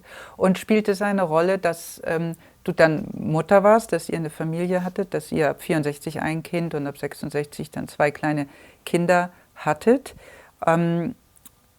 Wo ich mir vorstellen könnte, dass einerseits es besser zu vereinbaren war mit einer Tätigkeit, die man auch zu Hause machen konnte, wo man sich frei die Arbeitszeit einteilen konnte. Und andererseits, sicherlich war es sehr schwierig, diese Ebenen zu vereinbaren. Also das ist natürlich gut, wenn man zu Hause ist. Und am Anfang hat Franz Erhard den Moritz ja mit in die Akademie genommen. In Düsseldorf? Ja, in Düsseldorf. Und als Lehmann, der war 1,5, als wir nach Amerika sind. Also wir sind ja schon im Frühjahr dieses Jahr, also 67, sind wir ja schon weggezogen von Düsseldorf nach Fulda. Nach Amerika 67, meinst du? 67, ja. Ich bin aber schon im Frühjahr schon nach Fulda gezogen und dann im Juli erst nach Amerika. Franz Erhard war zuerst dort. Und da war ich mit beiden Kindern. Also der Lehmann war ja wirklich noch sehr klein. Ja, ihr wolltet eigentlich 65 nach Amerika und dann wurdest du schwanger und dann seid ihr 67 hin, weil ihr die Geburt abgewartet habt. Ja. Und Franz ist im Frühjahr hin und du bist im Juli nachgekommen. Ja. Hattest du Bedenken, mit den kleinen Kindern nach New York zu gehen, ohne Absicherung, ohne wirklich einen Plan, nur mit der Vision? Nee, gar keine. Das waren wir so jung, da hat man einfach keine Bedenken. War das ein Glauben an seine Entscheidung auch? War das eine Sicherheit, die sich auch durch seine Entscheidung übertragen hat auf dich? Denn du bist vom Typ her ja eigentlich nicht so, dass du jetzt von dir aus sagen würdest, ich muss woanders hin, ich muss auswandern, ich brauche einen Ortswechsel. Das ist nicht. Das ging natürlich von Franz Erhard aus und auch von den Bedürfnissen in seiner Arbeit. Ja. Weil es passierte einfach in New York. Ja. Inwiefern hat sich deine Arbeitssituation unterschieden zwischen Düsseldorf und New York? Was hat sich da geändert? Ja, ich weiß das gar nicht mehr so ganz genau. Wir hatten auf jeden Fall einen extra Raum, ein Basement. Da war mehr Platz. In Düsseldorf habe ich ja auf einem Ausziehtisch gearbeitet. Und wenn ich heute manchmal diese Arbeiten anschaue, ich konnte ja gar nicht richtig zuschneiden. Während hier heute, da habe ich Bahnen. Ne? Das ging gar nicht. Und in New York, der Basement, da gibt es Fotos von, wie du da gab es auch einen großen Tisch, ja. Und für den ersten Werksatz reicht ja das völlig aus. Und der Basement war da, wo ihr gewohnt hattet? Genau, oder? Gegenüber. Gegenüber? Ja. Okay. Du hast vorhin darüber gesprochen, einmal diese Fragen der Gespräche mit Franz über technische Aspekte und dann die inhaltlichen Gespräche zu Anfang im Zusammenhang mit dem Werksatz. Und ich habe mich oft gefragt, oder ich habe es so empfunden, ich habe es so erlebt, ich selber erlebe es auch so, wenn ich mit Franz spreche. Würdest du zustimmen, dass da eine Diskrepanz ist in dem Umgang, den Franz und du in Momenten der Besprechungen habt, der technischen Besprechungen und allem, was außerhalb davon liegt? Also so wie es heute ist, auf jeden Fall. Wir haben ja sonst gar nicht so viele Berührungspunkte. Und damals war ich ja fast der einzige Gesprächspartner. Weil die Kollegen aus der Akademie, die haben ja ihre Witze auch mit ihm gemacht. Er hat das ja alles sehr ernst genommen und die offenbar nicht so sehr. Ne? Also waren zu Anfang, was du sagtest, waren es auch sehr starke inhaltliche Gespräche, inhaltliche Diskussionen. Ja. In Fulda ganz sicher noch. Gut, dann war er in Frankfurt, du hast in der Zeit dann auch dein Studium gemacht. Und in Düsseldorf waren das... Gab es Verena, das war ein sehr dichter Kontakt. Aber sonst der Immendorf, der Jörg, der kam. Ja. Und sonst waren das eher so distanzierte Geschichten. Warst du dabei bei Gesprächen mit anderen Künstlern, Kuratoren dann, Kunsthistorikern gab es ja noch nicht so viel, aber warst du bei diesen Gesprächen in Düsseldorf, in New York ja dann mehr, da gab es ja auch mehr Besuche, warst du dabei? Eigentlich immer nur, wenn es zu Hause passiert ist. Weil auch die Bewegungsfreiheit, die war nicht so einfach mit 2 Kleinkindern. Ja. Und da auch, sogar nach Wuppertal zu solchen Eröffnungen bin ich nicht mitgekommen, weil man musste ja die kleinen Kerle, die waren schon wild. Ne? Ja. Das war einfacher so, ja. Hast du trotzdem den Eindruck, dass du die entscheidenden Dinge mitbekommen hast? Habt ihr das geteilt dann oder fühltest du dich durch die Situation davon ausgeschlossen? Habt ihr darüber gesprochen? Hat er davon berichtet oder hast du das bedauert, wenn du da nicht mit konntest? Er hat auch berichtet, aber eher wenig. Ich hatte da auch meine eigene Welt. Also ich hatte keinen Mangel. Keinen Mangel. Du hast auch nicht versucht, das zu ändern, dass du jetzt gesagt hast, ich versuche die Kinder bei irgendjemand unterzubringen oder ich nehme sie mit oder ich schaffe irgendeine Situation, dass ich dabei sein kann. Nee.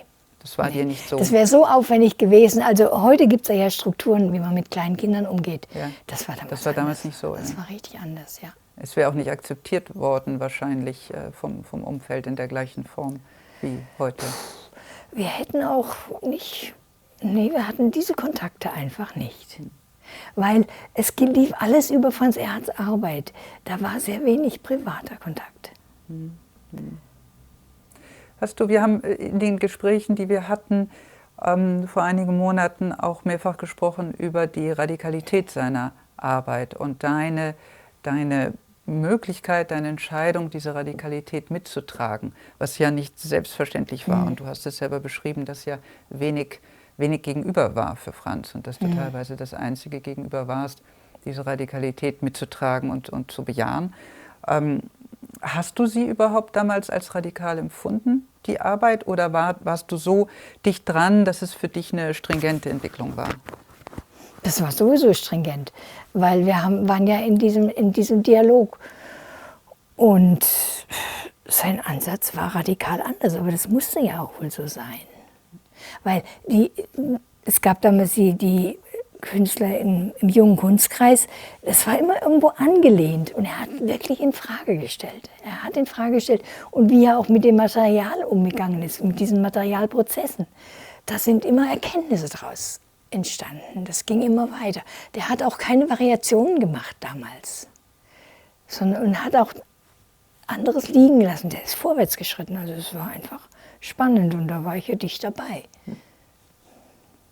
Hast du bei diesem Wechsel von Düsseldorf nach New York, würdest du sagen, es gab Veränderungen in der Werkentwicklung, die mit der neuen Umgebung zu tun hatten, die jetzt nicht nur werkimmanent passiert sind? Denn wenn man mit Franz spricht, sagt er eher, es hat eigentlich nicht wirklich eine Veränderung bewirkt. Das ist relativ schwer, sich das vorzustellen, dass das nicht großen Einfluss gehabt hat, weil es für ihn ja sehr wichtig war. Also die Begegnungen in New York waren ja ganz andere. In New York war es anders, da musste der um seine Ansicht nicht kämpfen. Der hat ja wirklich wichtige Künstler getroffen und auf Augenhöhe. Ja. Das war immer, in Deutschland war das anders.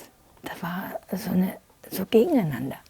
Aber hast du bei der Herstellung der Arbeiten das Gefühl gehabt, da ändert sich was oder da passiert etwas inhaltlich, was zu tun hat mit unserer Situation? Nee, wir haben den Werksatz in New York fertiggestellt. Ja. Und das war ja alles ein Zusammenhang. Ja, aber die Arbeiten werden anders. Das ist werksatz immanent auch, ne? Dass du von diesen Einzelarbeiten geht es mehr zu Arbeiten, wo wo mehrere Personen zusammen handeln. Es verliert diesen einzelnen skulpturalen Charakter, den noch die Vesta hat, oder das Stück zum Gehen. Das sind verschiedene Veränderungen, die man sehr gut beobachten kann, wenn man jetzt heute drauf schaut. All die Stücke, die nach 67 entstanden sind, haben schon einen anderen Charakter, der zwar Sinn macht, auch innerhalb der Werksatzentwicklung, aber den man natürlich auch verknüpfen könnte mit diesem Ortswechsel. Aber es war auch sinnvoll.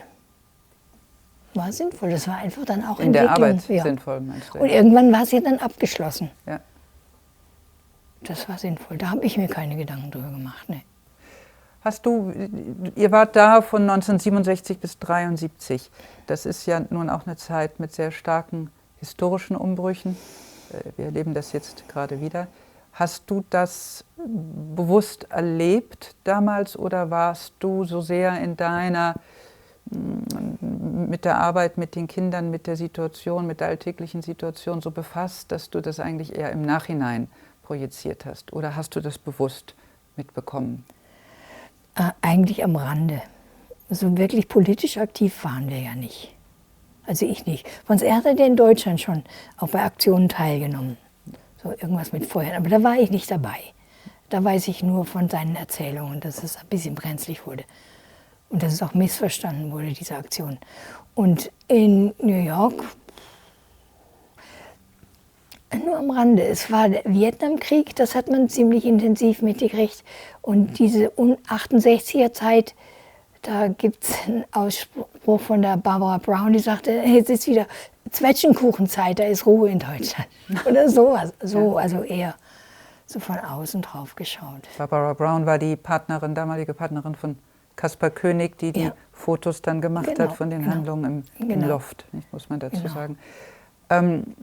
Aber du hast trotzdem, wenn ich die Fotos anschaue und auch aus den Gesprächen mit dir, hat man schon das Gefühl, dass du hast dich sehr verändert, auch in den Jahren in New York. Du hast deine äußere Erscheinung verändert, du hast deine Einstellung zu verschiedenen Dingen geändert. Man hat schon das Gefühl, einen Prozess ablesen zu können, der möglicherweise auch zu tun hat mit der Tatsache, dass ihr in New York wart und nicht unbedingt gleichermaßen passiert wäre in Düsseldorf. Oder vielleicht war es auch eine innere Entwicklung in eurer Partnerschaft, das weiß ich nicht, aber es fällt auf. Ja, also eine Veränderung gab es ganz bestimmt, je mehr Franz Erhard in die Öffentlichkeit ging. Ja. Und er hat da, ich weiß nicht, wir hatten immer noch wenig Geld. Und es war ja eigentlich ein Trost, die 2 Kinder und ich. Ne? Also wir wären Ballast gewesen für ihn. Also ich weiß, als diese Spaces-Ausstellung war und ich bin dann auch zur Eröffnung gewesen, aber ich hatte da richtige Probleme, psychische Probleme. Da fühlte ich mich nicht dazugehörig, das war wie eine fremde Welt. Ja, das passt gut jetzt, diese Anmerkung insofern, als dass das nochmal ein eigenes Thema ist, was natürlich sehr wichtig ist, über diese Frage der Anerkennung zu sprechen. Und ich glaube, das ist tatsächlich genau dieser Punkt in New York, als die Reaktion von außen begann, wo sich etwas verändert hat. Das war ja auch der erste Moment, wo tatsächlich diese Frage sich stellte, wie geht man damit um und wie stellt man das dar, was du tust und wie spricht man darüber. Wir haben sehr, sehr oft darüber gesprochen bei vielen Gelegenheiten, weil das für uns beide ein Thema ist in verschiedener Weise. Aber Franz hat über sehr viele Jahrzehnte eine Geschichte des Werkes erzählt, bei der du nur am Rande vorkamst, in meiner Wahrnehmung und nicht nur in meiner Wahrnehmung. Und fast ausnahmslos ist diese Erzählung von den Kuratoren und Kunsthistorikern, die in den Jahrzehnten auch zumeist männlich waren, übernommen worden und weitergeführt worden. Es ist die Erzählung eines Künstlers als einsamer Wolf, der seine Kreise zieht. Und das ist etwas, was natürlich auch der Eitelkeit schmeichelt. Das ist ein Bild, was man bewahren möchte, was nicht angetastet werden sollte. Und als ich Franz kennenlernte 1992, da war ich 22 und habe es selbst in unzähligen Situationen erlebt, bei Vorträgen, in Texten, bei Ausstellungsvorbereitungen, in Gesprächen, dass in Zusammenhängen, wo eigentlich deine Tätigkeit und dann dein Anteil an dem ganzen Werkgeschehen thematisiert werden müsste, darüber geschwiegen wurde. Und das kam dann zu teilweise ganz bemerkenswerten oder auch lustigen Situationen, wo ich dann Franz unterbrochen habe in Vorträgen und gesagt habe, du musst an dieser Stelle jetzt über Johanna sprechen, weil er das so irgendwie formuliert hat, so ein bisschen manchmal, als wäre das Ganze auf ihn draufgefallen, dass die Arbeiten waren plötzlich da und die Dinge waren plötzlich gefertigt. Und das hat mich sehr gestört und ich habe das als zutiefst ungerecht empfunden. Ich habe dann auch vermehrt mit Kuratoren drüber gesprochen. Also wann immer ich dabei war, und das war ich ja dann oft, habe ich das thematisiert und habe das angesprochen. Das hat er dann auch zugelassen, aber es musste explizit angesprochen werden. Das ist ja ganz neu, dass das jetzt thematisiert worden ist in der Weise. Es ist vielleicht ein Jahrzehnt, dass das sich geändert hat. Und ganz kurz als Frage, ich hatte damals schon den Eindruck und bis heute, dass du, und das kommt auch jetzt, wie du darüber sprichst, heraus, du warst nie bitter. Und trotzdem frage ich mich, ob diese Art und Weise, wie Franz deine Rolle nicht erwähnt hat oder nicht betont hat, dich nicht auch verletzt haben muss oder enttäuscht haben muss zumindest. Wie empfindest, wie hast du es damals empfunden? Heute mag es auch anders sein. Also ich habe nie gelitten. Ich habe nie gelitten und wir sind ja auch ab 70, haben wir ja an 2 Orten gelebt, weißt du? Das war wahrscheinlich eine Lösung, ohne dass wir sie selbst herbeigeführt haben. Das hat sich so ergeben. Von daher war ich auch nicht eingezwängt. Ich finde eher, es ist eine Begabung von mir gewesen, dass ich so lückenlos praktisch das umsetzen konnte, was er vorhatte. Also ich musste nicht mich da jetzt noch reinbringen. Das wäre störend gewesen, hätte er auch nicht akzeptieren können. Also von daher war das eigentlich eine ideale Konstellation. Obwohl, ich muss auch sagen, also es war eine Erlösung, nicht mehr mit ihm jeden Tag zusammen zu sein, weil der Alltag war nicht einfach. Weil das ist ja was anderes. Ne? Ja. Und da habe ich mich dann schon erholt, als er dann in Deutschland war. In Hamburg, der Gastprofessor, ja. Aber wir hatten eben darüber gesprochen, dass diese Veränderung, wo es plötzlich ein Außen gab und ihr nicht nur noch in dem Innen wart, in New York begonnen hat, also das mit dem Buch von Caspar Koenig, mit der MoMA-Ausstellung natürlich, dann gab es diese ganzen wichtigen Gruppenausstellungen in Europa. Gab es in diesen Begegnungen mit den Leuten, die dann zu euch kamen, Ausnahmen hinsichtlich der Wahrnehmung dessen, was du getan hast? Also haben Einzelne das anders gesehen oder herausgehoben? Wie hat sich zum Beispiel Jennifer Licht, das war die Kuratorin damals von der Spaces-Ausstellung, machte das einen Unterschied, dass es eine Frau war? Oder Caspar Koenig, Die wusste das sowieso. Die wusste das sowieso. Das war ja, da gab es kein Problem. Aber hat sie darüber gesprochen auch? Gesprochen haben wir da eigentlich nicht drüber, nee. Ich meine, ein Hammer war damals, als das Caspar Koenig Buch, also Objekte benutzen, rauskam, kam ich gar nicht drin vor. Ja, da ist der Fotograf da, der Herausgeber, da ist der Künstler und so. Aber wo sind die Sachen produziert? Wenn sie eine Gießerei, die wird genannt, oder? Und ich kam nicht vor. Das hat mich geschlagen, ja. Und da war ich sauer. Da war ich richtig sauer. Und Franz Erhard war feige. Er hat gesagt, der Caspar hat es vergessen. Ja, das sagt er auch heute noch. Ja. Das sagt er heute noch, ne? Ja, das war so ein Punkt, das war nicht in Ordnung. Das war auch zum Schaden von der Arbeit, fand ich. Ja, ganz sicher. Ganz sicher. Aber interessant ist eben die Frage, warum das so ist. Das ist das für mich Interessante, warum so ein Bild dann gezeichnet wird und warum es eben auch aufgegriffen wird, was ein Bild sein soll, wo du eben nicht in der Weise benannt wirst, wie es ich bin war. Eine andere Persönlichkeit als du zum Beispiel. Ich bin ein Fischenmensch und du bist einer mit Hörnchen, ne? So, ich nicht. Ja. Mich muss man besser frei laufen lassen. Und Caspar Koenig, der so eng an euch dran war, der ein enger Freund der Familie war, hat der über diese Dinge gesprochen oder war das für ihn ein Thema? Nein. Nee, obwohl er sehr dicht mit den Arbeiten umgegangen ist. Der hat ja dann auch in Deutschland, hat er ja auch Benutzungen gemacht.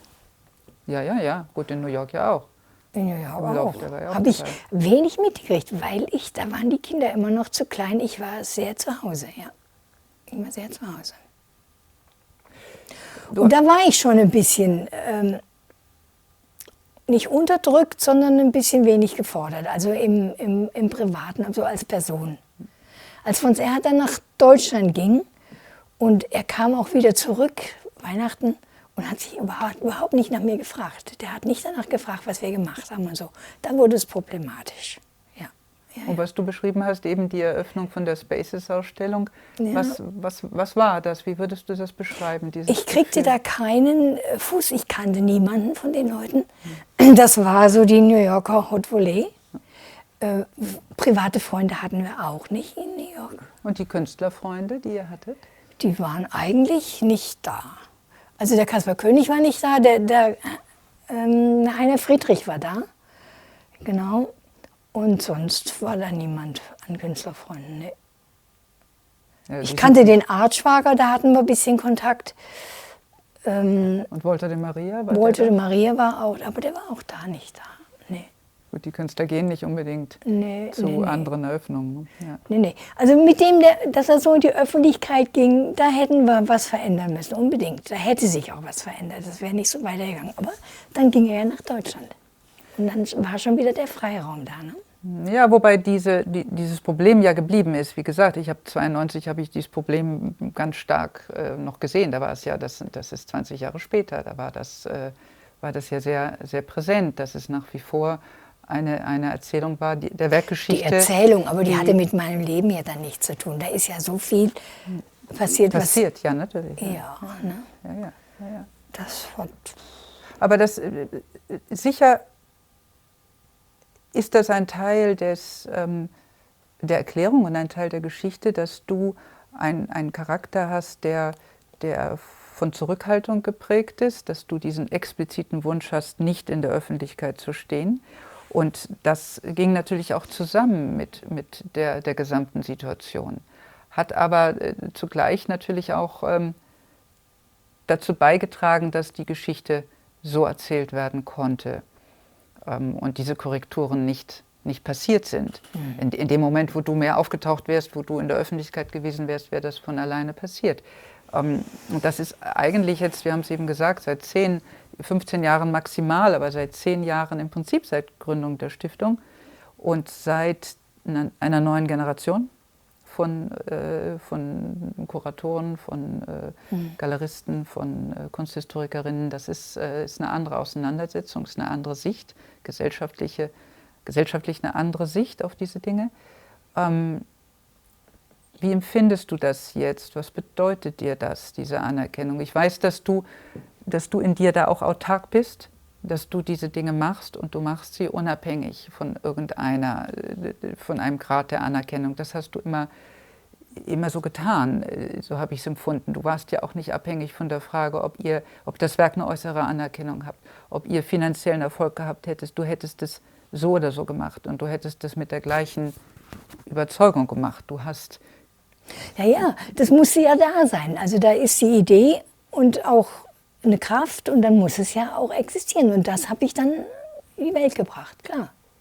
Ja, aber du hättest ja, es gibt, so wie du bist, so wie ich dich kennengelernt habe, und das spielt, glaube ich, eine sehr große Rolle, wenn ich so etwas mache in der Form, wie du es gemacht hast, mit diesem Einsatz und eben auch vor diesem Hintergrund der nicht immer ausgedrückten Wertschätzung von Seiten des Künstlers oder von Seiten anderer Leute. Und je größer die Wertschätzung Franz gegenüber ausgedrückt wurde, desto mehr war da ja auch plötzlich eine Form von Diskrepanz, die man als problematisch empfinden kann oder die man versucht ja das heute auch wurde für ihn problematisch, für mich eher nicht. Ja, aber dass es für dich nicht problematisch geworden ist, muss ja zum einen damit zu tun haben, denke ich, dass du die Unterstützung anderer so sehr zu einer Grundform in deinem Leben gemacht hast, ja nicht nur in Bezug auf Franz' Arbeit. Du lebst das ja sehr stark, du lebst es auf sehr vielen Ebenen. Du hast immer eine große Freude daran gehabt und hast sie noch, andere Menschen bei etwas zu unterstützen, was du als sinnvoll erachtest. Also nicht blind unterstützen, aber bei Projekten, die du sinnvoll findest. Und du musst dabei auch nicht in irgendeiner Weise herausgestellt werden, sondern du hast die Befriedigung an der Tatsache, dass du es unterstützen kannst. Die richtigen Dinge müssen passieren, genau. Ja. Und du förderst diese richtigen Dinge in dem Sinne und hast zugleich aber auch keine Kategorie des Scheiterns, also die Frage der Sinnhaftigkeit dessen, was da getan wird, liegt für dich in anderen Bereichen als in der Frage der Zustimmung, der Anerkennung, des Erfolges. Und vor allem liegt ja so viel Erkenntnis auch in der Arbeit. Ich meine, das war ein Vorwurf von mir, ich habe das gelebt. Und der Franz Erhard hat irgendwann gesagt, wenn er das leben würde, könnte er es nicht mehr machen. Also das ist ein Problem. Aber ich habe mich darüber verändert. Also auch mein Bewusstsein hat sich verändert. Und da ist sie. Und dann sieht man ja die Welt. Ich meine, wo soll man da, welche Zustimmung, von wem? Wenn das so alles so kommerziell ist, weißt du, das ist dann sehr oberflächlich auch. Ja. Und außerdem hätte ich das, ich meine, ich habe mich manchmal gewundert, ich habe Arbeiten hier fertiggestellt, die gingen direkt in die Ausstellung, ohne dass er sie auch nur gesehen hatte. Das war schon ein ziemlicher Druck. Irgendwann war mir dann klar, oh je, die müssen stimmen. Ja, wir haben oft darüber gesprochen, du hast immer wieder explizit geäußert, dass du nicht zu den Eröffnungen der Ausstellungen kommen möchtest und hast das über die Jahre, also ich kann es seit 92 beurteilen, du hast das nicht machen wollen. Ich bin sogar immer wieder darauf angesprochen worden, dass die Leute dachten, wir haben dich nicht gefragt oder nicht gebeten, aber das ist ja eine bewusste Entscheidung bei dir und du hast die Ausstellungen, du bist einmal gekommen zu den Deichtorhallen in Hamburg damals, das war die erste Ausstellung, wo ich die Planung und den ganzen Hintergrund stark mitgearbeitet hatte. Da hat das begonnen und du hast auch die Ausstellung der letzten 10 Jahre, diese großen Ausstellungen in Brüssel, in Bordeaux, in Luxemburg, in Seattle, in Toronto, in Madrid im Rainer Sophia, die Biennale in Venedig, Mexiko, alle nicht gesehen. Das waren sehr große, sehr wichtige Ausstellungen, die ja die Rezeption verändert haben. Ja. Das war dieses erste Jahrzehnt auch der Zusammenarbeit mit der Stiftung. Da hat sich sehr, sehr viel bewegt und ich habe es manchmal sehr bedauert, weil ich an der Konzeption der ganzen Ausstellung so stark beteiligt war, dass ich manchmal gewünscht hätte, du hättest diese Sachen gesehen, weil sich das durch die Publikation auch nicht so überträgt, wie wenn man dort ist. Und wenn wir darüber gesprochen haben, weil ich mich immer auch gefragt habe, ob du nicht etwas verpasst, ob es nicht wichtig wäre, dass du es siehst, hast du betont, dass du diese Nähe und Intimität, die du hast mit den Arbeiten in der Fertigung, dass du deine persönliche Wahrnehmung nicht gerne in der Erscheinung, in den Ausstellungen, wo es völlig verändert ist, korrigieren möchtest. Und dieser Unterschied zwischen deiner Wahrnehmung in der Herstellung und der Außenwahrnehmung, wie würdest du den beschreiben? Warum schließt sich das für dich aus? Was macht das? Weißt du, da liegt der Anfang davon, liegt ganz in den Anfängen, als es gar nicht ging. Der Franz Erhard wollte auch nicht, dass ich dabei war. Also wir hatten Situationen, wo wir schon mal zusammen waren, bei La Montiang zum Beispiel waren wir zusammen dort. Und er redete dann nicht mit mir. Also ich war dann wie alleine gelassen. Warum? Was glaubst du, warum? Warum wollte er das nicht? Er hat sich mir gegenüber fremd verhalten. Und das fand ich verletzend und das brauchte ich nicht. Und dann gab es auch irgendwann mal die Sache, wir können uns keinen Babysitter leisten. Und dann bin ich einmal mitgefahren zu einer Benutzung mit dem Willoughby Sharp. Und eigentlich sollten die Kinder mit. In New York. In New York. Und der hatte aber dann einen VW. Ne? Und da bin ich mitgefahren, weil ich einfach nicht sagte, ich wollte mitfahren, diese Benutzung machen und die Kinder waren zu Hause. Den Tag hätte ich mir schenken können. Ja. Das war schrecklich. Ja. Die Kinder saßen zu Hause vom Fernseher. Und solche Geschichten. Und ich habe mich da abgelehnt gefühlt am Anfang. Das war dann später anders, aber ich konnte es von der Energie her gar nicht mehr machen. Also dieses nach Luxemburg reisen, nach Mexiko oder dies. Gut, Mexiko will ich ist natürlich nicht. vielleicht kann ich nicht. Das hätte mich total gestört in meinen Lebensabläufen. Das hätte mich angestrengt. Und das war auch nicht so, dass du dachtest, denn für mich hat es insofern umgetrieben, weil für mich erst in den Ausstellungen die Arbeiten wirklich ja, klar, zu sehen und zu verstehen sind, wie sie eigentlich auch gedacht sind. Also der Bezug zum Raum, die Weite, das Licht, die Begegnung untereinander, die Begegnung vielleicht mit Arbeiten anderer Künstler bei Gruppenausstellungen. Das ist etwas, wo ich erst ganz die Arbeiten verstehe. Für mich ist das ein ganz wichtiger Moment, gerade weil man eigentlich, wenn wir hier arbeiten, die Arbeiten in der Regel nicht sieht. Ja. Die sind ja nicht, es ist nicht möglich. Da ist auch, glaube ich, ein Unterschied. Du gehst auch mit Kunst auf eine Weise auch noch theoretisch mit um. Weißt du, du verortest das auch. Während ich bin da so monolithisch, irgendwie monolithisch. Das ist ein anderer, und es ist kein Mangel, es ist überhaupt kein Mangel. Das ist ja das Verrückte, das Werk ist so reich. Ja. Bei all diesen Trennungen und auch dem Ärger oder so, das Werk hat es immer durchgetragen. Liest du Texte in den Katalogen? Schaust du dir die Kataloge an? Ich schaue mir die Kataloge an. Ich habe früher keine Texte gelesen. Habe ich nicht. Wollte ich nicht. Das hatte dann auch mit dieser Öffentlichkeit, weil wir da keinen Weg gefunden haben. Weil Franz Erhard ging und es war klar, dass ich nicht ging. Ne, das habe ich am Anfang nicht. Jetzt lese ich die schon, ja. Ja, jetzt inzwischen schon. Es gibt da noch was anderes. Ich meine, ich bin ja Auge des Hurrikan. Ich war wirklich dabei in der Entstehung. Das kann man eigentlich gar nicht wiedergeben. Aber als er dann weg war, war ich nicht mehr in irgendeinem Auge. Ich habe das dann mit der Musik gemacht, mit der improvisierten Musik. Da war ich wieder bei der Entstehung dabei.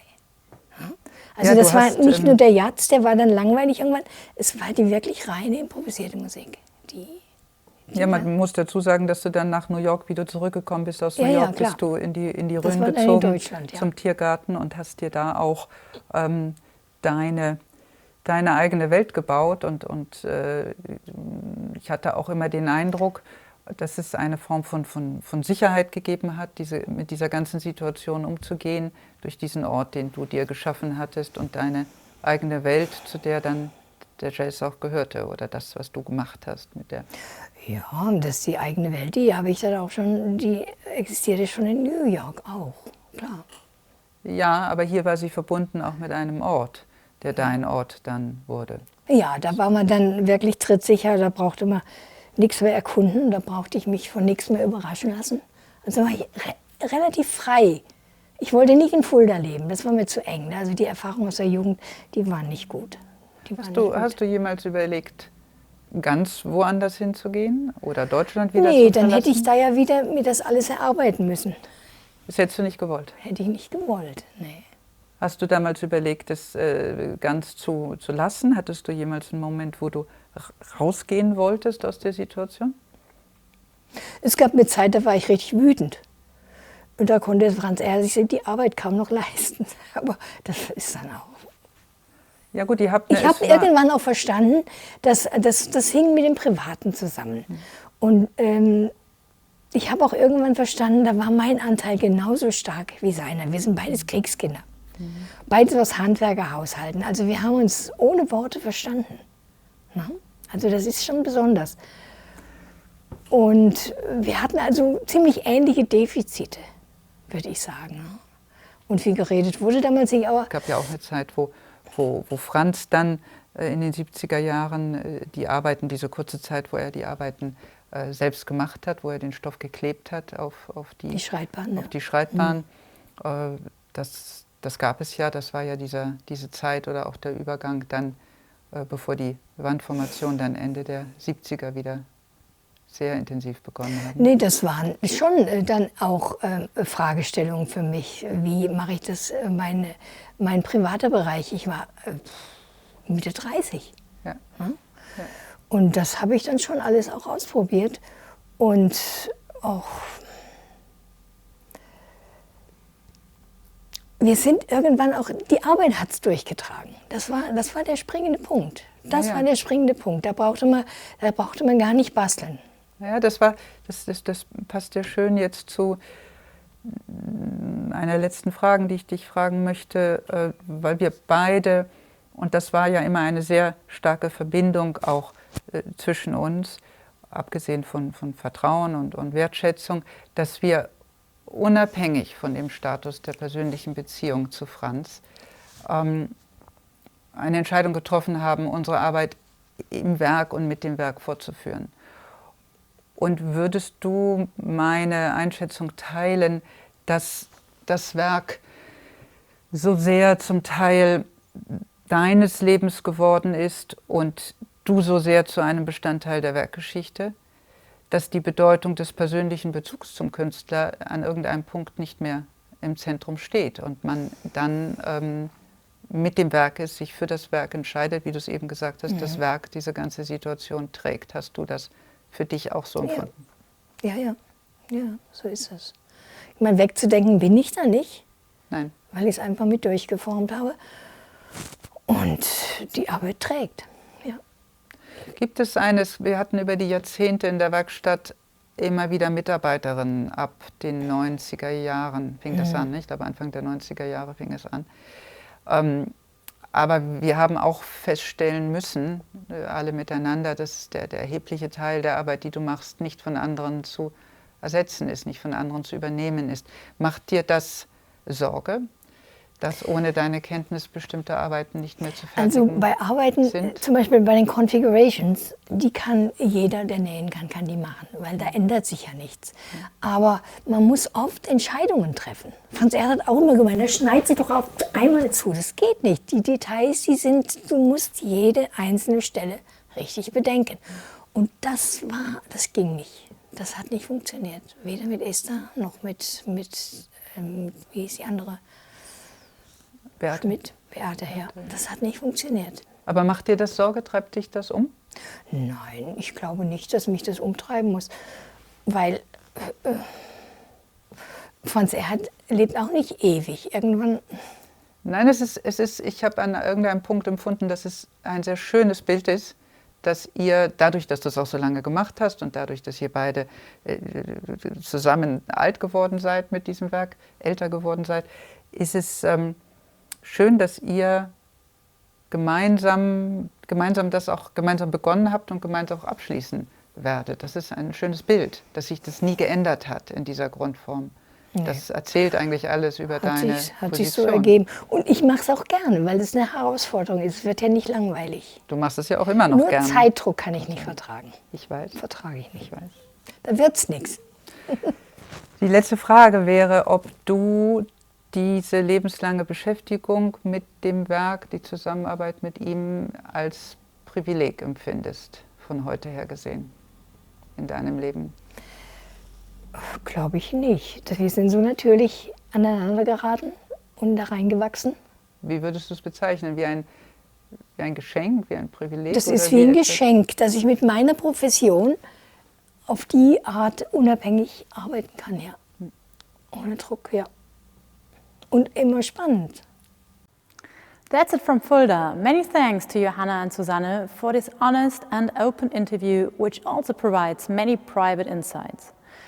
We now come to our second panel discussion with Jasmine Raymond, Rector of the Städelschule in Frankfurt am Main, Gregory Williams, Associate Professor for Contemporary Art at Boston University, and Christian Rathemeyer, former Director of Sculpture Center in New York. The discussion will be moderated by Erik Verhagen, Professor for Contemporary Art. The panel is titled Generative Practice, Medial Entanglements as Artistic Expansion. Walther's radical work ideas are visualized through a variety of conceptual strategies. The sculpturally and at the same time pictorially ambiguous figures manifest an imaginative counterpart to the image. What does this mean for the triad of object, image and representation? And what new network of relationships between producer, work and recipient has Walther's initiated? Walther's transformations of media categories as well as conventionalized ways of looking at art and institutionalized exhibition space are the focus of the discussion. By the way, I'm standing here in the space where the first work set by Franz is presented. It comprises 58 objects made primarily of cotton fabric. The work is, however, actually created through activation, which can be carried out independently of location, both indoors and outdoors. What all pieces have in common is that they encourage the viewer to take action. They should be held, stretched or worn by one or more persons. This triggers a diverse spectrum of thought, perception, and emotional processes. In the user, at the same time, the interactive qualities of the pieces initiate intensive interpersonal encounters. Now I will hand over to the floor directly to Erik Verhagen. You already know him from the welcoming speech, who will moderate the panel.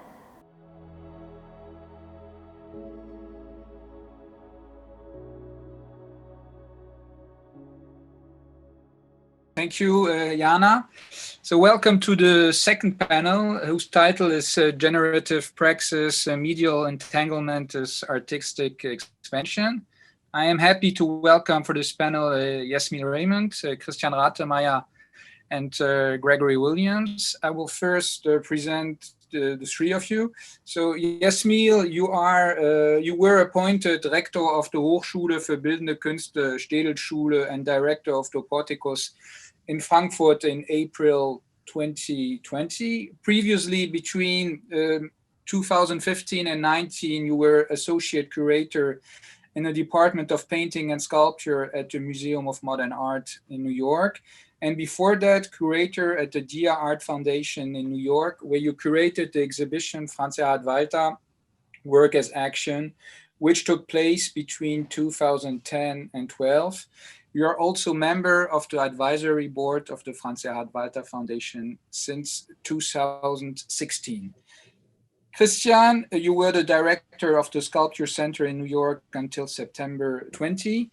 After having worked at the Museum of Modern Art in New York as the Harvey Shipley Miller Associate Curator in the Department of Drawings and Prints since 2007.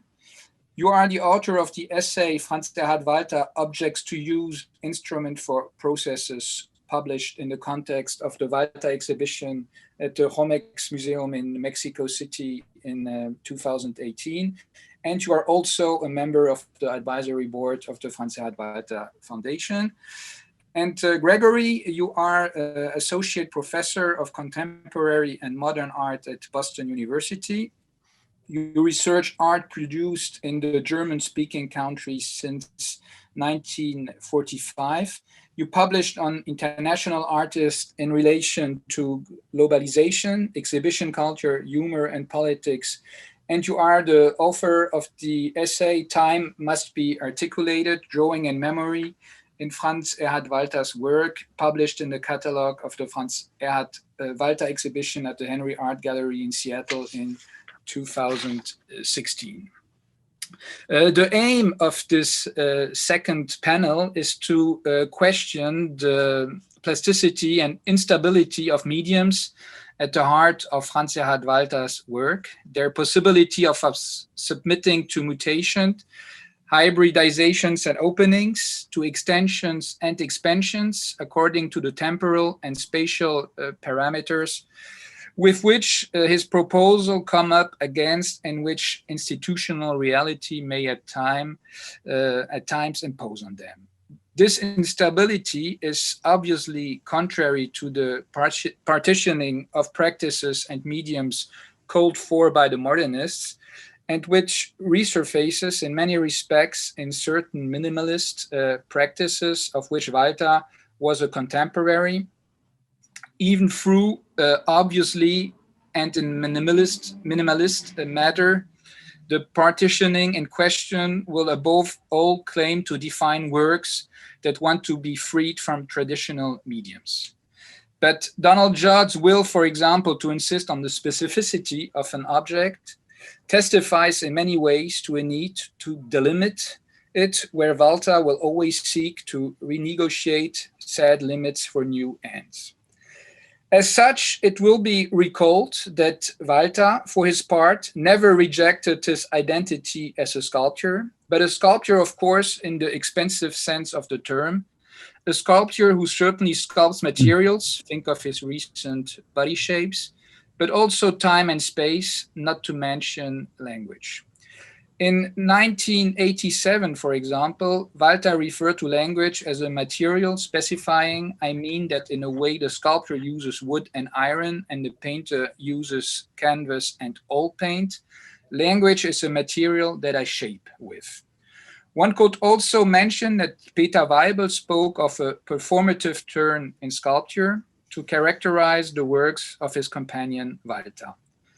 The whole complexity of Walther's work therefore resides in the difficulty of circumscribing the mediums used by the artist, of stopping them in the sense that one could understand it in a frozen form.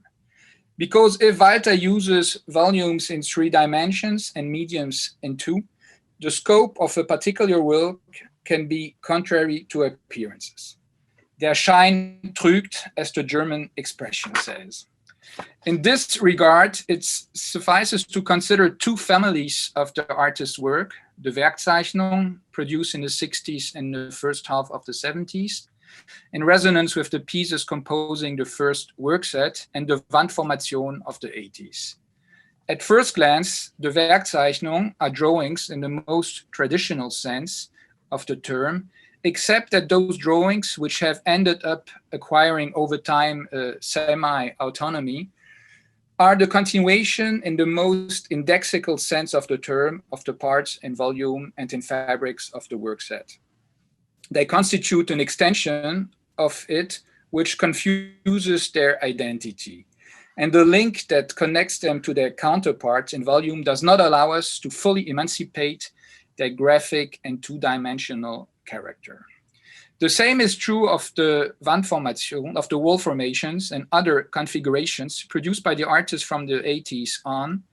Of sculptural appearance, these works are not without intersecting a pictorial paradigm that the degree of visibility, they're also addressed to the eye, then to the viewer's body, only accentuates.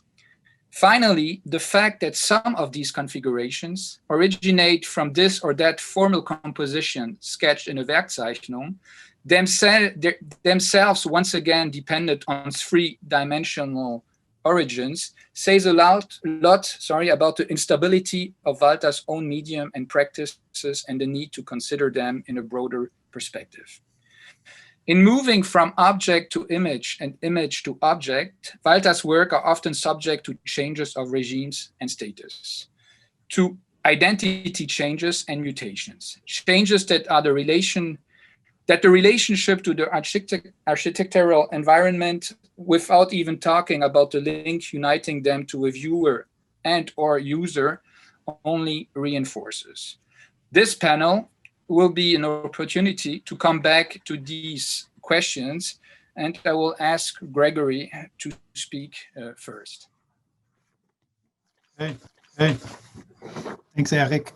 Thanks, everyone, and thanks especially to Jana and Andrea and Lily and everybody at the Haus der Kunst for setting this up. I've never been in a streaming festival, so this is exciting. I'm going to read mine just to keep things moving. And so I'm going to start by sharing my screen. In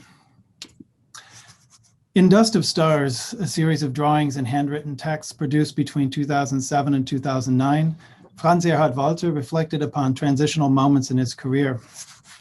One of the entries for 1957, the year he turned 18, indicates his initial excitement at having been admitted to the Werkkunstschule Offenbach, the School of Applied Arts near Frankfurt. Here, Walther hoped that he would find what he called solid footing for the art experiments that he had carried so far out on his own. He lists a number of skills he wanted to develop, including studying painting techniques, color theory, and art history. However, soon after starting the program, he reports that, quote, "The daily routine as a student proved to be different. Soon the school-like assignments bored me," end quote. And while he soon left the Werkkunstschule for study at more traditional art academies, Walther later benefited from learning precision hand lettering and the use of stencils to produce images with the practical appeal of commercial signage. This grounding in pragmatic decision-making and consistent technique had a significant impact on much of his subsequent output, even as he went on to embrace an experimental approach that unhinged traditional conceptions of medium, material, and spectatorship. Walther's vocational exercises at Offenbach led to his Wortbilder, or word pictures of the late 1950s, a body of work to which the 1958 Tempo belongs. He has spoken of these images as prompting the viewer to envision a relationship between the shape of the word, its location on the sheet, and the chosen colors. In this reference to the museum, the word seems to rest at the bottom of the sheet of paper, giving it a sense of downward gravitational pull that suggests the built environment, as does the color of the ground, which resembles concrete. With these images' bold sans serif fonts, one is reminded of the modernist Bauhaus-derived typefaces with their assertive structural and communicational clarity. At the same time, by detaching the words from any functional purpose, Walther allows them to float as images within the frames, conveying meaning as much through form as through linguistic association. Walther's abiding interest in the instructional value of diagrams, sketches, and graphic layout might seem to contradict his nurturing in the 1960s and 70s of an active viewer participant who, while guided by a clear set of parameters, was encouraged to challenge the artist's own agency. However, I want to suggest that these two tendencies, the control of the work's basic operational parameters and the relinquishment of authority, actually worked in tandem as Walther established a radical approach to authorship that helped to destabilize post-war dichotomies between objectivity and subjectivity and between functionalism and formalism in West German sculpture. In the decade before he took up a teaching post in 1970 at the Art Academy in Hamburg, Walther developed a sculptural language and set of terms for the formation of a revitalized viewing public. Yet despite his clear departure from sculptural tradition, Walther did not fully abandon Konrad Adenauer's post-war call to order and rejection of experimentation. Aspects of industrial standardization in Walther's work of the 1960s, which when viewed through the lens of his early education, bear some affinities with the desk-based learning he claimed to want to leave behind. As demonstrated by his recent string of large-scale career survey exhibitions, Walther has long reflected upon his past works as he has sought to identify a developmental through line in his practice.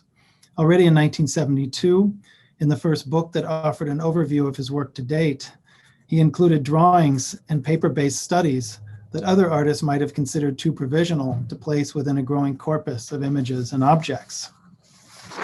The products of class assignments, such as this drawing of packaging for an ordinary food item, occupy an important place in Walther's work monograph, edited by the curator Götz Adriani, who organized the accompanying exhibition in 1972 at the Kunsthalle Tübingen. They demonstrate Walther's early affinity for close observation of his everyday environment while illustrating his innate drawing skills. The earliest work included in the book is this pencil drawing of a bundle of string wrapped around a wooden stick. Its 1955 date establishes the fact that Walther's facility for drawing preceded his studies at the Werkkunstschule. He would have been 15 or 16 when he produced this finely detailed image. As early as 1957, the year in which Walther entered the Werkkunstschule, he showed signs of a changing attitude toward the position of objects in his conception of the work of art. These two drawings, included in the work monograph of a set of gear shafts seen from above in an oblique angle, convey technical precision and place the mechanical component in the exact center of the sheet of paper. One is a schematic line drawing that highlights the object's contours, while the other includes loosely applied pencil to indicate shading and texture. The drawings offer an image of the abundance of post-war industry, with a carefully crafted and purpose-driven machine component holding the promise of technological progress.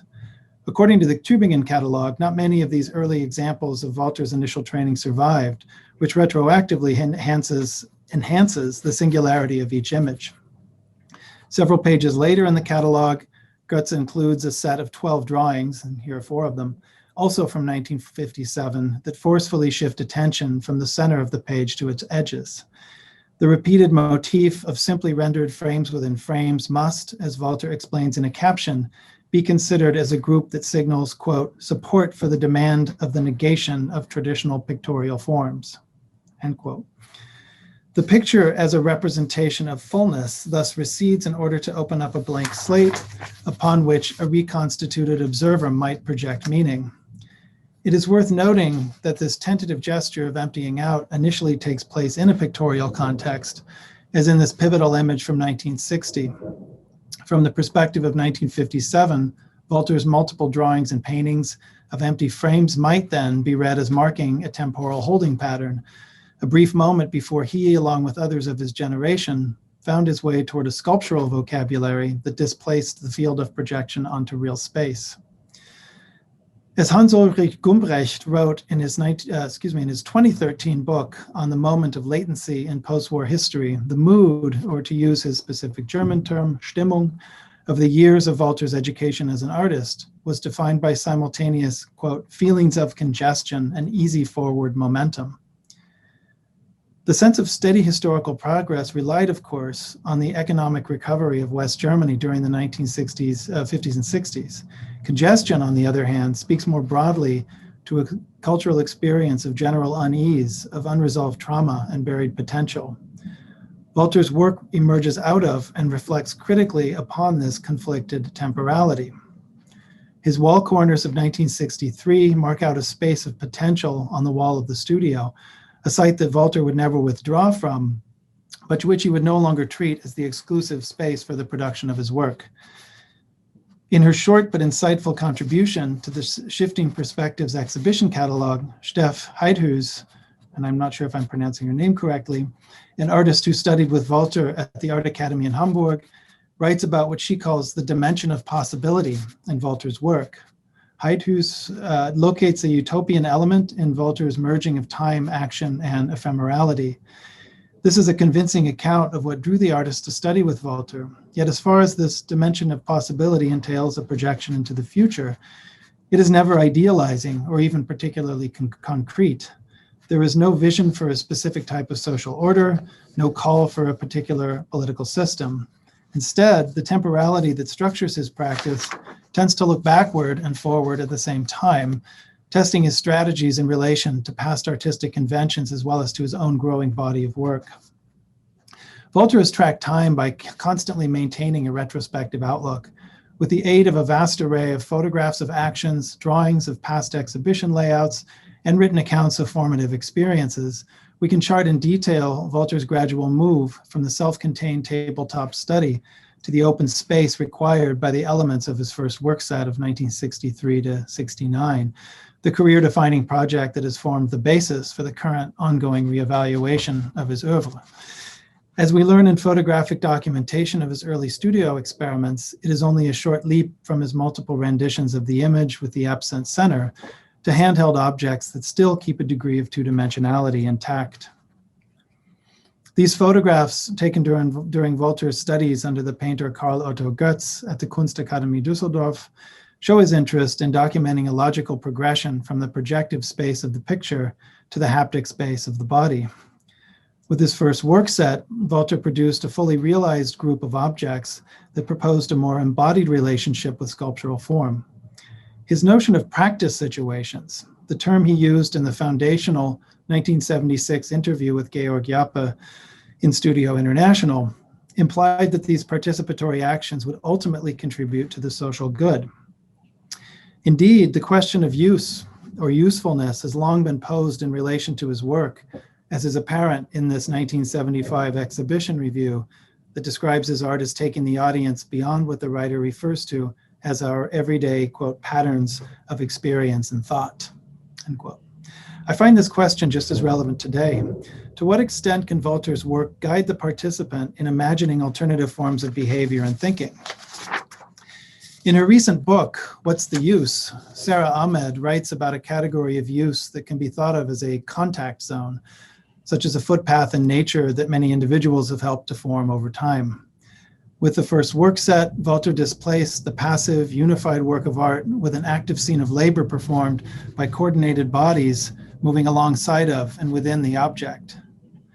Many of these objects are thus, in a certain sense, contact zones, but they leave no physical trace, instead offering a relatively useless activity that nevertheless hints at a more humane, egalitarian, and purposeful mode of social interaction. Each element in the group carries its own title, the phrasing of which has, as a result of Walther's habitual tinkering with terminology, changed over the decades. For this particular item from 1967, Walther gave it, in his 1968 book, Objekte benutzen, or Objects Use, the unusually politically loaded title of Object to Understand Brutality. The act of filling the empty sleeves of the fabric square with hay does evoke a gesture of caring, of instantiating a fullness of the frame that implies softness and warmth in opposition to brutality and violence. Still, Walther disrupted the self-contained logic of the sculptural object only to remain partially anchored in a modernist structure of linear progress and productivity. This has to do with the way that the bodies of individuals and groups fall into line, arrange themselves in geometrical formations, and generally follow the artist's instructions. Should we be surprised or disappointed by his decision in 1982 to change the title to Sculpture 5 States? It certainly strips the objects of some of their earlier political and even emotional connotations, but then again, Walther does not make overt political claims for his work. Various writers have noted the regimented, sometimes even rigid relationship between Walther's participants and the objects in the work set, an experience that is counterbalanced by the forgiving edges of the cotton material and the slow contemplative pacing of the action. For all of the work's 1960s era emphasis on collectivity and cooperation, it never promotes a falsely emancipatory social space. Rather, the self-consciousness of the participant, who has only limited agency during these practice situations, allows a new relationship with the art object to take hold, a relationship that requires the viewer, as it has the artist, to search for the appropriate descriptive terms. Walther offered his objects as spaces of reflection that might at some point transform into spheres of action. However, his belated international reception would seem to indicate that the necessary frame of reference was not yet in place in the 1960s and 70s, such that he and his viewer participants could, for the time being, only practice. As with other artists of his generation, he sought to leave the past behind while acknowledging that the future was not yet at hand, compelling him in the present to pursue an art of preparation. This work, which in 1968 Walther called Preparation Object, has since 1982 been referred to as Sack and Hood. His alteration of the title downplays the implication of action and instead emphasizes the shapes and their relationship to common things. Does this terminological transformation prioritize a formal reading and foreclose the potential for social impact? Have museums contributed to what we might think of as the taming of these objects through their aestheticization? Or has Walther actually rescued formalism from its modernist associations with elitism, medium specificity, and the autonomy of the art object? Finally, now that Walther has been preparing his audience for over 60 years, how have we advanced, and what, if anything, can we recognize in the work today that could not be fully comprehended at the time? I hope to discuss these questions and others during our conversation. Thanks. Thanks a lot, Gregory. Stop screen sharing. 1 sec. There you go.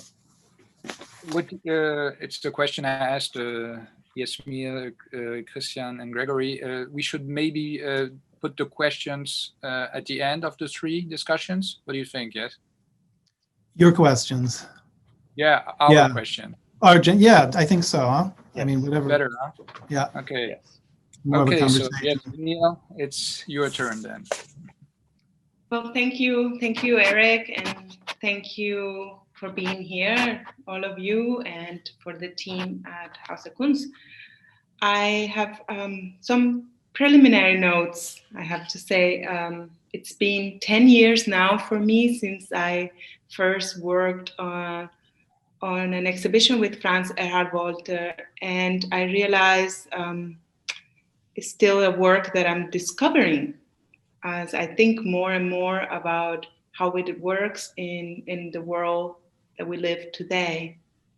And I wanted to begin by reminding us of the Avalanche insert, the pages in Avalanche from the spring of 1972, and how Franz Erhard Walther's work appear in this issue alongside already legendary artist Philip Glass and game changers, we can say emerging artists at that time, already quite well known, Robert Morris on one hand, Larry Levay on the other, and the dancer Yvonne Rainer.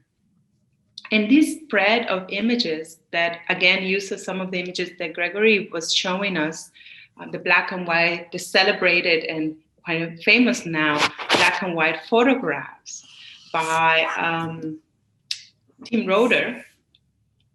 These photographs have helped a lot on the understanding of what goes on in Franz's work. And I want to begin by talking a little bit about how that worked. It was a 4-page spread in the magazine.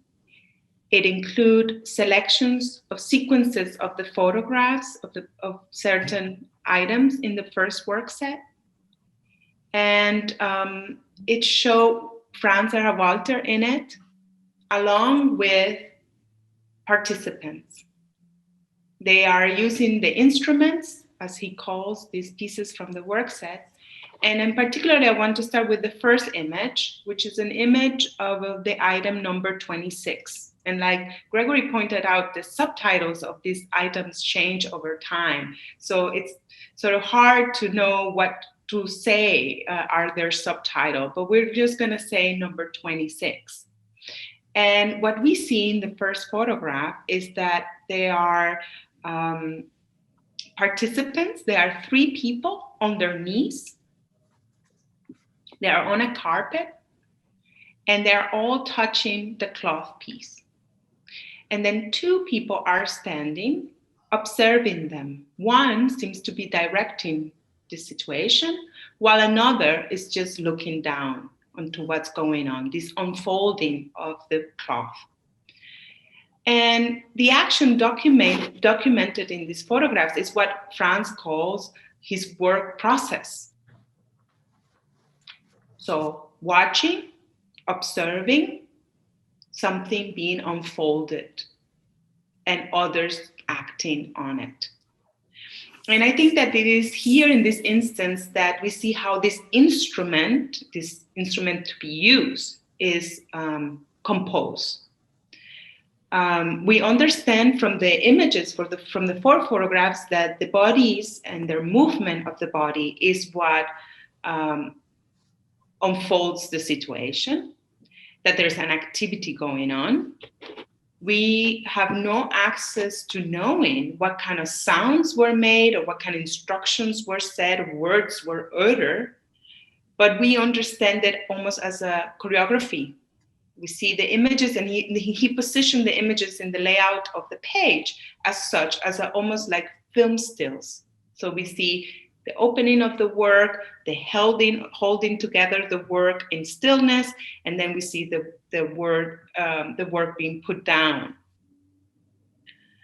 What was also interesting in this avalanche issue is that his writing is included. And this is the elasticity about Franz's work that we find so fascinating, that from the beginning, works, drawings, images come together with language. So his great affinity and love for the English language, I would say, and also the German language, obviously his mother tongue, but also the English language. This is something that I find always again and again so exciting about him, that early on he embraces this bilingual condition, and in this allowed him a great vehicle to participate in an international arena of the art world at that time and still today.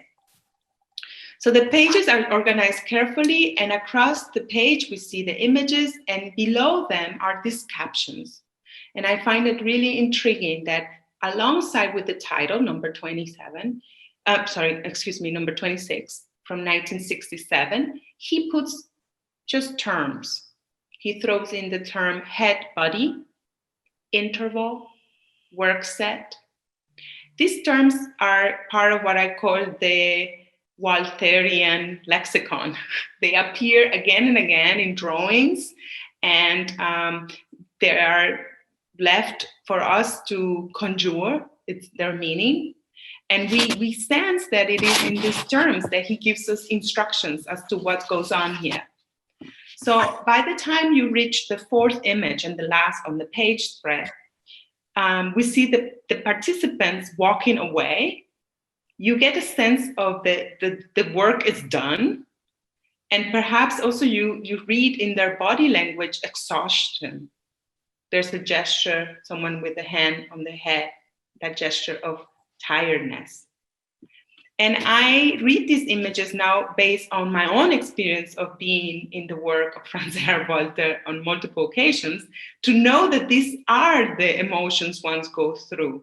that there are the physical demands of the work also comes with emotional demands, and that a demonstration of a Franz Erhard Walther is exactly how we see it in these photographs, that they take time, there's an element of improvisation, and that you're drawing up something, right? You're drawing up a space, you're drawing up a moment, and that demands some effort, some energy, some physical and psychological demand.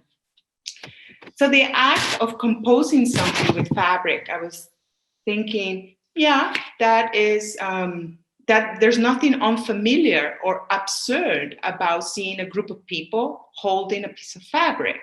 We see them when people are raising a flag. We see it when a group of people are installing a tent in a forest, or also in your own home. If you are folding the linens, you have perhaps made the experience that it's far easier and efficient if you do it with another person. So the actual action of folding and unfolding a piece of cloth is not so bizarre. But somehow we have been, for generations now, told this idea of being independent, of being self-sufficient, of living autonomous lives in which we are to erect our own tent in the wood and also fold our own linens on our own. And so somehow we have come to believe that that is possible, doable, and even better than doing it with others. And I think it is here in this conjurer that Franz comes and puts the surprise on us, that actually there are certain things that are meant to be done with other people.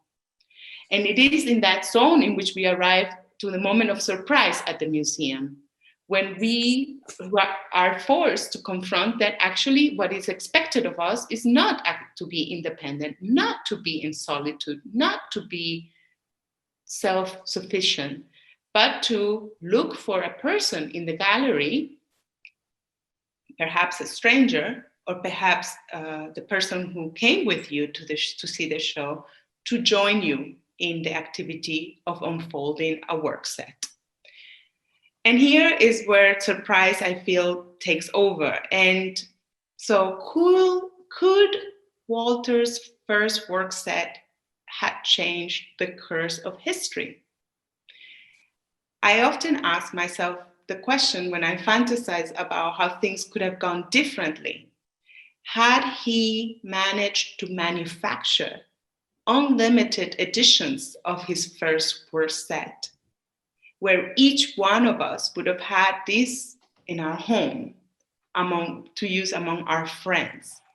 And why do I have this fantasy? Well, days like today, when we are in a lockdown here in Frankfurt, in a light lockdown, I would have loved to have a work set in my home to play it out, put it in a situation with people who are close to me. Because Franz had this sentence that he wrote, that the work set, and I think this applied to his work in general, were made with a sense of responsibility. He said, and he says, I am involved in a collective situation, which I have in part created. I am responsible to others. The situation collapses if I withdraw. At the same time, this is the contradiction that he often swings in his statements. And he says, the instrument does not force me to feel responsible to the others. The participants can create a situation which involves no responsibility to others. So here I see is this dialectic that Franz has with language, but also with the idea of what art is. Is it to be used? Perhaps. If it's used, he's saying that he's responsible for those actions, that they collapse if he's not there. And yet he says, but the participants can create a situation which involves no responsibility of others.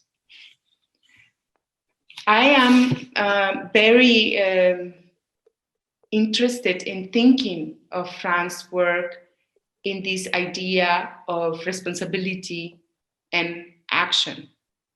For tonight, I thought to put the words together, drawing up,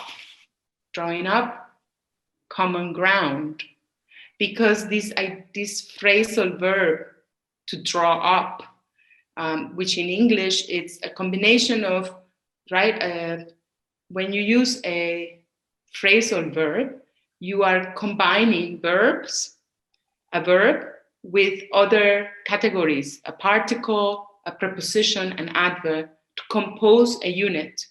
And I think with Franz's work, you have this effect of a phrasal verb that is composed and formulated in a time and in a space, and that operates with this tension of not being a verb alone and not being an adverb, but being in this construction.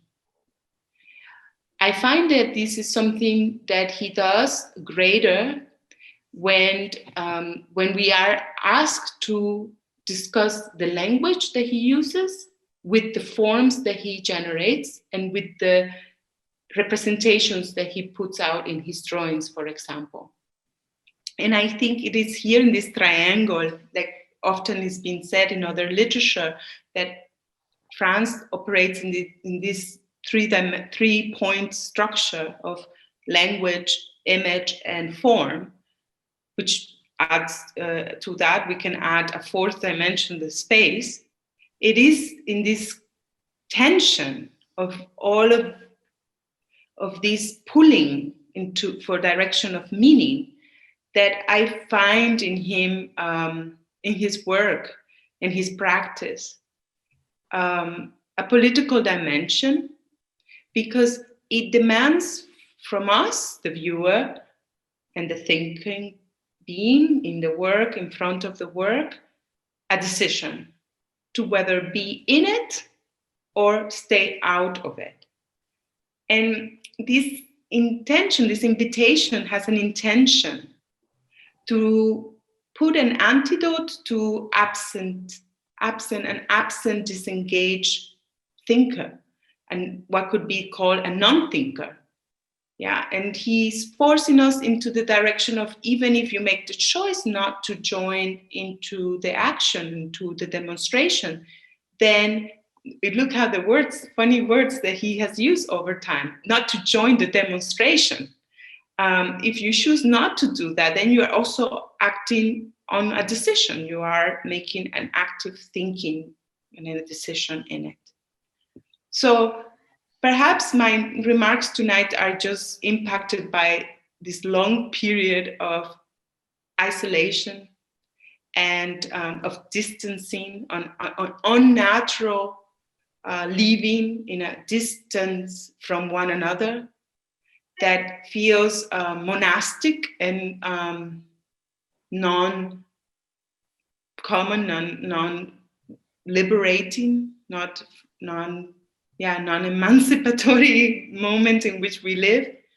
And I look forward to the reversal of this time, where we can engage again in reciprocal presence, connecting through thinking and being, and following how Franz's work has demonstrated that we can draw on our energy, draw up from our energy to reach a common ground and a common good. So these are my thoughts for tonight on his work. Thanks. Thanks a lot, Yasmir. There will be a lot to discuss, I think. Christian, your turn. Thank you, Eric, and thank you for inviting me, and thank you to Jana and Andrea and everyone at Haus der Kunst for setting this up.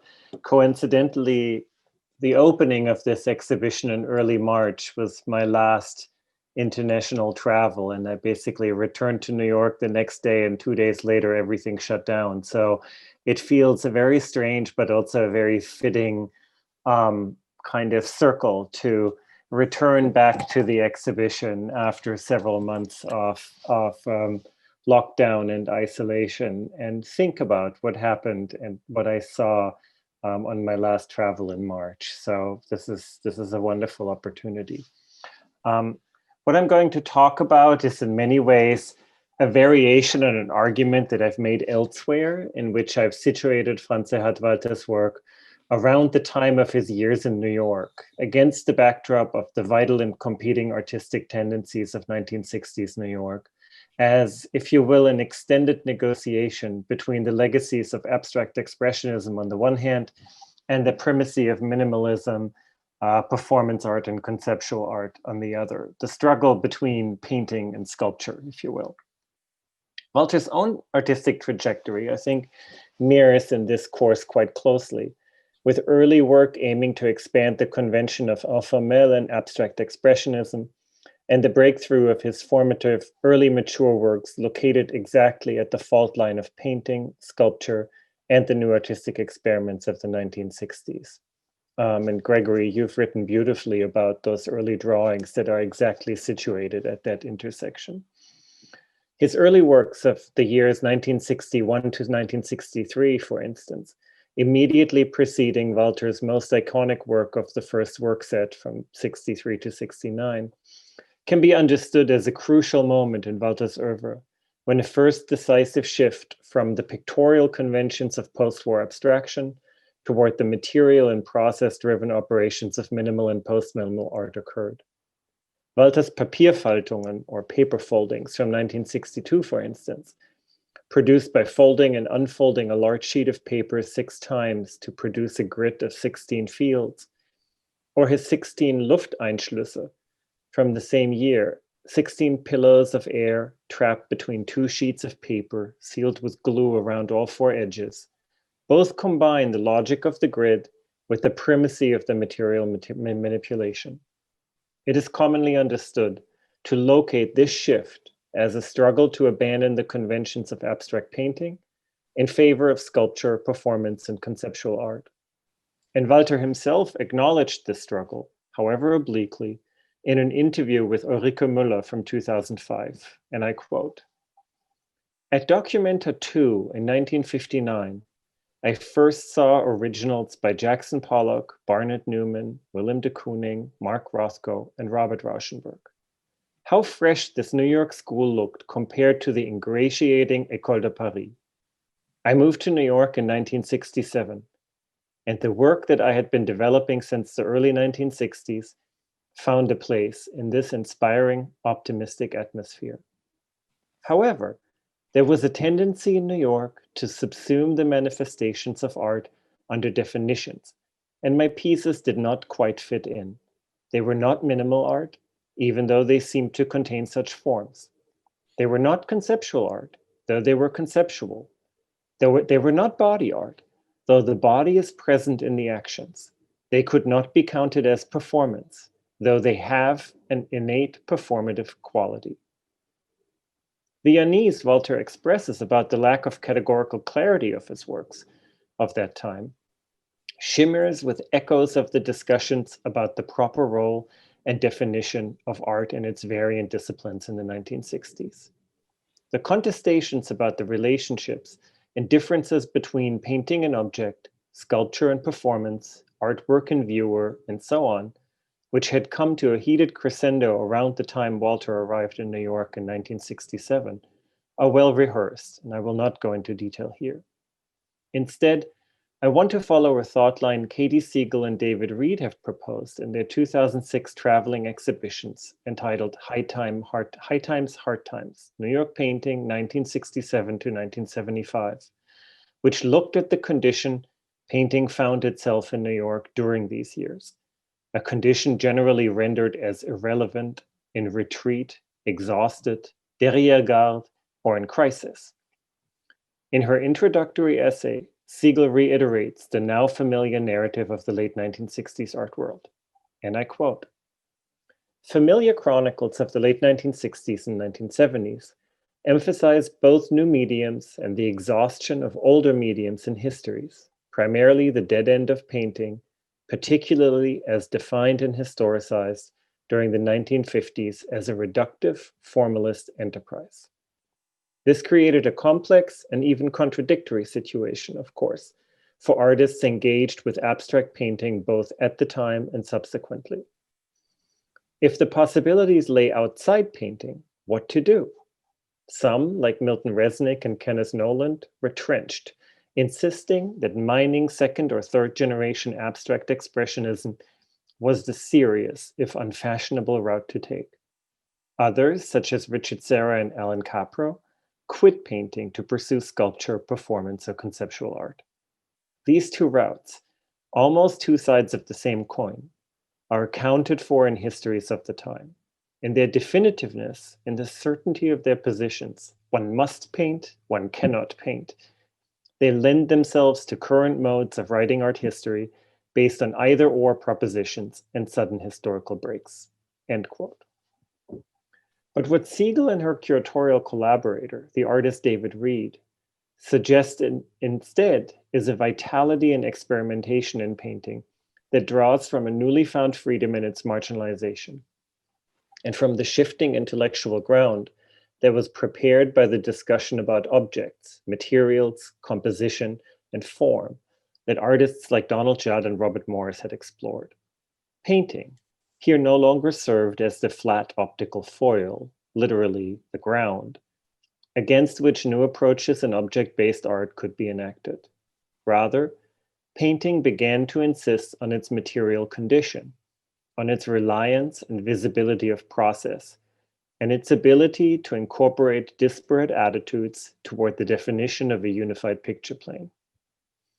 Against the antagonism, one must paint, one cannot paint, Siegel proposes an understanding of painting's possibilities that is defined by permissiveness, not restriction. And I quote again, "The very possibility and ubiquity of fluidity among mediums also signaled an end to the definition of painting in its medium-specific maximum security incarnation. That is, maybe painting wasn't at an end, defeated by sculpture, but only a certain definition of painting. And perhaps painting even benefited from the liberation that this entailed," end quote. Most strikingly, Siegel and Reed opened up the cast of protagonists, bringing into view women artists, African-American artists, and foreigners living in New York to suggest that, paradoxically, the former chief discipline of painting had become marginal enough to be recognized and utilized by a group of ambitious artists who found themselves on the margins. Elizabeth Murray and Mary Heilman, Linda Banglis and Dorothea Rockburn, Al Loving and Jack Whitten, Sam Gilliam and Alan Shields, Michael Venezia and Roy Comer, Pat Steer and Ron Gorchow, as well as Germans like Blinky Palermo and Franz Erhard Walther, all serve as a cast of artists proudly operating on the edges of painting. Some literally working along the very boundaries of where a painting ceases to be reasonably called as such, others by infusing their pictorial practice with wider or more urgent desires and passions, from feminism to civil rights.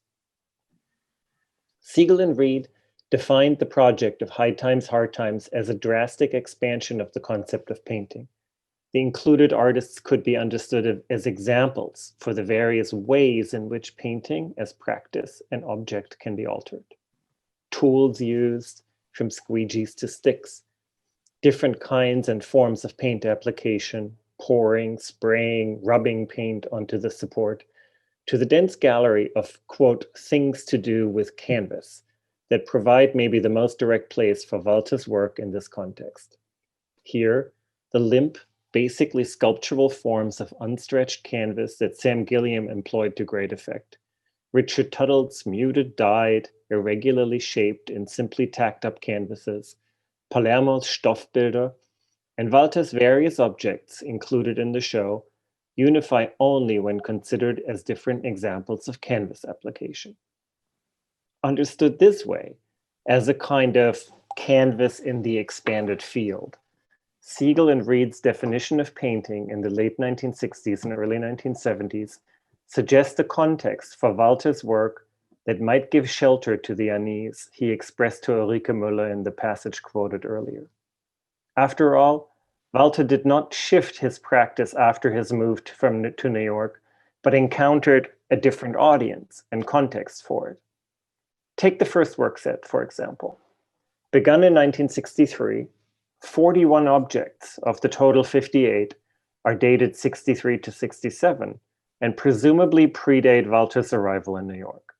The remaining 17 objects, dated 1968 to 1969, were produced or finished in New York.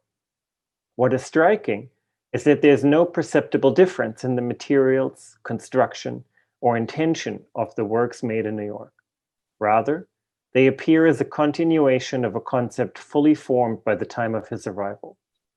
If anything, the number of works intended to be used by multiple persons, from 2 to 10, seemed to increase in frequency, suggesting that as the work neared its conclusion in the series, the dialogical or communal aspects became emboldened. What to me is most striking is their color. Unlike the bold colors of red, yellow, blue, and orange, shades of primary and secondary colors that are so distinctive and vivid in most of Walther's later work, these 58 objects have a muted range. Their colors go from an unbleached off-white to various shades of dark red, dark green, dark gray, black, and gray-green. The utilitarian and slightly militaristic air suggests a color scheme that Walther brought to New York from the landscape of his upbringing. The shades of green, brown, and gray of the open fields and forest clearings of the Rhön, into which Walther often ventured to enact his objects for the documentary eye of the camera. And Gregory, you showed some, and it's very nice to have them here. I think these photographs in many ways are absolutely crucial to the discussion. And it's interesting that they're all black and white. Otherwise, I think the kind of color similarities between the objects and the landscapes would immediately become much more apparent. Crucially, their color in the context of an expanded definition of painting must be understood as an inherent rather than an applied quality. The dye being literally within the fabric itself, not applied in a gesture of pictorial choice, and being inseparable from the material itself. And I think the same would go for the objects in the landscape. Just as importantly, Walther's use of these fabrics distinguishes itself fundamentally from the work of another German artist who moved to New York a few years after Walther. Blinky Palermo, whose Stoffbilder or fabric paintings date to almost exactly the same period of the work set, 66 to 72. Even though Palermo also used store-bought fabrics that would be sewn together to form blocks of 2 or 3 contrasting colored fields, which are then stretched onto canvas, Palermo conceived of his Stoffbilder fundamentally as painterly, as pictorial objects. Ultimately, Palermo simply used the fabrics as a novel way to update the monochrome compositional field with the ready-made material sensibility of minimalism. No internal logic between the fabric and its colors exists. And the colors, although often the given dyes of the acquired fabrics, do not read as materially inherent, but simply as pictorially convenient. All of this is to say that support, color, composition, context are all inherently painterly categories that could be applied to Walther's objects. What distinguishes them from Siegel and Reed's argument of painterly practice as material experimentation is Walther's consistency of material choices and consideration of color based on context. If the first work set is indeed influenced in their coloration and initial staging by Walther's experience of the Rhön landscapes, a reference that must have read as unfamiliar in 1960s New York, the strong colors of his later work would have been clearly understood by Donald Judd or Sam Gilliam and might be situated at home in the lofts and galleries of Soho. They update notions of the monumental color field and the monochrome reductions, while expanding the use of canvas from support to container. And maybe they allow the suggestion of a sightedness of color, a reference to the natural landscapes and industrial environments that define Walther's trajectory of the 1960s. Thank you. Thanks a lot, Christian. Wow. Okay. Shall we start with Gregory? Sure. Sure. Yeah. Okay. Actually, Gregory, the question I wanted to ask you, but there are some familiarities with Christian's intervention, is that this relation to painting and early works in Walther's work is more complex than we think, and then that the art history might have told us. So this, how can we say, this phantasm of a shift from painting to a kind of minimalistic practice is not so evident. And what also interests me is what you told us about this changes of titles in the 80s. Do you think it's also related to the context of this of the Bilderstreit in the 80s and this return of painting and so on, and this formal aspect that comes back? Do you think you can contextualize this?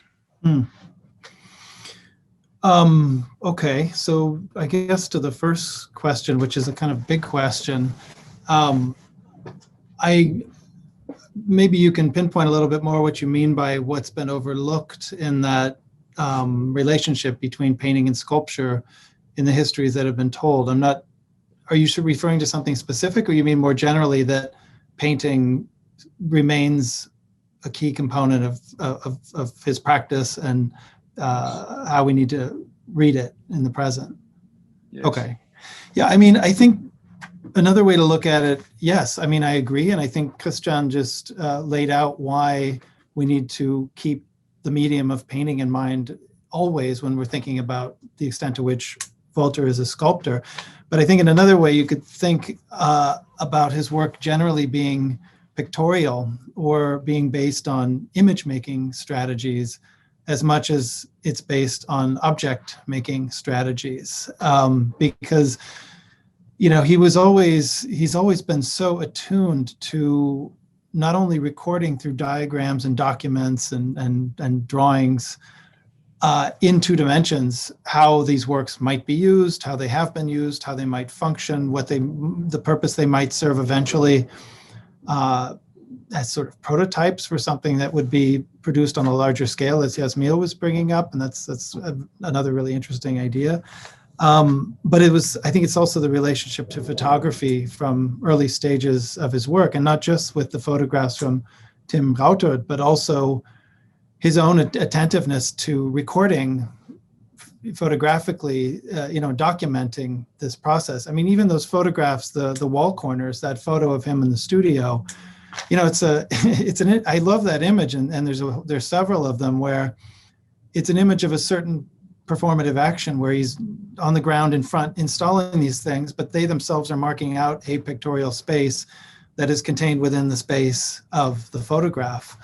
And so I guess painting is just one point on a spectrum of pictoriality and image making practices within his larger body of work.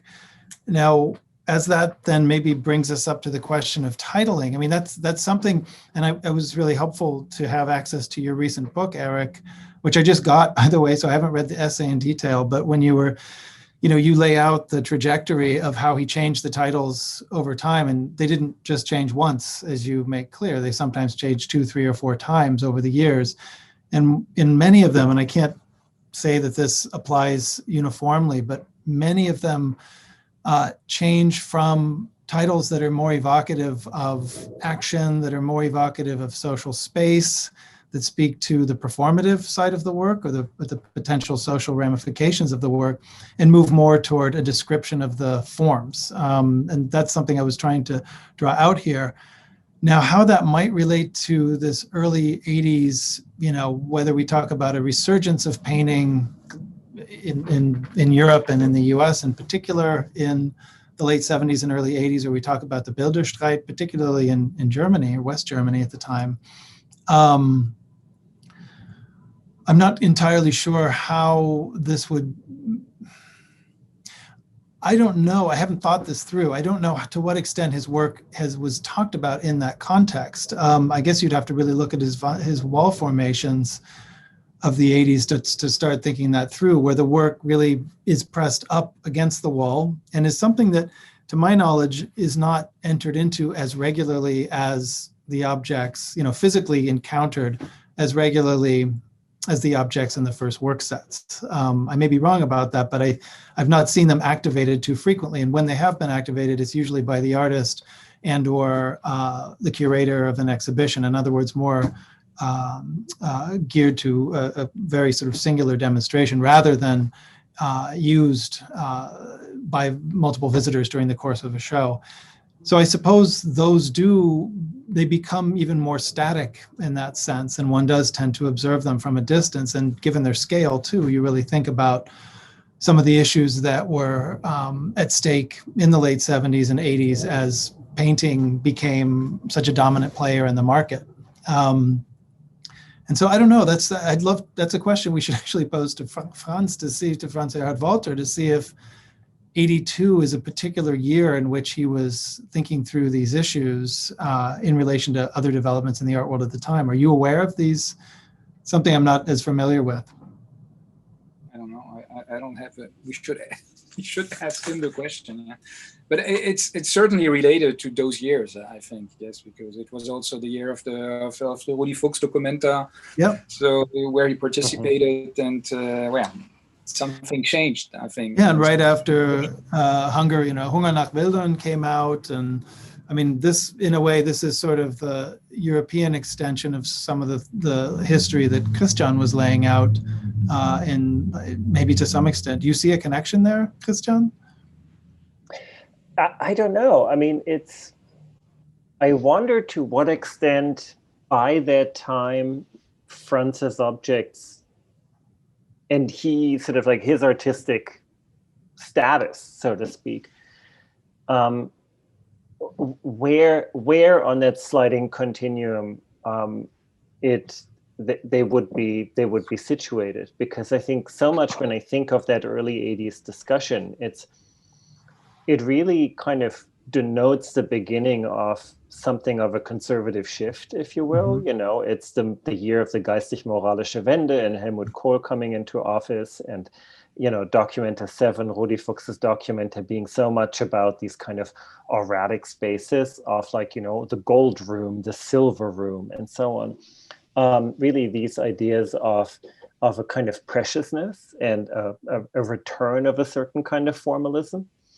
And I wonder if Franz's success as an artist by that time maybe kind of shifted the reading of his work from that period away from an emphasis of the kind of experimental and sort of like intersectional nature of the works towards more of a kind of monumental, established, somewhat, a kind of, like, I wonder if the discussion of that moment positions him in a position of a kind of on the conservative side or the progressive side of the argument, so to speak, even though the work contains different answers. I think the public perception may have been one that puts him closer to, I don't know, Richard Serra, say, than Yvonne Rainer, if you will. So that's. I mean, I was 11 at the time, so it's a little early for me to really clearly have a sense of memory of that, from my own perspective. But yeah. But certainly the paintings and their abstraction, and their abstractness, they definitely do not take part in the debates around neo-expressionism, of gestural painting, big, splashy, muscular forms of painting. If anything, they're much more attached to a legacy of abstraction. And what adds to these works, the wall formations, that it's a kind of intermediary figure, is that of the body of the person entering them is often also wearing something, and usually in the same color as the wall formation itself. And so there's this kind of, I guess maybe to come back to the first part of your question, Eric, it does then trouble the idea that sculpture is really the dominant term here, because now you're embodying painting as much as you're embodying sculpture. Right. I guess the question is, if you look at that moment, do you look at that moment through the lens of painting, or do you look at it through the lens of a kind of similar discussion that happened in sculpture in Germany at the same time, that I think also played itself out with people like, I don't know, Gerhard Merz and Günter Förk, you know, as like two positions at that time, where a kind of monumentality and a language of abstraction all of a sudden became articulated with a question of power, you know, where kind of a reference to reductivist or formalist traditions of the avant-garde became less associated with Bauhaus and more associated with fascism. And so, you know, you have these kind of the re-articulation of all these languages at that time through the lens of a kind of neoconservative impulse that plays itself out in a kind of privileging of certain expressive tendencies in figurative painting and expressive painting, but also through the articulation of certain abstract tendencies in sculpture by emphasizing kind of monumentality, by emphasizing blankness, by emphasizing power, by emphasizing kind of rationality as a discourse that kind of has this through line from, say, Terragni to Mussolini or something like that. And so how Walther's work plays itself within that particular moment in the first half of the 1980s is not something that I have an answer to, but I've never thought about it that way. So it's a strange detour that our conversation is taking, but I find it interesting. But I guess, Christian, that the trick here was fabric. Mm-hmm. That the red herring here is that where those guys were using, you know, monumental scale, but also materials that have a certain novelty and a certain power. Here comes Franz with a material that in itself has brings a political question. Mm-hmm. It doesn't sit well among the big guys that he was using fabric. And still, I think those large works from the 80s, they dismantled that ego trip of that whole generation. When you are in front of Franz's work, there is radicality, a neo-feminism coming out of it that is strange and that does not speak to that macho generation. I don't know. I still find the work really rebellious, even in the 80s. And I think it's the fabric and the colors. It's not sitting well with Richard Serra, let's say. So you would say that there's a kind of contradiction and a kind of dialectic, as you said also in your speech, in those works.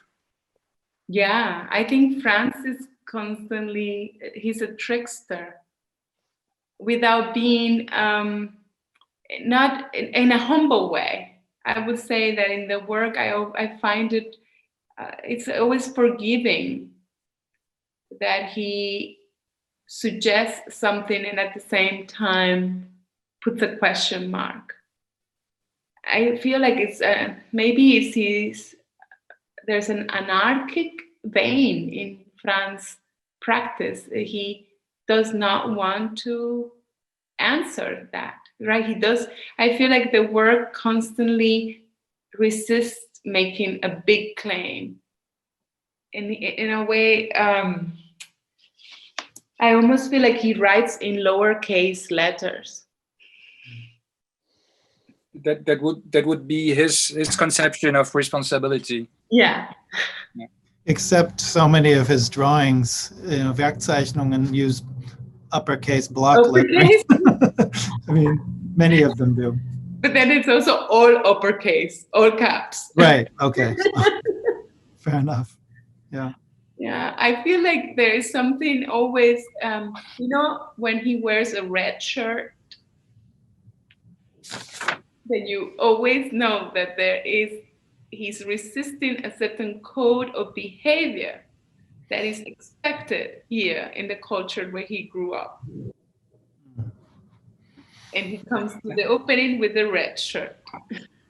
Well, So I the mean, famous red shirt, yes. But like if we think about the shirt, and that starts getting you thinking about things that are mass produced.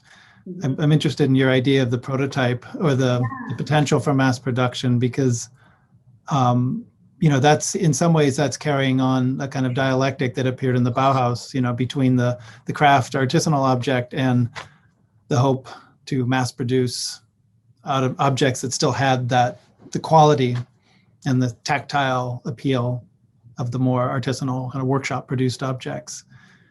Yeah, I think if he was doing it today, knowing what we know, and artists, we have a number of references of artists who are doing really large scale productions. He could have done it. I feel like there's an energy in the work that makes that suggestion clear to me. In that I think of like Lucio Fontana, 68, when he inserted the multiple along with the book of his book. And that was for everybody who could buy it. It was unlimited, right? And unfortunately, Fontana died that year. But I have a sense from the fact that Franz started with 10 for the work sets, for example. But then he did other pieces that were smaller, like the book, that he also did on a larger edition number. That had he had the support of a manufacturing, we could ask him. This will be my question for him. Had he had the support of a nice German family-sized manufacturing company, had he gone to produce these on a larger scale for all people?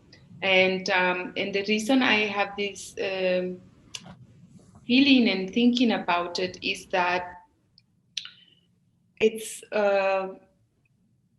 makes me think that the ambition in the pieces like the work set and even later, and even singular pieces, suggests his ambition was to reach a larger number of people. And then recently, I remember a conversation about the lending of the work. Does anybody remember this? That at one point, Franz thought that you could borrow actually the work sets. That you could from museums or museums. So this idea of a human, a civilian, borrowing a work of art. This already gave me the sense that we should ask him if he had ever thought about mass production, because if he already had the idea that visitors could enter a contract with a museum and borrow a work. He thought about it, I think, but it was just too complicated also on the technical aspect. He just wanted Johanna to make the pieces, and he could have not, industry could have, it would have been possible for him. So he was very attached to this craftsmanship, but he wanted also the thing to be democratic, but it didn't work. He couldn't find the equation between the two. It wasn't possible. Uniclo? I have a question I have a feeling our conversation is touching upon two different aspects in a way. On the one hand, it's where we've talked a lot about in our presentations about these moments of kind of expansion and intersection of various disciplines, where performance and the object and painting and drawing and installation and performance and interaction and documentation all kind of overlap, and the difficulty of determining the proper place or the proper term of the work, and that there is maybe an ambiguity or an evasiveness within the kind of categorical conditions of the work, and a shiftingness or an insistence that that relationship is always more complicated than an either or. And I think, Yasmil, you've reminded us a lot about the ethics of the work and the kind of like the aspects of choice that underlies a kind of democracy, if you will, that you've just brought up the kind of democratization of the art object through mass production and dissemination. But earlier you were talking about something which I think still rings with me, which is that the works are designed in such a way that they force you or require you to make a choice in your relation toward them, that you can choose to participate or not. You can choose to observe or enact, but that those choices, even though, there are choices of participation or non-participation, of engagement or non-engagement, but both are in a way valid choices within a democratic society and a democratic procedure. And so I wonder if we can find a way to kind of bring together or to think together the kind of material and procedural and categorical kind of openness and ambiguity of the work, and the insistence on open-endedness in what it is as a kind of an object, and in a way the insistence on a certain kind of choice that you have to make as a viewer and as a participant. So there's a kind of an ethics of possibility, materially speaking, but an ethics of kind of taking responsibility that the work engenders in all of us. And they seem to be related to me, but also oppositional in some way. And I can't bring them together more than that. But Yasmil, I rely on you to bring your wisdom to this. You know how I came to learn the name of Franz Erhard Walther through Tino Segal. So that was the first time I heard of Franz, was in Minneapolis when Tino Segal came in 2006 or 7 to do a residency preparations for his show there. And he mentioned Franz. And so for me it was really revelatory to go to library and to look up. The Walker had some books on France, and multiple actually, and then it made me understand that how Tino was describing the trajectory from the Situationist International to his reality in use of dance. And as a form to create, construct situations. And then it was clearer to me because I think that's what it's all about. It's game theory with Franz. I have the impression from experiencing the work and working with him that, and even his use of language, it comes from a game, from almost theories of games, and wanting to incite an action or trigger an action to construct a number of activities around it. And that has to be open-ended, because there's, in this game, the game is no rules. So I feel like it's how he, so it's my way of reading the work through my encounter of Tino first into Franz. That's how I read it, almost like anachronistically, that theories of game that have been important to Tino Segal actually were first experienced in Franz's work.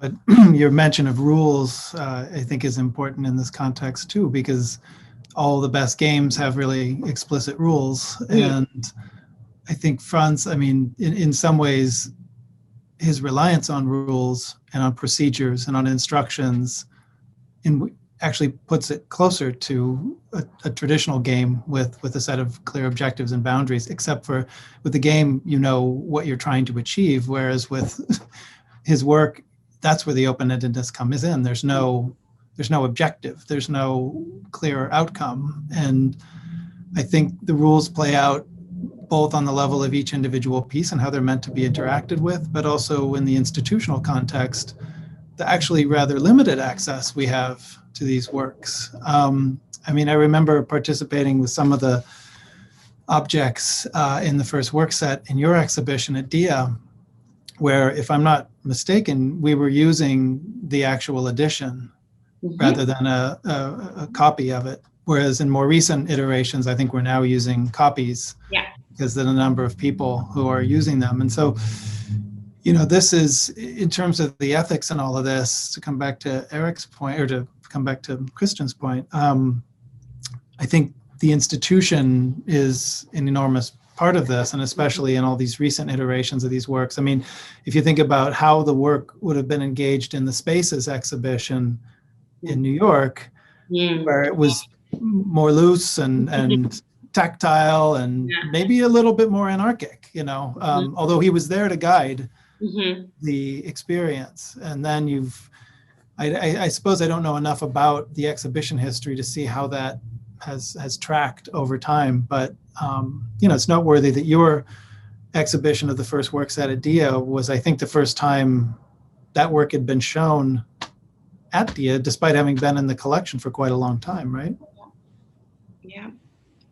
This is a good question also for Franz, because I've always wanted to, in a way, I think he has answered it on other occasions, but somehow I don't seem to remember exactly what triggered the decision of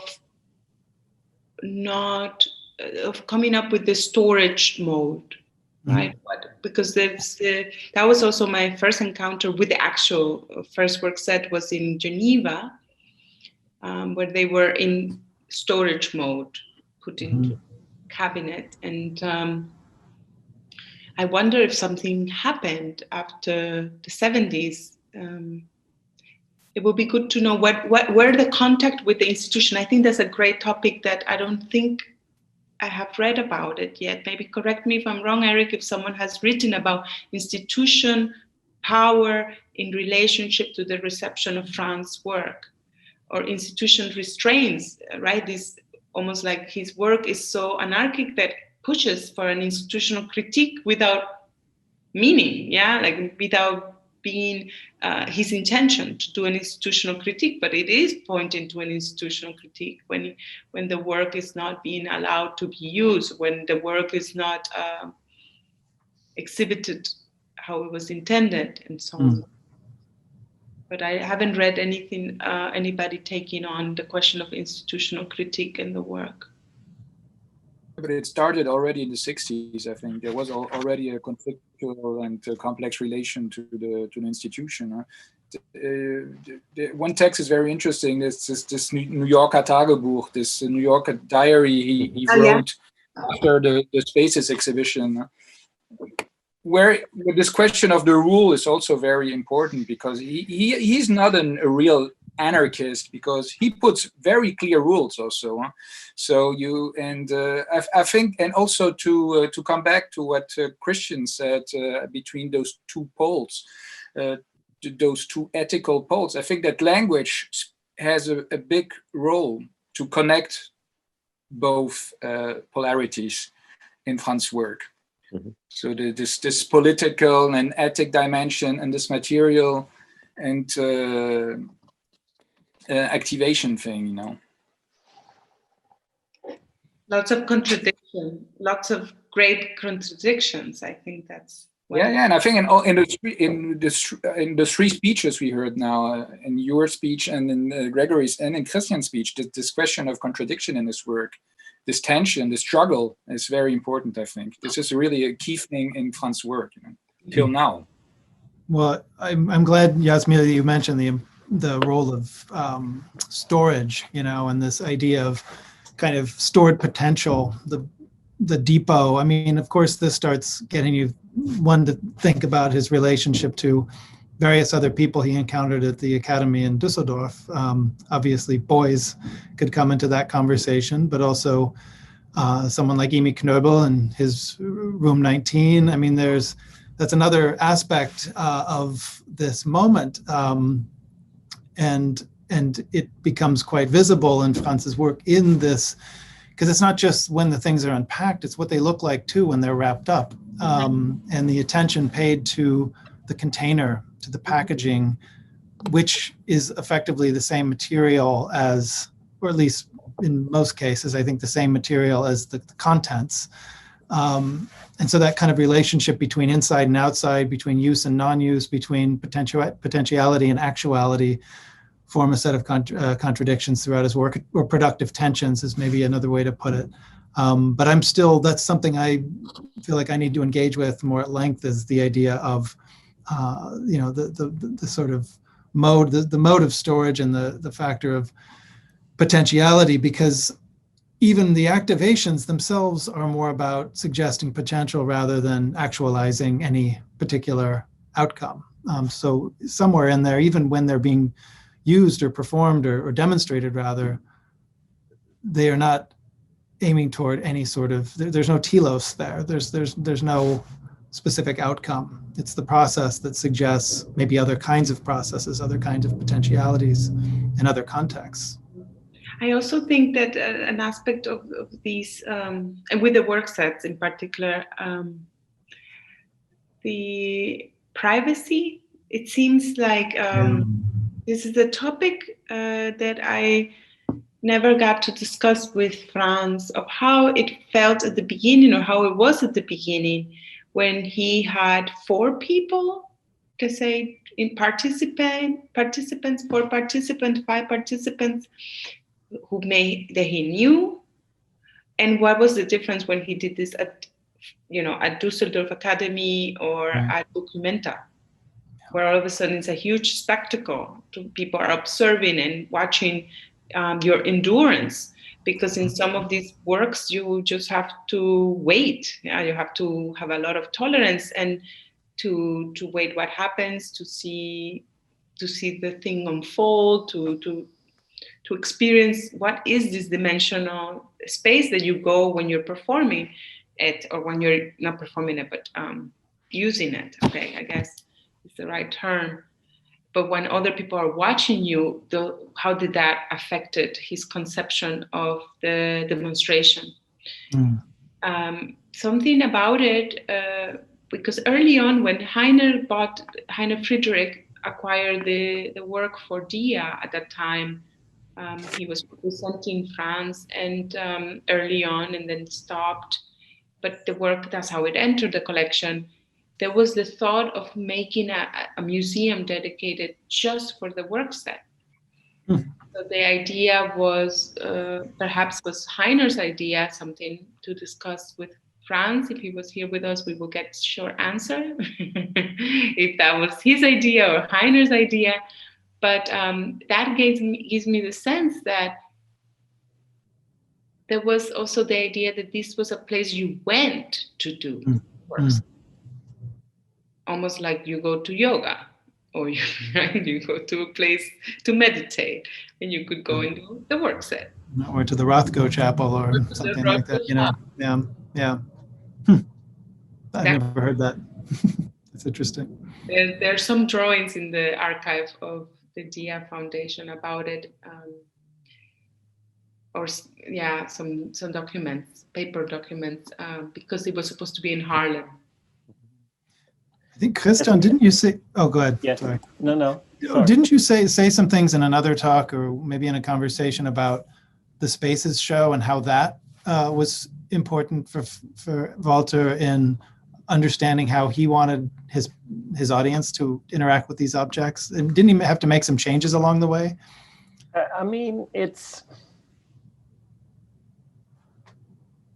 I don't remember exactly sort of how that played itself out, but it's, I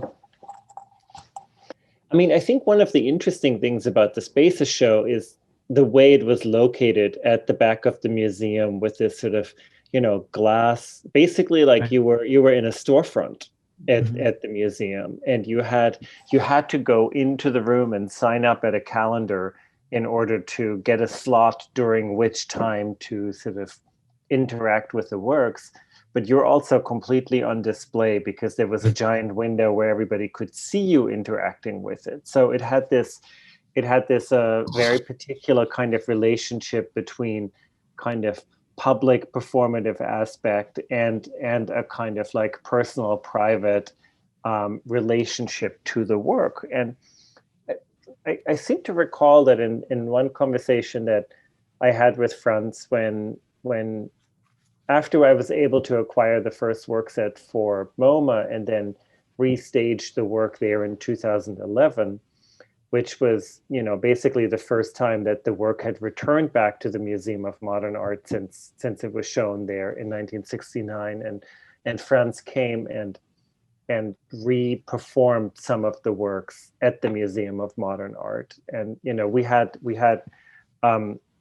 kind of ghost pieces, replicas there as well for the audience to interact with. But one of the things that he was talking about was that the ultimately frustrating or difficult or most difficult part was to find a way to explain how to set the boundaries for how an object was supposed to function, and then to allow the participants to find their own freedom within that. So I think you're exactly right, Gregory, that you're pointing out to the strictness and rule-based aspects that these works have. They're not just, they're not there for like free expression and you use them in every which way you want to. There's a kind of there's a right way to engage with these objects, and so that right way needs to be transmitted in a way that it doesn't become a strict kind of order, like do this, do that, but that within that right proper way of using the object, you can then sort of like modulate and find your own freedom within that. And I think that kind of relationship is in a way the most difficult and the most frustrating aspect in kind of articulating that relationship between object and participant in a way. And I somehow recall that I think the storage solution came out of that frustration. To find the storage form was a way of saying it becomes too difficult to have that conversation every single time the work gets activated. So let's find a different form of presenting it, because otherwise these objects are just sort of scattered on the floor, and that's not the right way I want these works to be. They're not a bas-relief, they're not a scatter piece, they're not about sort of the arbitrary or random distribution of objects on the floor. That's just the kind of the entropic state that they acquire after use. But if you can't use them, then let's find a different form for them. So in a funny way, Yasmil, you and I were thinking about the question of the storage exactly at the same time. It also reminded me, Gregory, when you were talking about other artists like Blinky, like Imi Knöbel and others, and Beuys kind of thinking about that, I immediately had to think of an early Thomas Schutte work from 1978 called Lager, which is essentially a storage of all these monochrome paintings leaning against the wall, which is, I think in a way, it would also be interesting to look at the sort of subsequent generation of German artists coming out of that discussion, either directly as students of Franz or as people who just had to grapple with the kind of propositions that the works proposed within a context of, post-1960s German art history, where the work just acquired a force that you had to take a position towards. Well, it's just remarkable. I know we have to wrap up, but it's just remarkable to think that this imposition of rules, the need to impose rules and come up with procedures, happens at the exact moment where rules and procedures are being broken around the world and resisted, in the late 1960s. Yeah. There's another way in which he's, in his moment and out of his moment historically at a lot of different points in his career. Right. Organizing freedom, to quote David Eliot. Thank you very much, Yasmil, Christian, and Gregory, for joining me for this panel and this very rich discussions we had. Thank you, Jana and Andrea and the Haus der Kunst for hosting us, and bye-bye. We see you soon. Yeah, see you soon. Thanks, everyone. Thank you. Eric. Thank you for having us. See you all. Yeah. Bye-bye.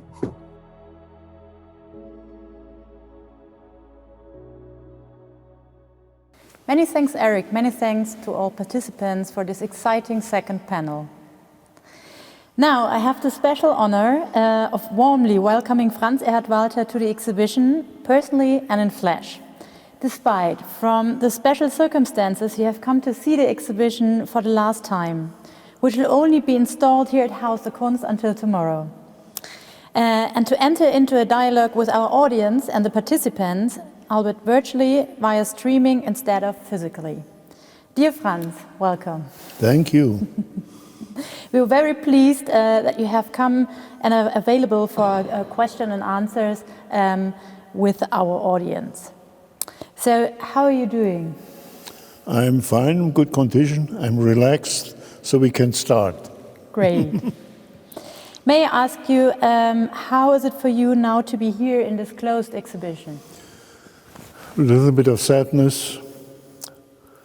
It was a wonderful show. I think a show like this I won't have for a long time. It's unique, I think. So, as I said, a little bit of sadness. It's very emotional, sorry. Yeah, sure, for sure. And of course, all these months, I didn't have the chance to come here because of this corona shit. So I saw in the beginning, of course, for a long time. And all the month when I haven't seen it, I had it so precisely in mind, every detail. So and often, by imagination, I was strolling through the show. I think you too. Yeah. Maybe let's pick up, you said sadness. So this streaming festival was created in the spirit of the work you produced during the first lockdown in the context of this exhibition. And it's called Anwesenheit, Presence, and an actual projection of a language piece on the west facade of Haus der Kunst. And we would like to be present in absence. And would you allow me to briefly summarize both panels for you and also our online community who were unable to follow both panels so far. So the first panel with Catherine Butt, Gregor Quack and Gaetan Werner was about what your work does to people but also to the museum. And to what extent, since the post-war period, you have become a pioneer here for changed art historiography. Big word. It's very touching. Thank you. Yeah, I would say how you confront the limits of classical narratives, for example, disciplinary limits that stem from Western modernism, with your initial unusual choice of materials and practice. Involving people, inviting them to take action, and to develop also a space of freedom, as Gaetan Werner called it, and to actively influence the world and people's encounters. Of course, you have not been described as an activist artist, but your art allows us to look at ourselves and our surroundings and our actions in the environment in a very different way. You make us active. So the role of material as a driver of economics, but also as a driver of rebellion was discussed. Fabric become a connector for people and society, for participation and freedom. It was also stated how strong these central themes in your work actually are, and even determine our society today in the digital sphere. In the age of a post-internet generation, where it is about networks and also open sources. How you have reflected on the body and the object, the material and the immaterial in this process. So the relationship between the body and the object as a starting point, but also how you have shaped a new image of the artist in the 20th century. beyond decades of old Western idea of the male genius? Oh, many questions at the same time. But first, there was a special situation at the end of the 50s where all this started. My desire was to extend the idea of work that's not only inherent of a shaped thing, maybe painting or sculpture, but I also thought of how to incorporate the former spectator. He shouldn't be only a spectator, he should turn into an actor. So I had to develop works which made this possible, making the body part of the work, or even the body as work. It was quite a thing to think that way at the end of the 50s, beginning of the 60s. Absolutely. Yeah, and I had some terms which were very important for me, like informel. So I was strongly related to the art of informel for the sake of more the term informel than the painting itself. Informel meant for me, art can't be without form and shape. It's impossible. But if we claim that the artwork doesn't have form, it's informel, what does that mean? Without form, without shape, formless, that can't be. So I thought of if those paintings, it was related to painting, if they have just a structure, a rhythm, no composition anymore, I have to imagine the idea of image in it, a project in it. So that means I have to take part and I have to act. So the whole thing starts with this simple idea that happened in Frankfurt at Städelschule, which was a funny thing at the situation, where was being discussed at that time whether abstract is a matter which is valid to work with in the academy. Yeah, I see.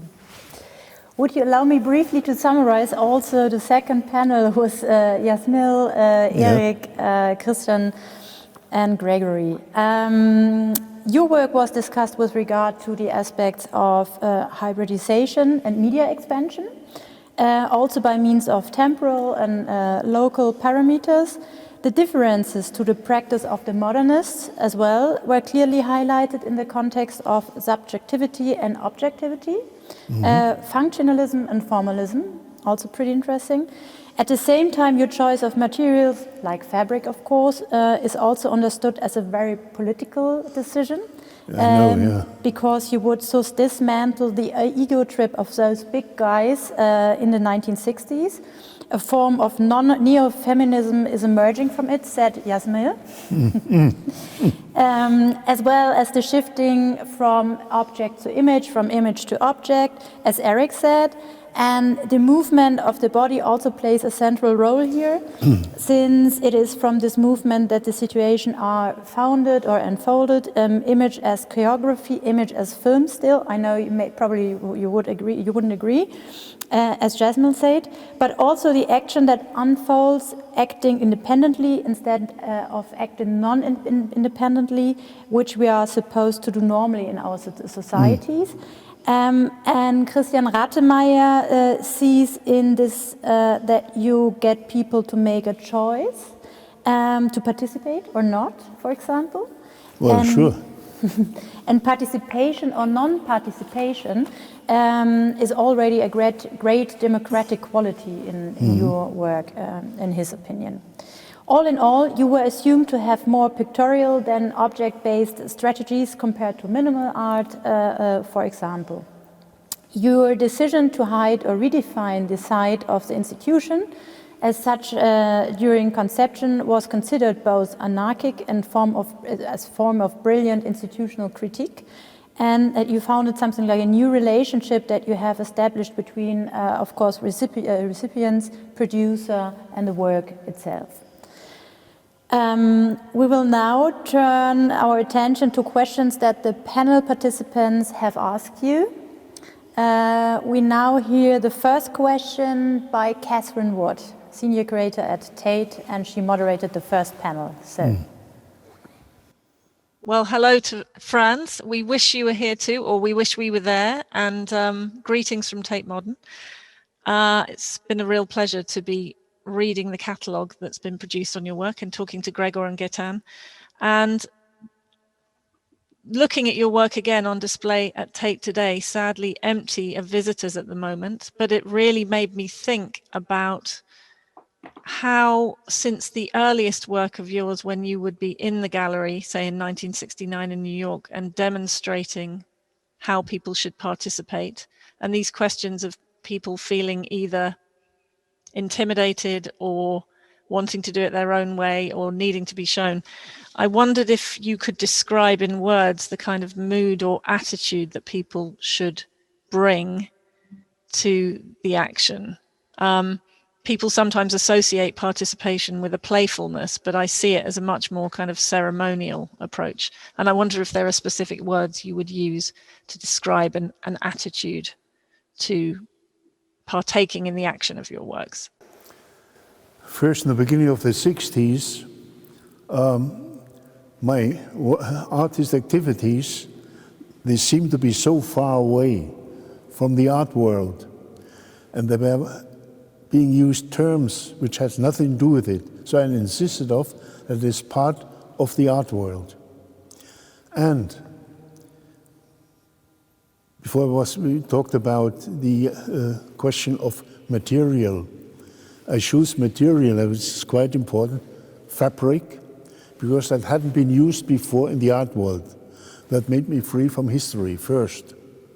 Then, of course, the question was there, as an artist, I need material. And this, the fabric, is just material which has to function in the activation.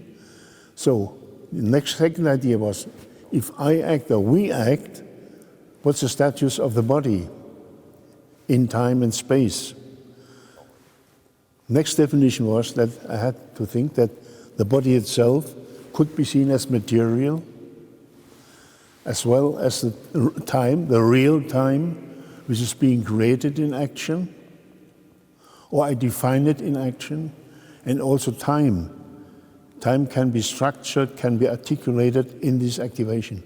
To claim that these things could be seen as material at the moment, it was, I speak of the early years in the 60s, that was explosive in the art world. Maybe it's not a real answer, but was one of my questions on the beginning. The other thing was that I spoke always of work. Of course I was aware of that the work can't be of fragments, it has to be an entity. But nevertheless, my activation or my art concept, that was fragmented. I had the pieces. When they were in a storage situation, you could dress them as artworks in a traditional way. But when you activate them, you turn them into a kind of implement, one thing. Then when you act, there's a thing in itself. It exists in time. It has a starting and an end. And what about the memory? I want to keep up, I want to note down the experience, the ideas, the conceptions which originated in the activation. So I developed a corpus of drawings, which I called in the beginning diagrams and later on work drawings. So the idea of work did exist of all these elements, which at that time seemed to be very strange. And I never forget this remark of an elder wise man who said, Walther, this is not a thing artists can do. That's a thing for theater and music, working with real time. Art has to transform it, make it symbolic, allegoric, and so on. So I had to deal with all these questions. I had no artist friends as supporters. I have to say, very alone at that time. Okay, thank you so much. Shall we listen to Catherine's second question? Another question was related to the notion and the title of your show at Wiels and Elena Filipovic's fantastic essay, The Body Decides. And I was thinking about Yvonne Rainer's The Mind is a Muscle, and this question of what it means to try to suppress the hierarchy of the head leading the body. What happens when the body decides, what happens when bodies decide together. And it brings up questions of authorship, I guess, over a kind of instinctive action. Were you trying to suppress a hierarchy of the thinking head in relation to the body? No, I don't suppress it, but what just to put emphasis of the feeling of a person that they can see herself as a sculpture, potential sculpture. Therefore, I use this term. Quite easy. Okay. The next question will come from Gaetan Werner. You did together an exhibition in 2016 at Power Plant Toronto, right? And it was called Call to Action. No, Call to Action. Call to Action. So let's listen to Gaetan. Your mode of working with early on was very much a collaboration between your drawings and the work of JANA Walther in producing the works, you know, in sewing them and working with you in order to present them. I would like you to speak about that relationship from a male-dominated, you know, era of artists and what it is to be an artist, and for you to openly engage with a woman such as JANA as an equal partner in your production of work. And can you speak about this perception between the use of material linked to let's say women's craft or women's work, and you deciding to use this material within your practice? I never thought in those terms. I think I mentioned it before. I choose the material fabric for a simple reason, to step out of history concerning the material that had been used in art history. So with the idea of that acting could be part of the work, I had also to find not only the material, another material which hadn't been used before, but also the technique of sewing, you know. Before that was always in the world of craftsmanship at home. So I was free of this heavy bondage to history. So I had a certain freedom with this material. And it also did allow me dimensions which were not possible with the technique I had before. I did glue the pieces. Gluing the pieces did limit the size first.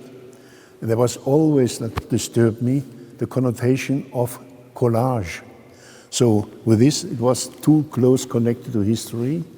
And this sewing that was at the time completely free, since, as I said, was not a technique being used in the art world. So, but I never connected it with women's work or stuff like this. I was surprised to hear this later on, but it was not in my mind. So I'm also very interested in the subject that Gaetan raised, obviously, and how does it feel for you that your practice could be contextualized within an increased, let's say, reappraisal of the significance of key feminist artist positions, for example, from the 1970s, from today's perspective? I mean, the current, in face of the current state of research. But first, I forgot one thing to answer. Sure. When Gaetan mentioned JANA. JANA did all the sewing. She is a technician in textile, and that was a lucky circumstance that she was able to sew all these pieces for me. I made the layout, the design, developed form and shape, and she brought it into physical, the physical situation. Happy thing. So if she wouldn't have been there, how to realize those works.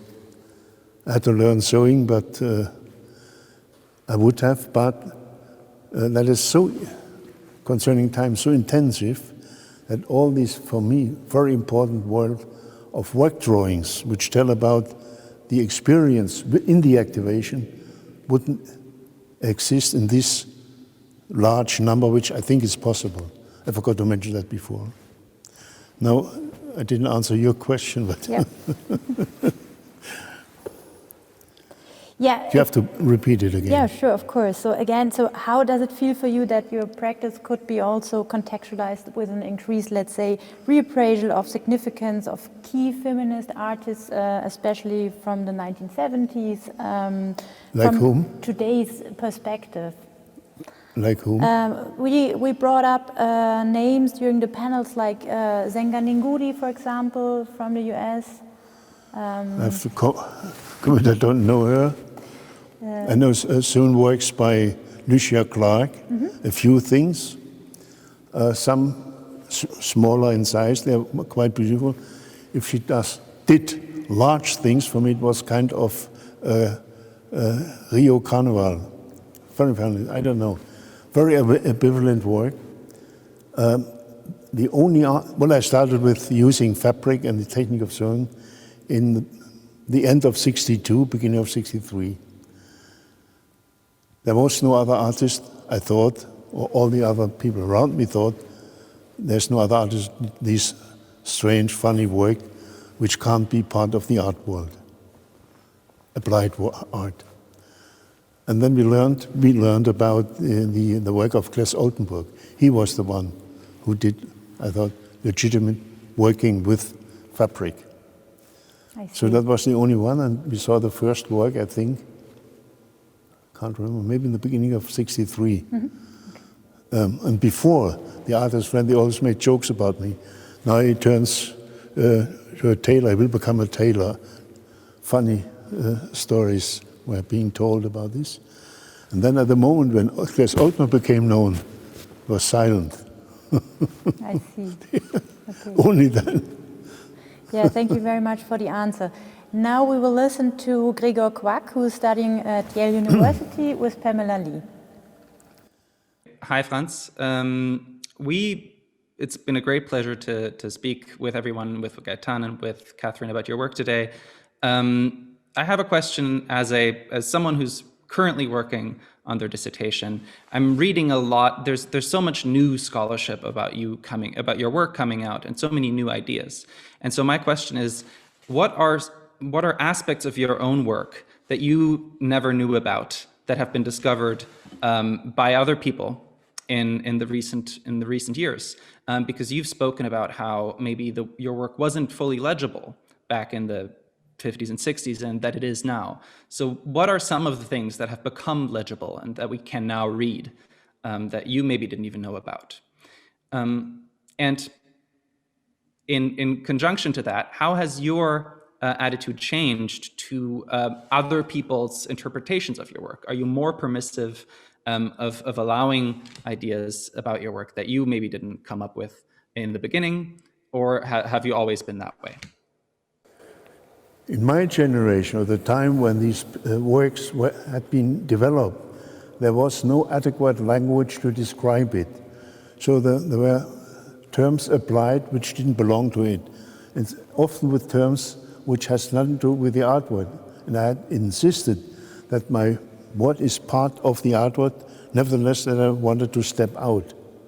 So language was missing. And there was a kind of helplessness. They were making jokes about me. That has dramatically changed in the last, I would say, 15 years, 20 years. First, that artists, which were younger than me, took up this conception of work activations, acting with objects first. And then they took on this concept widely, and often now they use this material, which is difficult.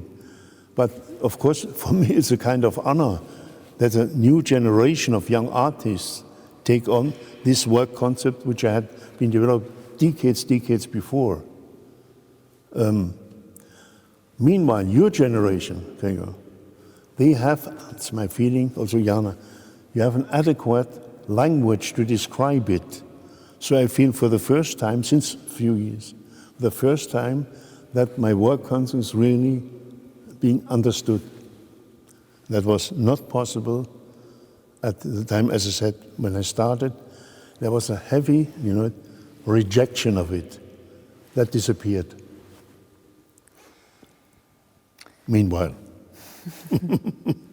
Yeah, now we will hear the questions from the participants of the second panel. And we will start with Gregory Williams. He's teaching at Boston University. And what is your connection again to Gregory?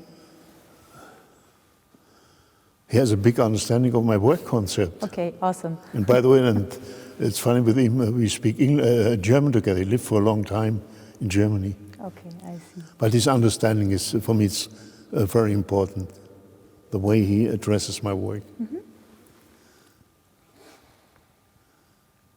Hallo Franz, ich freue mich hier dabei zu sein und schade, dass wir uns nicht wieder sehen. Das war toll, dass wir uns im März getroffen haben und ja, das schade, dass das Ende so geworden ist, aber dass wir alle wieder zusammenkommen können, auch virtuell, ist ein Riesenvorteil. And my questions are, I guess I'll just start with one about, we were talking about the titles in your work and changes to the titles over time. I'm particularly interested in how some of your titles for the work set objects changed, particularly in 1982. And if you could say a little bit about how you think about titling of those works over time, that would be great.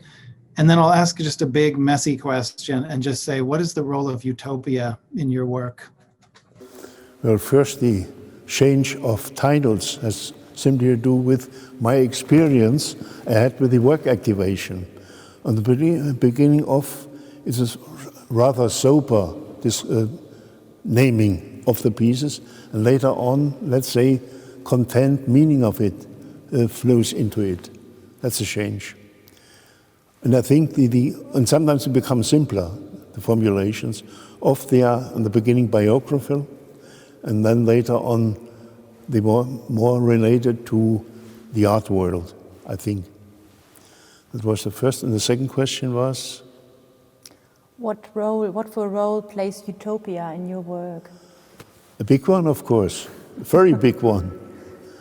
When the art world knew, the art knew, I wanted to create a new idea of sculpture, of defining time and space, have another look at the person,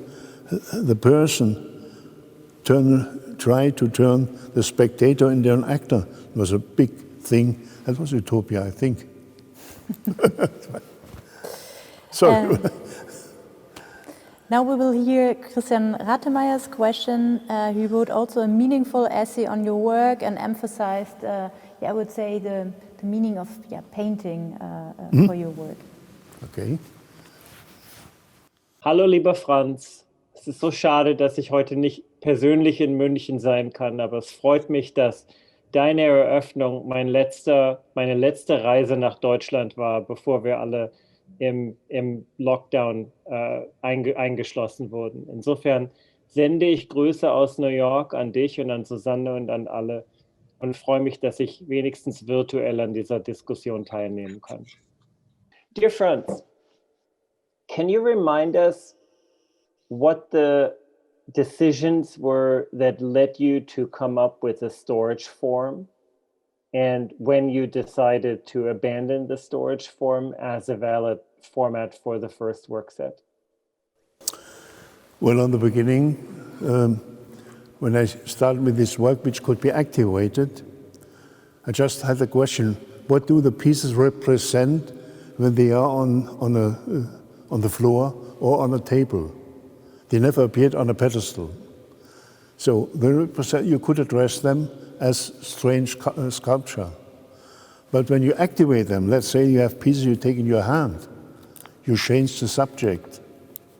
And you could say, which I did, well, maybe my hands can be seen as a pedestal. So, and with this idea, not only the hands, but the whole body became part of the work. So, but the main situation concerning time was the storage situation. So storage didn't mean to pack it away, but to show it, to find a valid form which is convincing that it can be addressed as an artwork. So we have an example here, later work, that stayed during all the decades, but was there from the beginning. That had also to do with the fact that on the beginning when I did experimenting with techniques in material. Before I came to fabric, I was working with paper. The paper that was used as material to do processional work. Processional work, of course, again, rose the question, is that possible to have it in a row, to see it in a row instead in one piece? What is the original? If we initiate a process, of course, that means it can be a row. Why having an original? And the row of pieces, how to storage them. I had them on stack.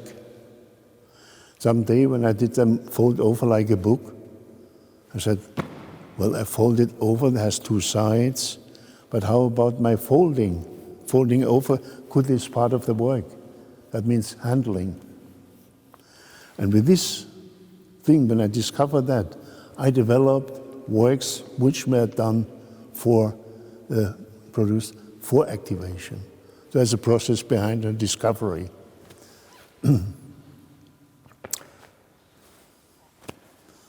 Last but not least, we will hear a question. Is that okay? Yeah, perfect. Okay. Okay, I repeat myself. Last but not least, we will hear a question from Eric, the moderator of the second panel. Lieber Franz, wir vermissten dich natürlich alle und wir sind alle traurig, dass wir jetzt nicht alle zusammen in München sind. Ich hätte eine Frage in English.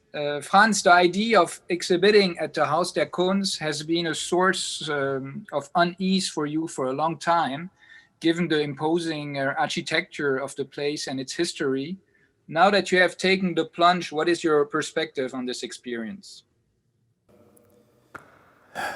The Second World War, especially the political situation, in the Nazi time, I remember from 1943 on, there were experiences which were horrible. I still remember them pretty well. And seeing, and that was the case, seeing the world falling apart, that has such a heavy impression on me. And that came to my mind only later on when I was asked by young people, how did you come to your work concept? Obviously, it didn't stem from art history, so where does it come from? And I think this seeing the world falling apart physically, that had an impression, so I lost the belief in eternal things, that things can be forever. I have to say this. I was not aware of this at the beginning, but later on, yes, because I was asked that question. That's one thing. I have an experience with the Haus der Kunst.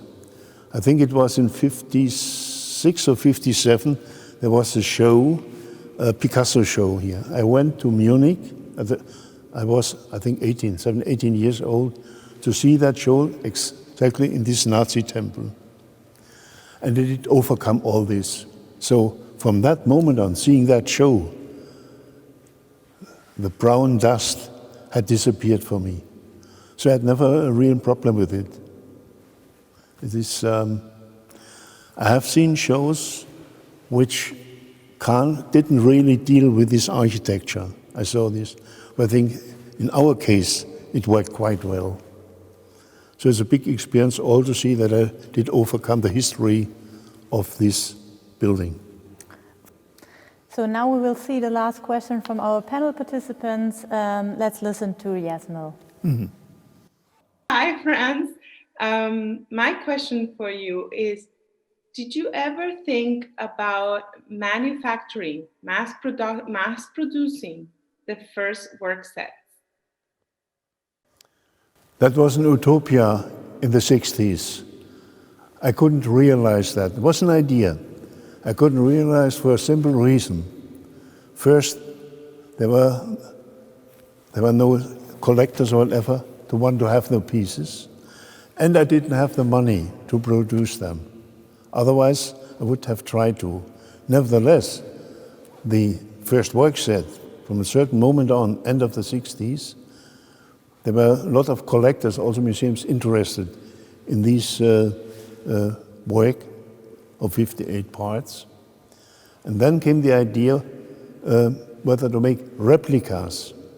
And we decided to make 7 replicas, so the work set which I kept, and in addition 7 work sets which meanwhile belong to museums worldwide.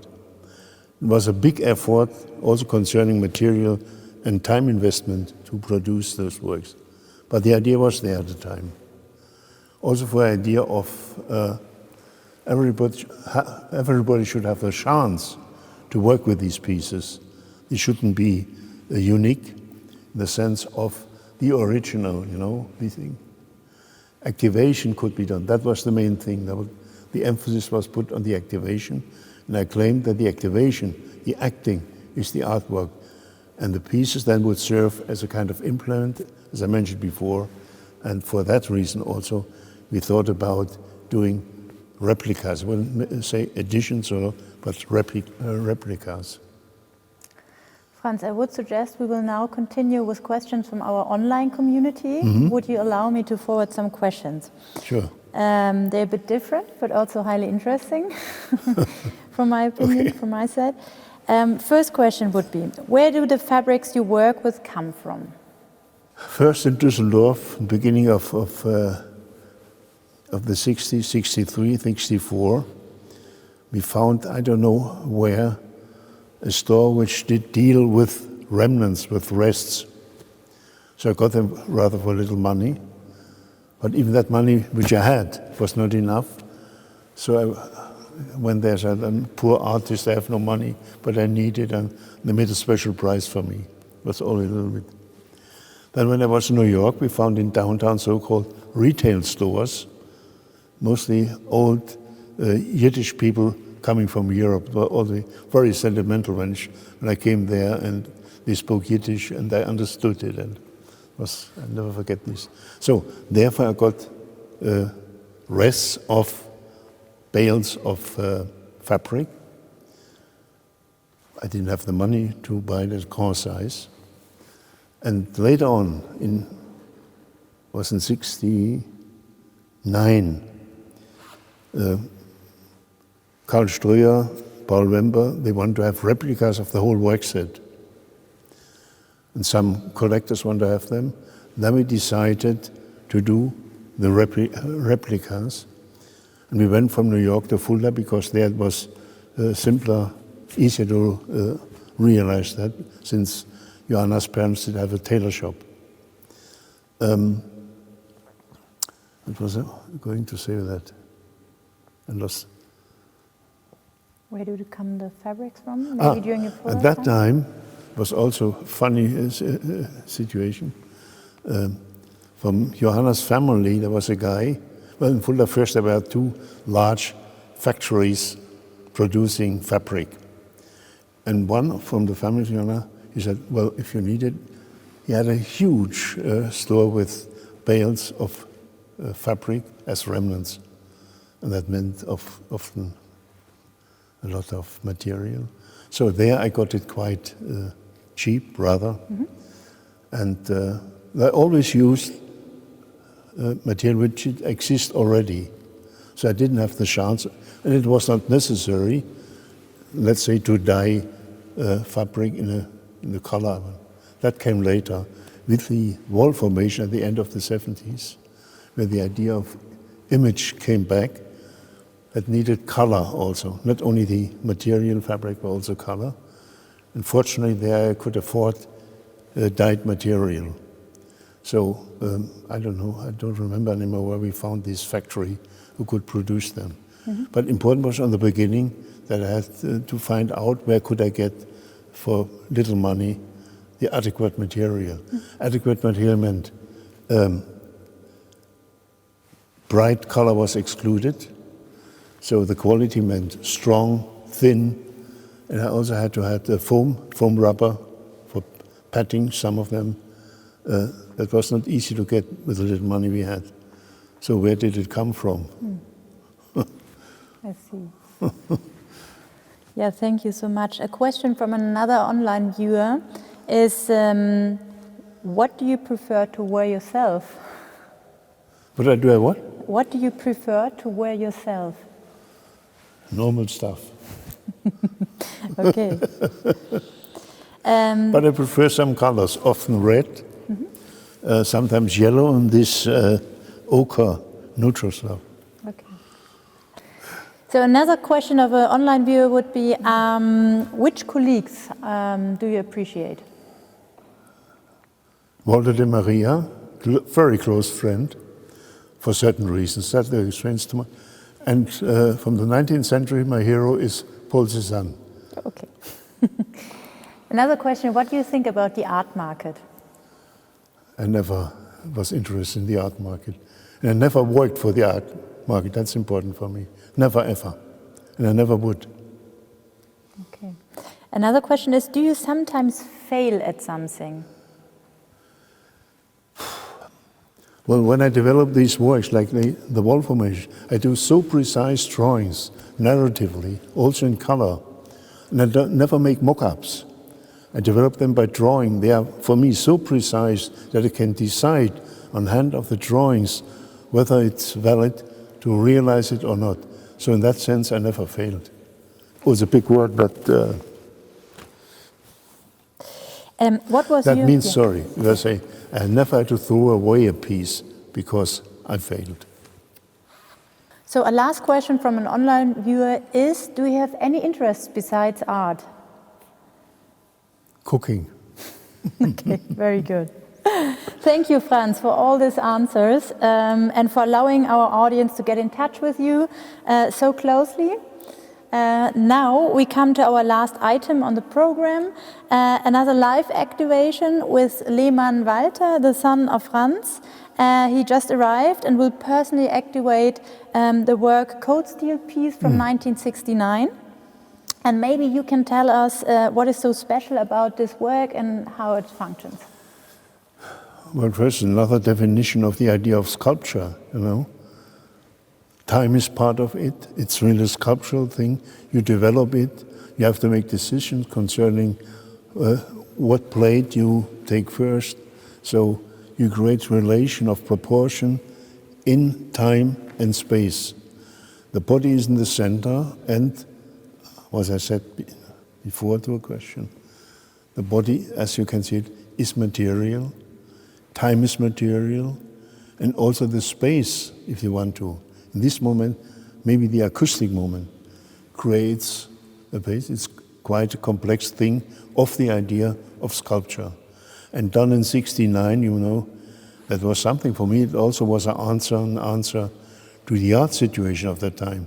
It was the high time, still the high time of the pop art, and the time when the conceptual art came up, you know. And they criticized, some of them criticized my work, especially Joseph Kosuth.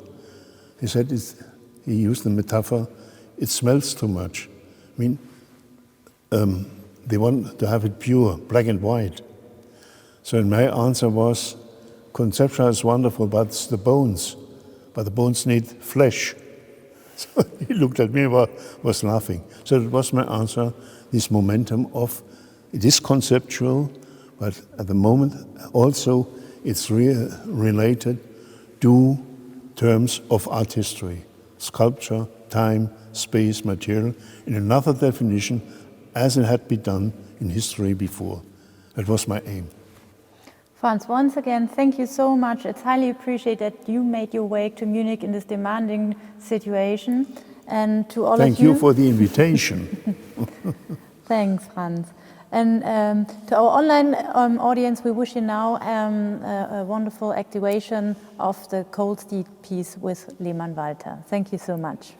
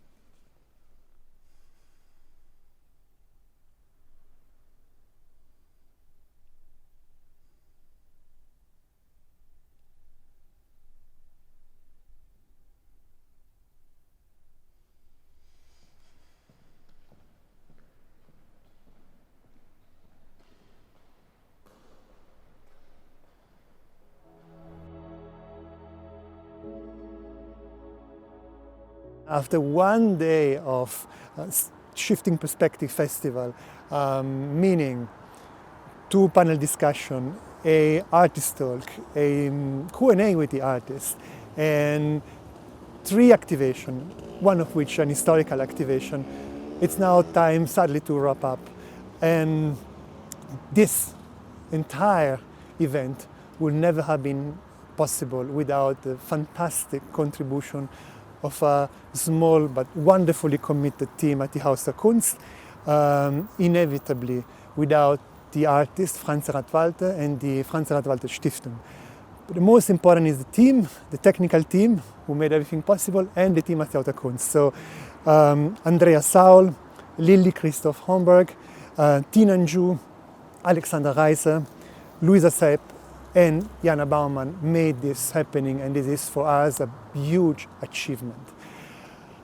So, where are we now? We are actually in front of Anwesenheit, presence, that you can see unfolding behind me. During the first lockdown, when the quarantine began, we decided to ask Franz Erhard Walther whether he will ever conceive something that you experienced in this exact very day, something that will bridge the inside and the outside, something that will bridge the virtual and the real world. An exhibition happening in a building and a life outside, exactly how his work works actually, a connection between bodies and between human beings. And Franz Erhard Walther geniusly come out with 4 sentences that you see unfolding and lasting, 50 seconds each, on the walls of the building, in the public space, and that represent for us a sort of statement, the heartbeat of the Haus der Kunst and the heartbeat of the exhibition. For 4 days, then the website of the Haus der Kunst was taken over completely by Anwesenheit. So there was no website anymore, there was just an artwork. And for 40 days, Anwesenheit will roll outside the building. We wouldn't have expected to close the exhibition again with a second lockdown and with Anwesenheit rolling.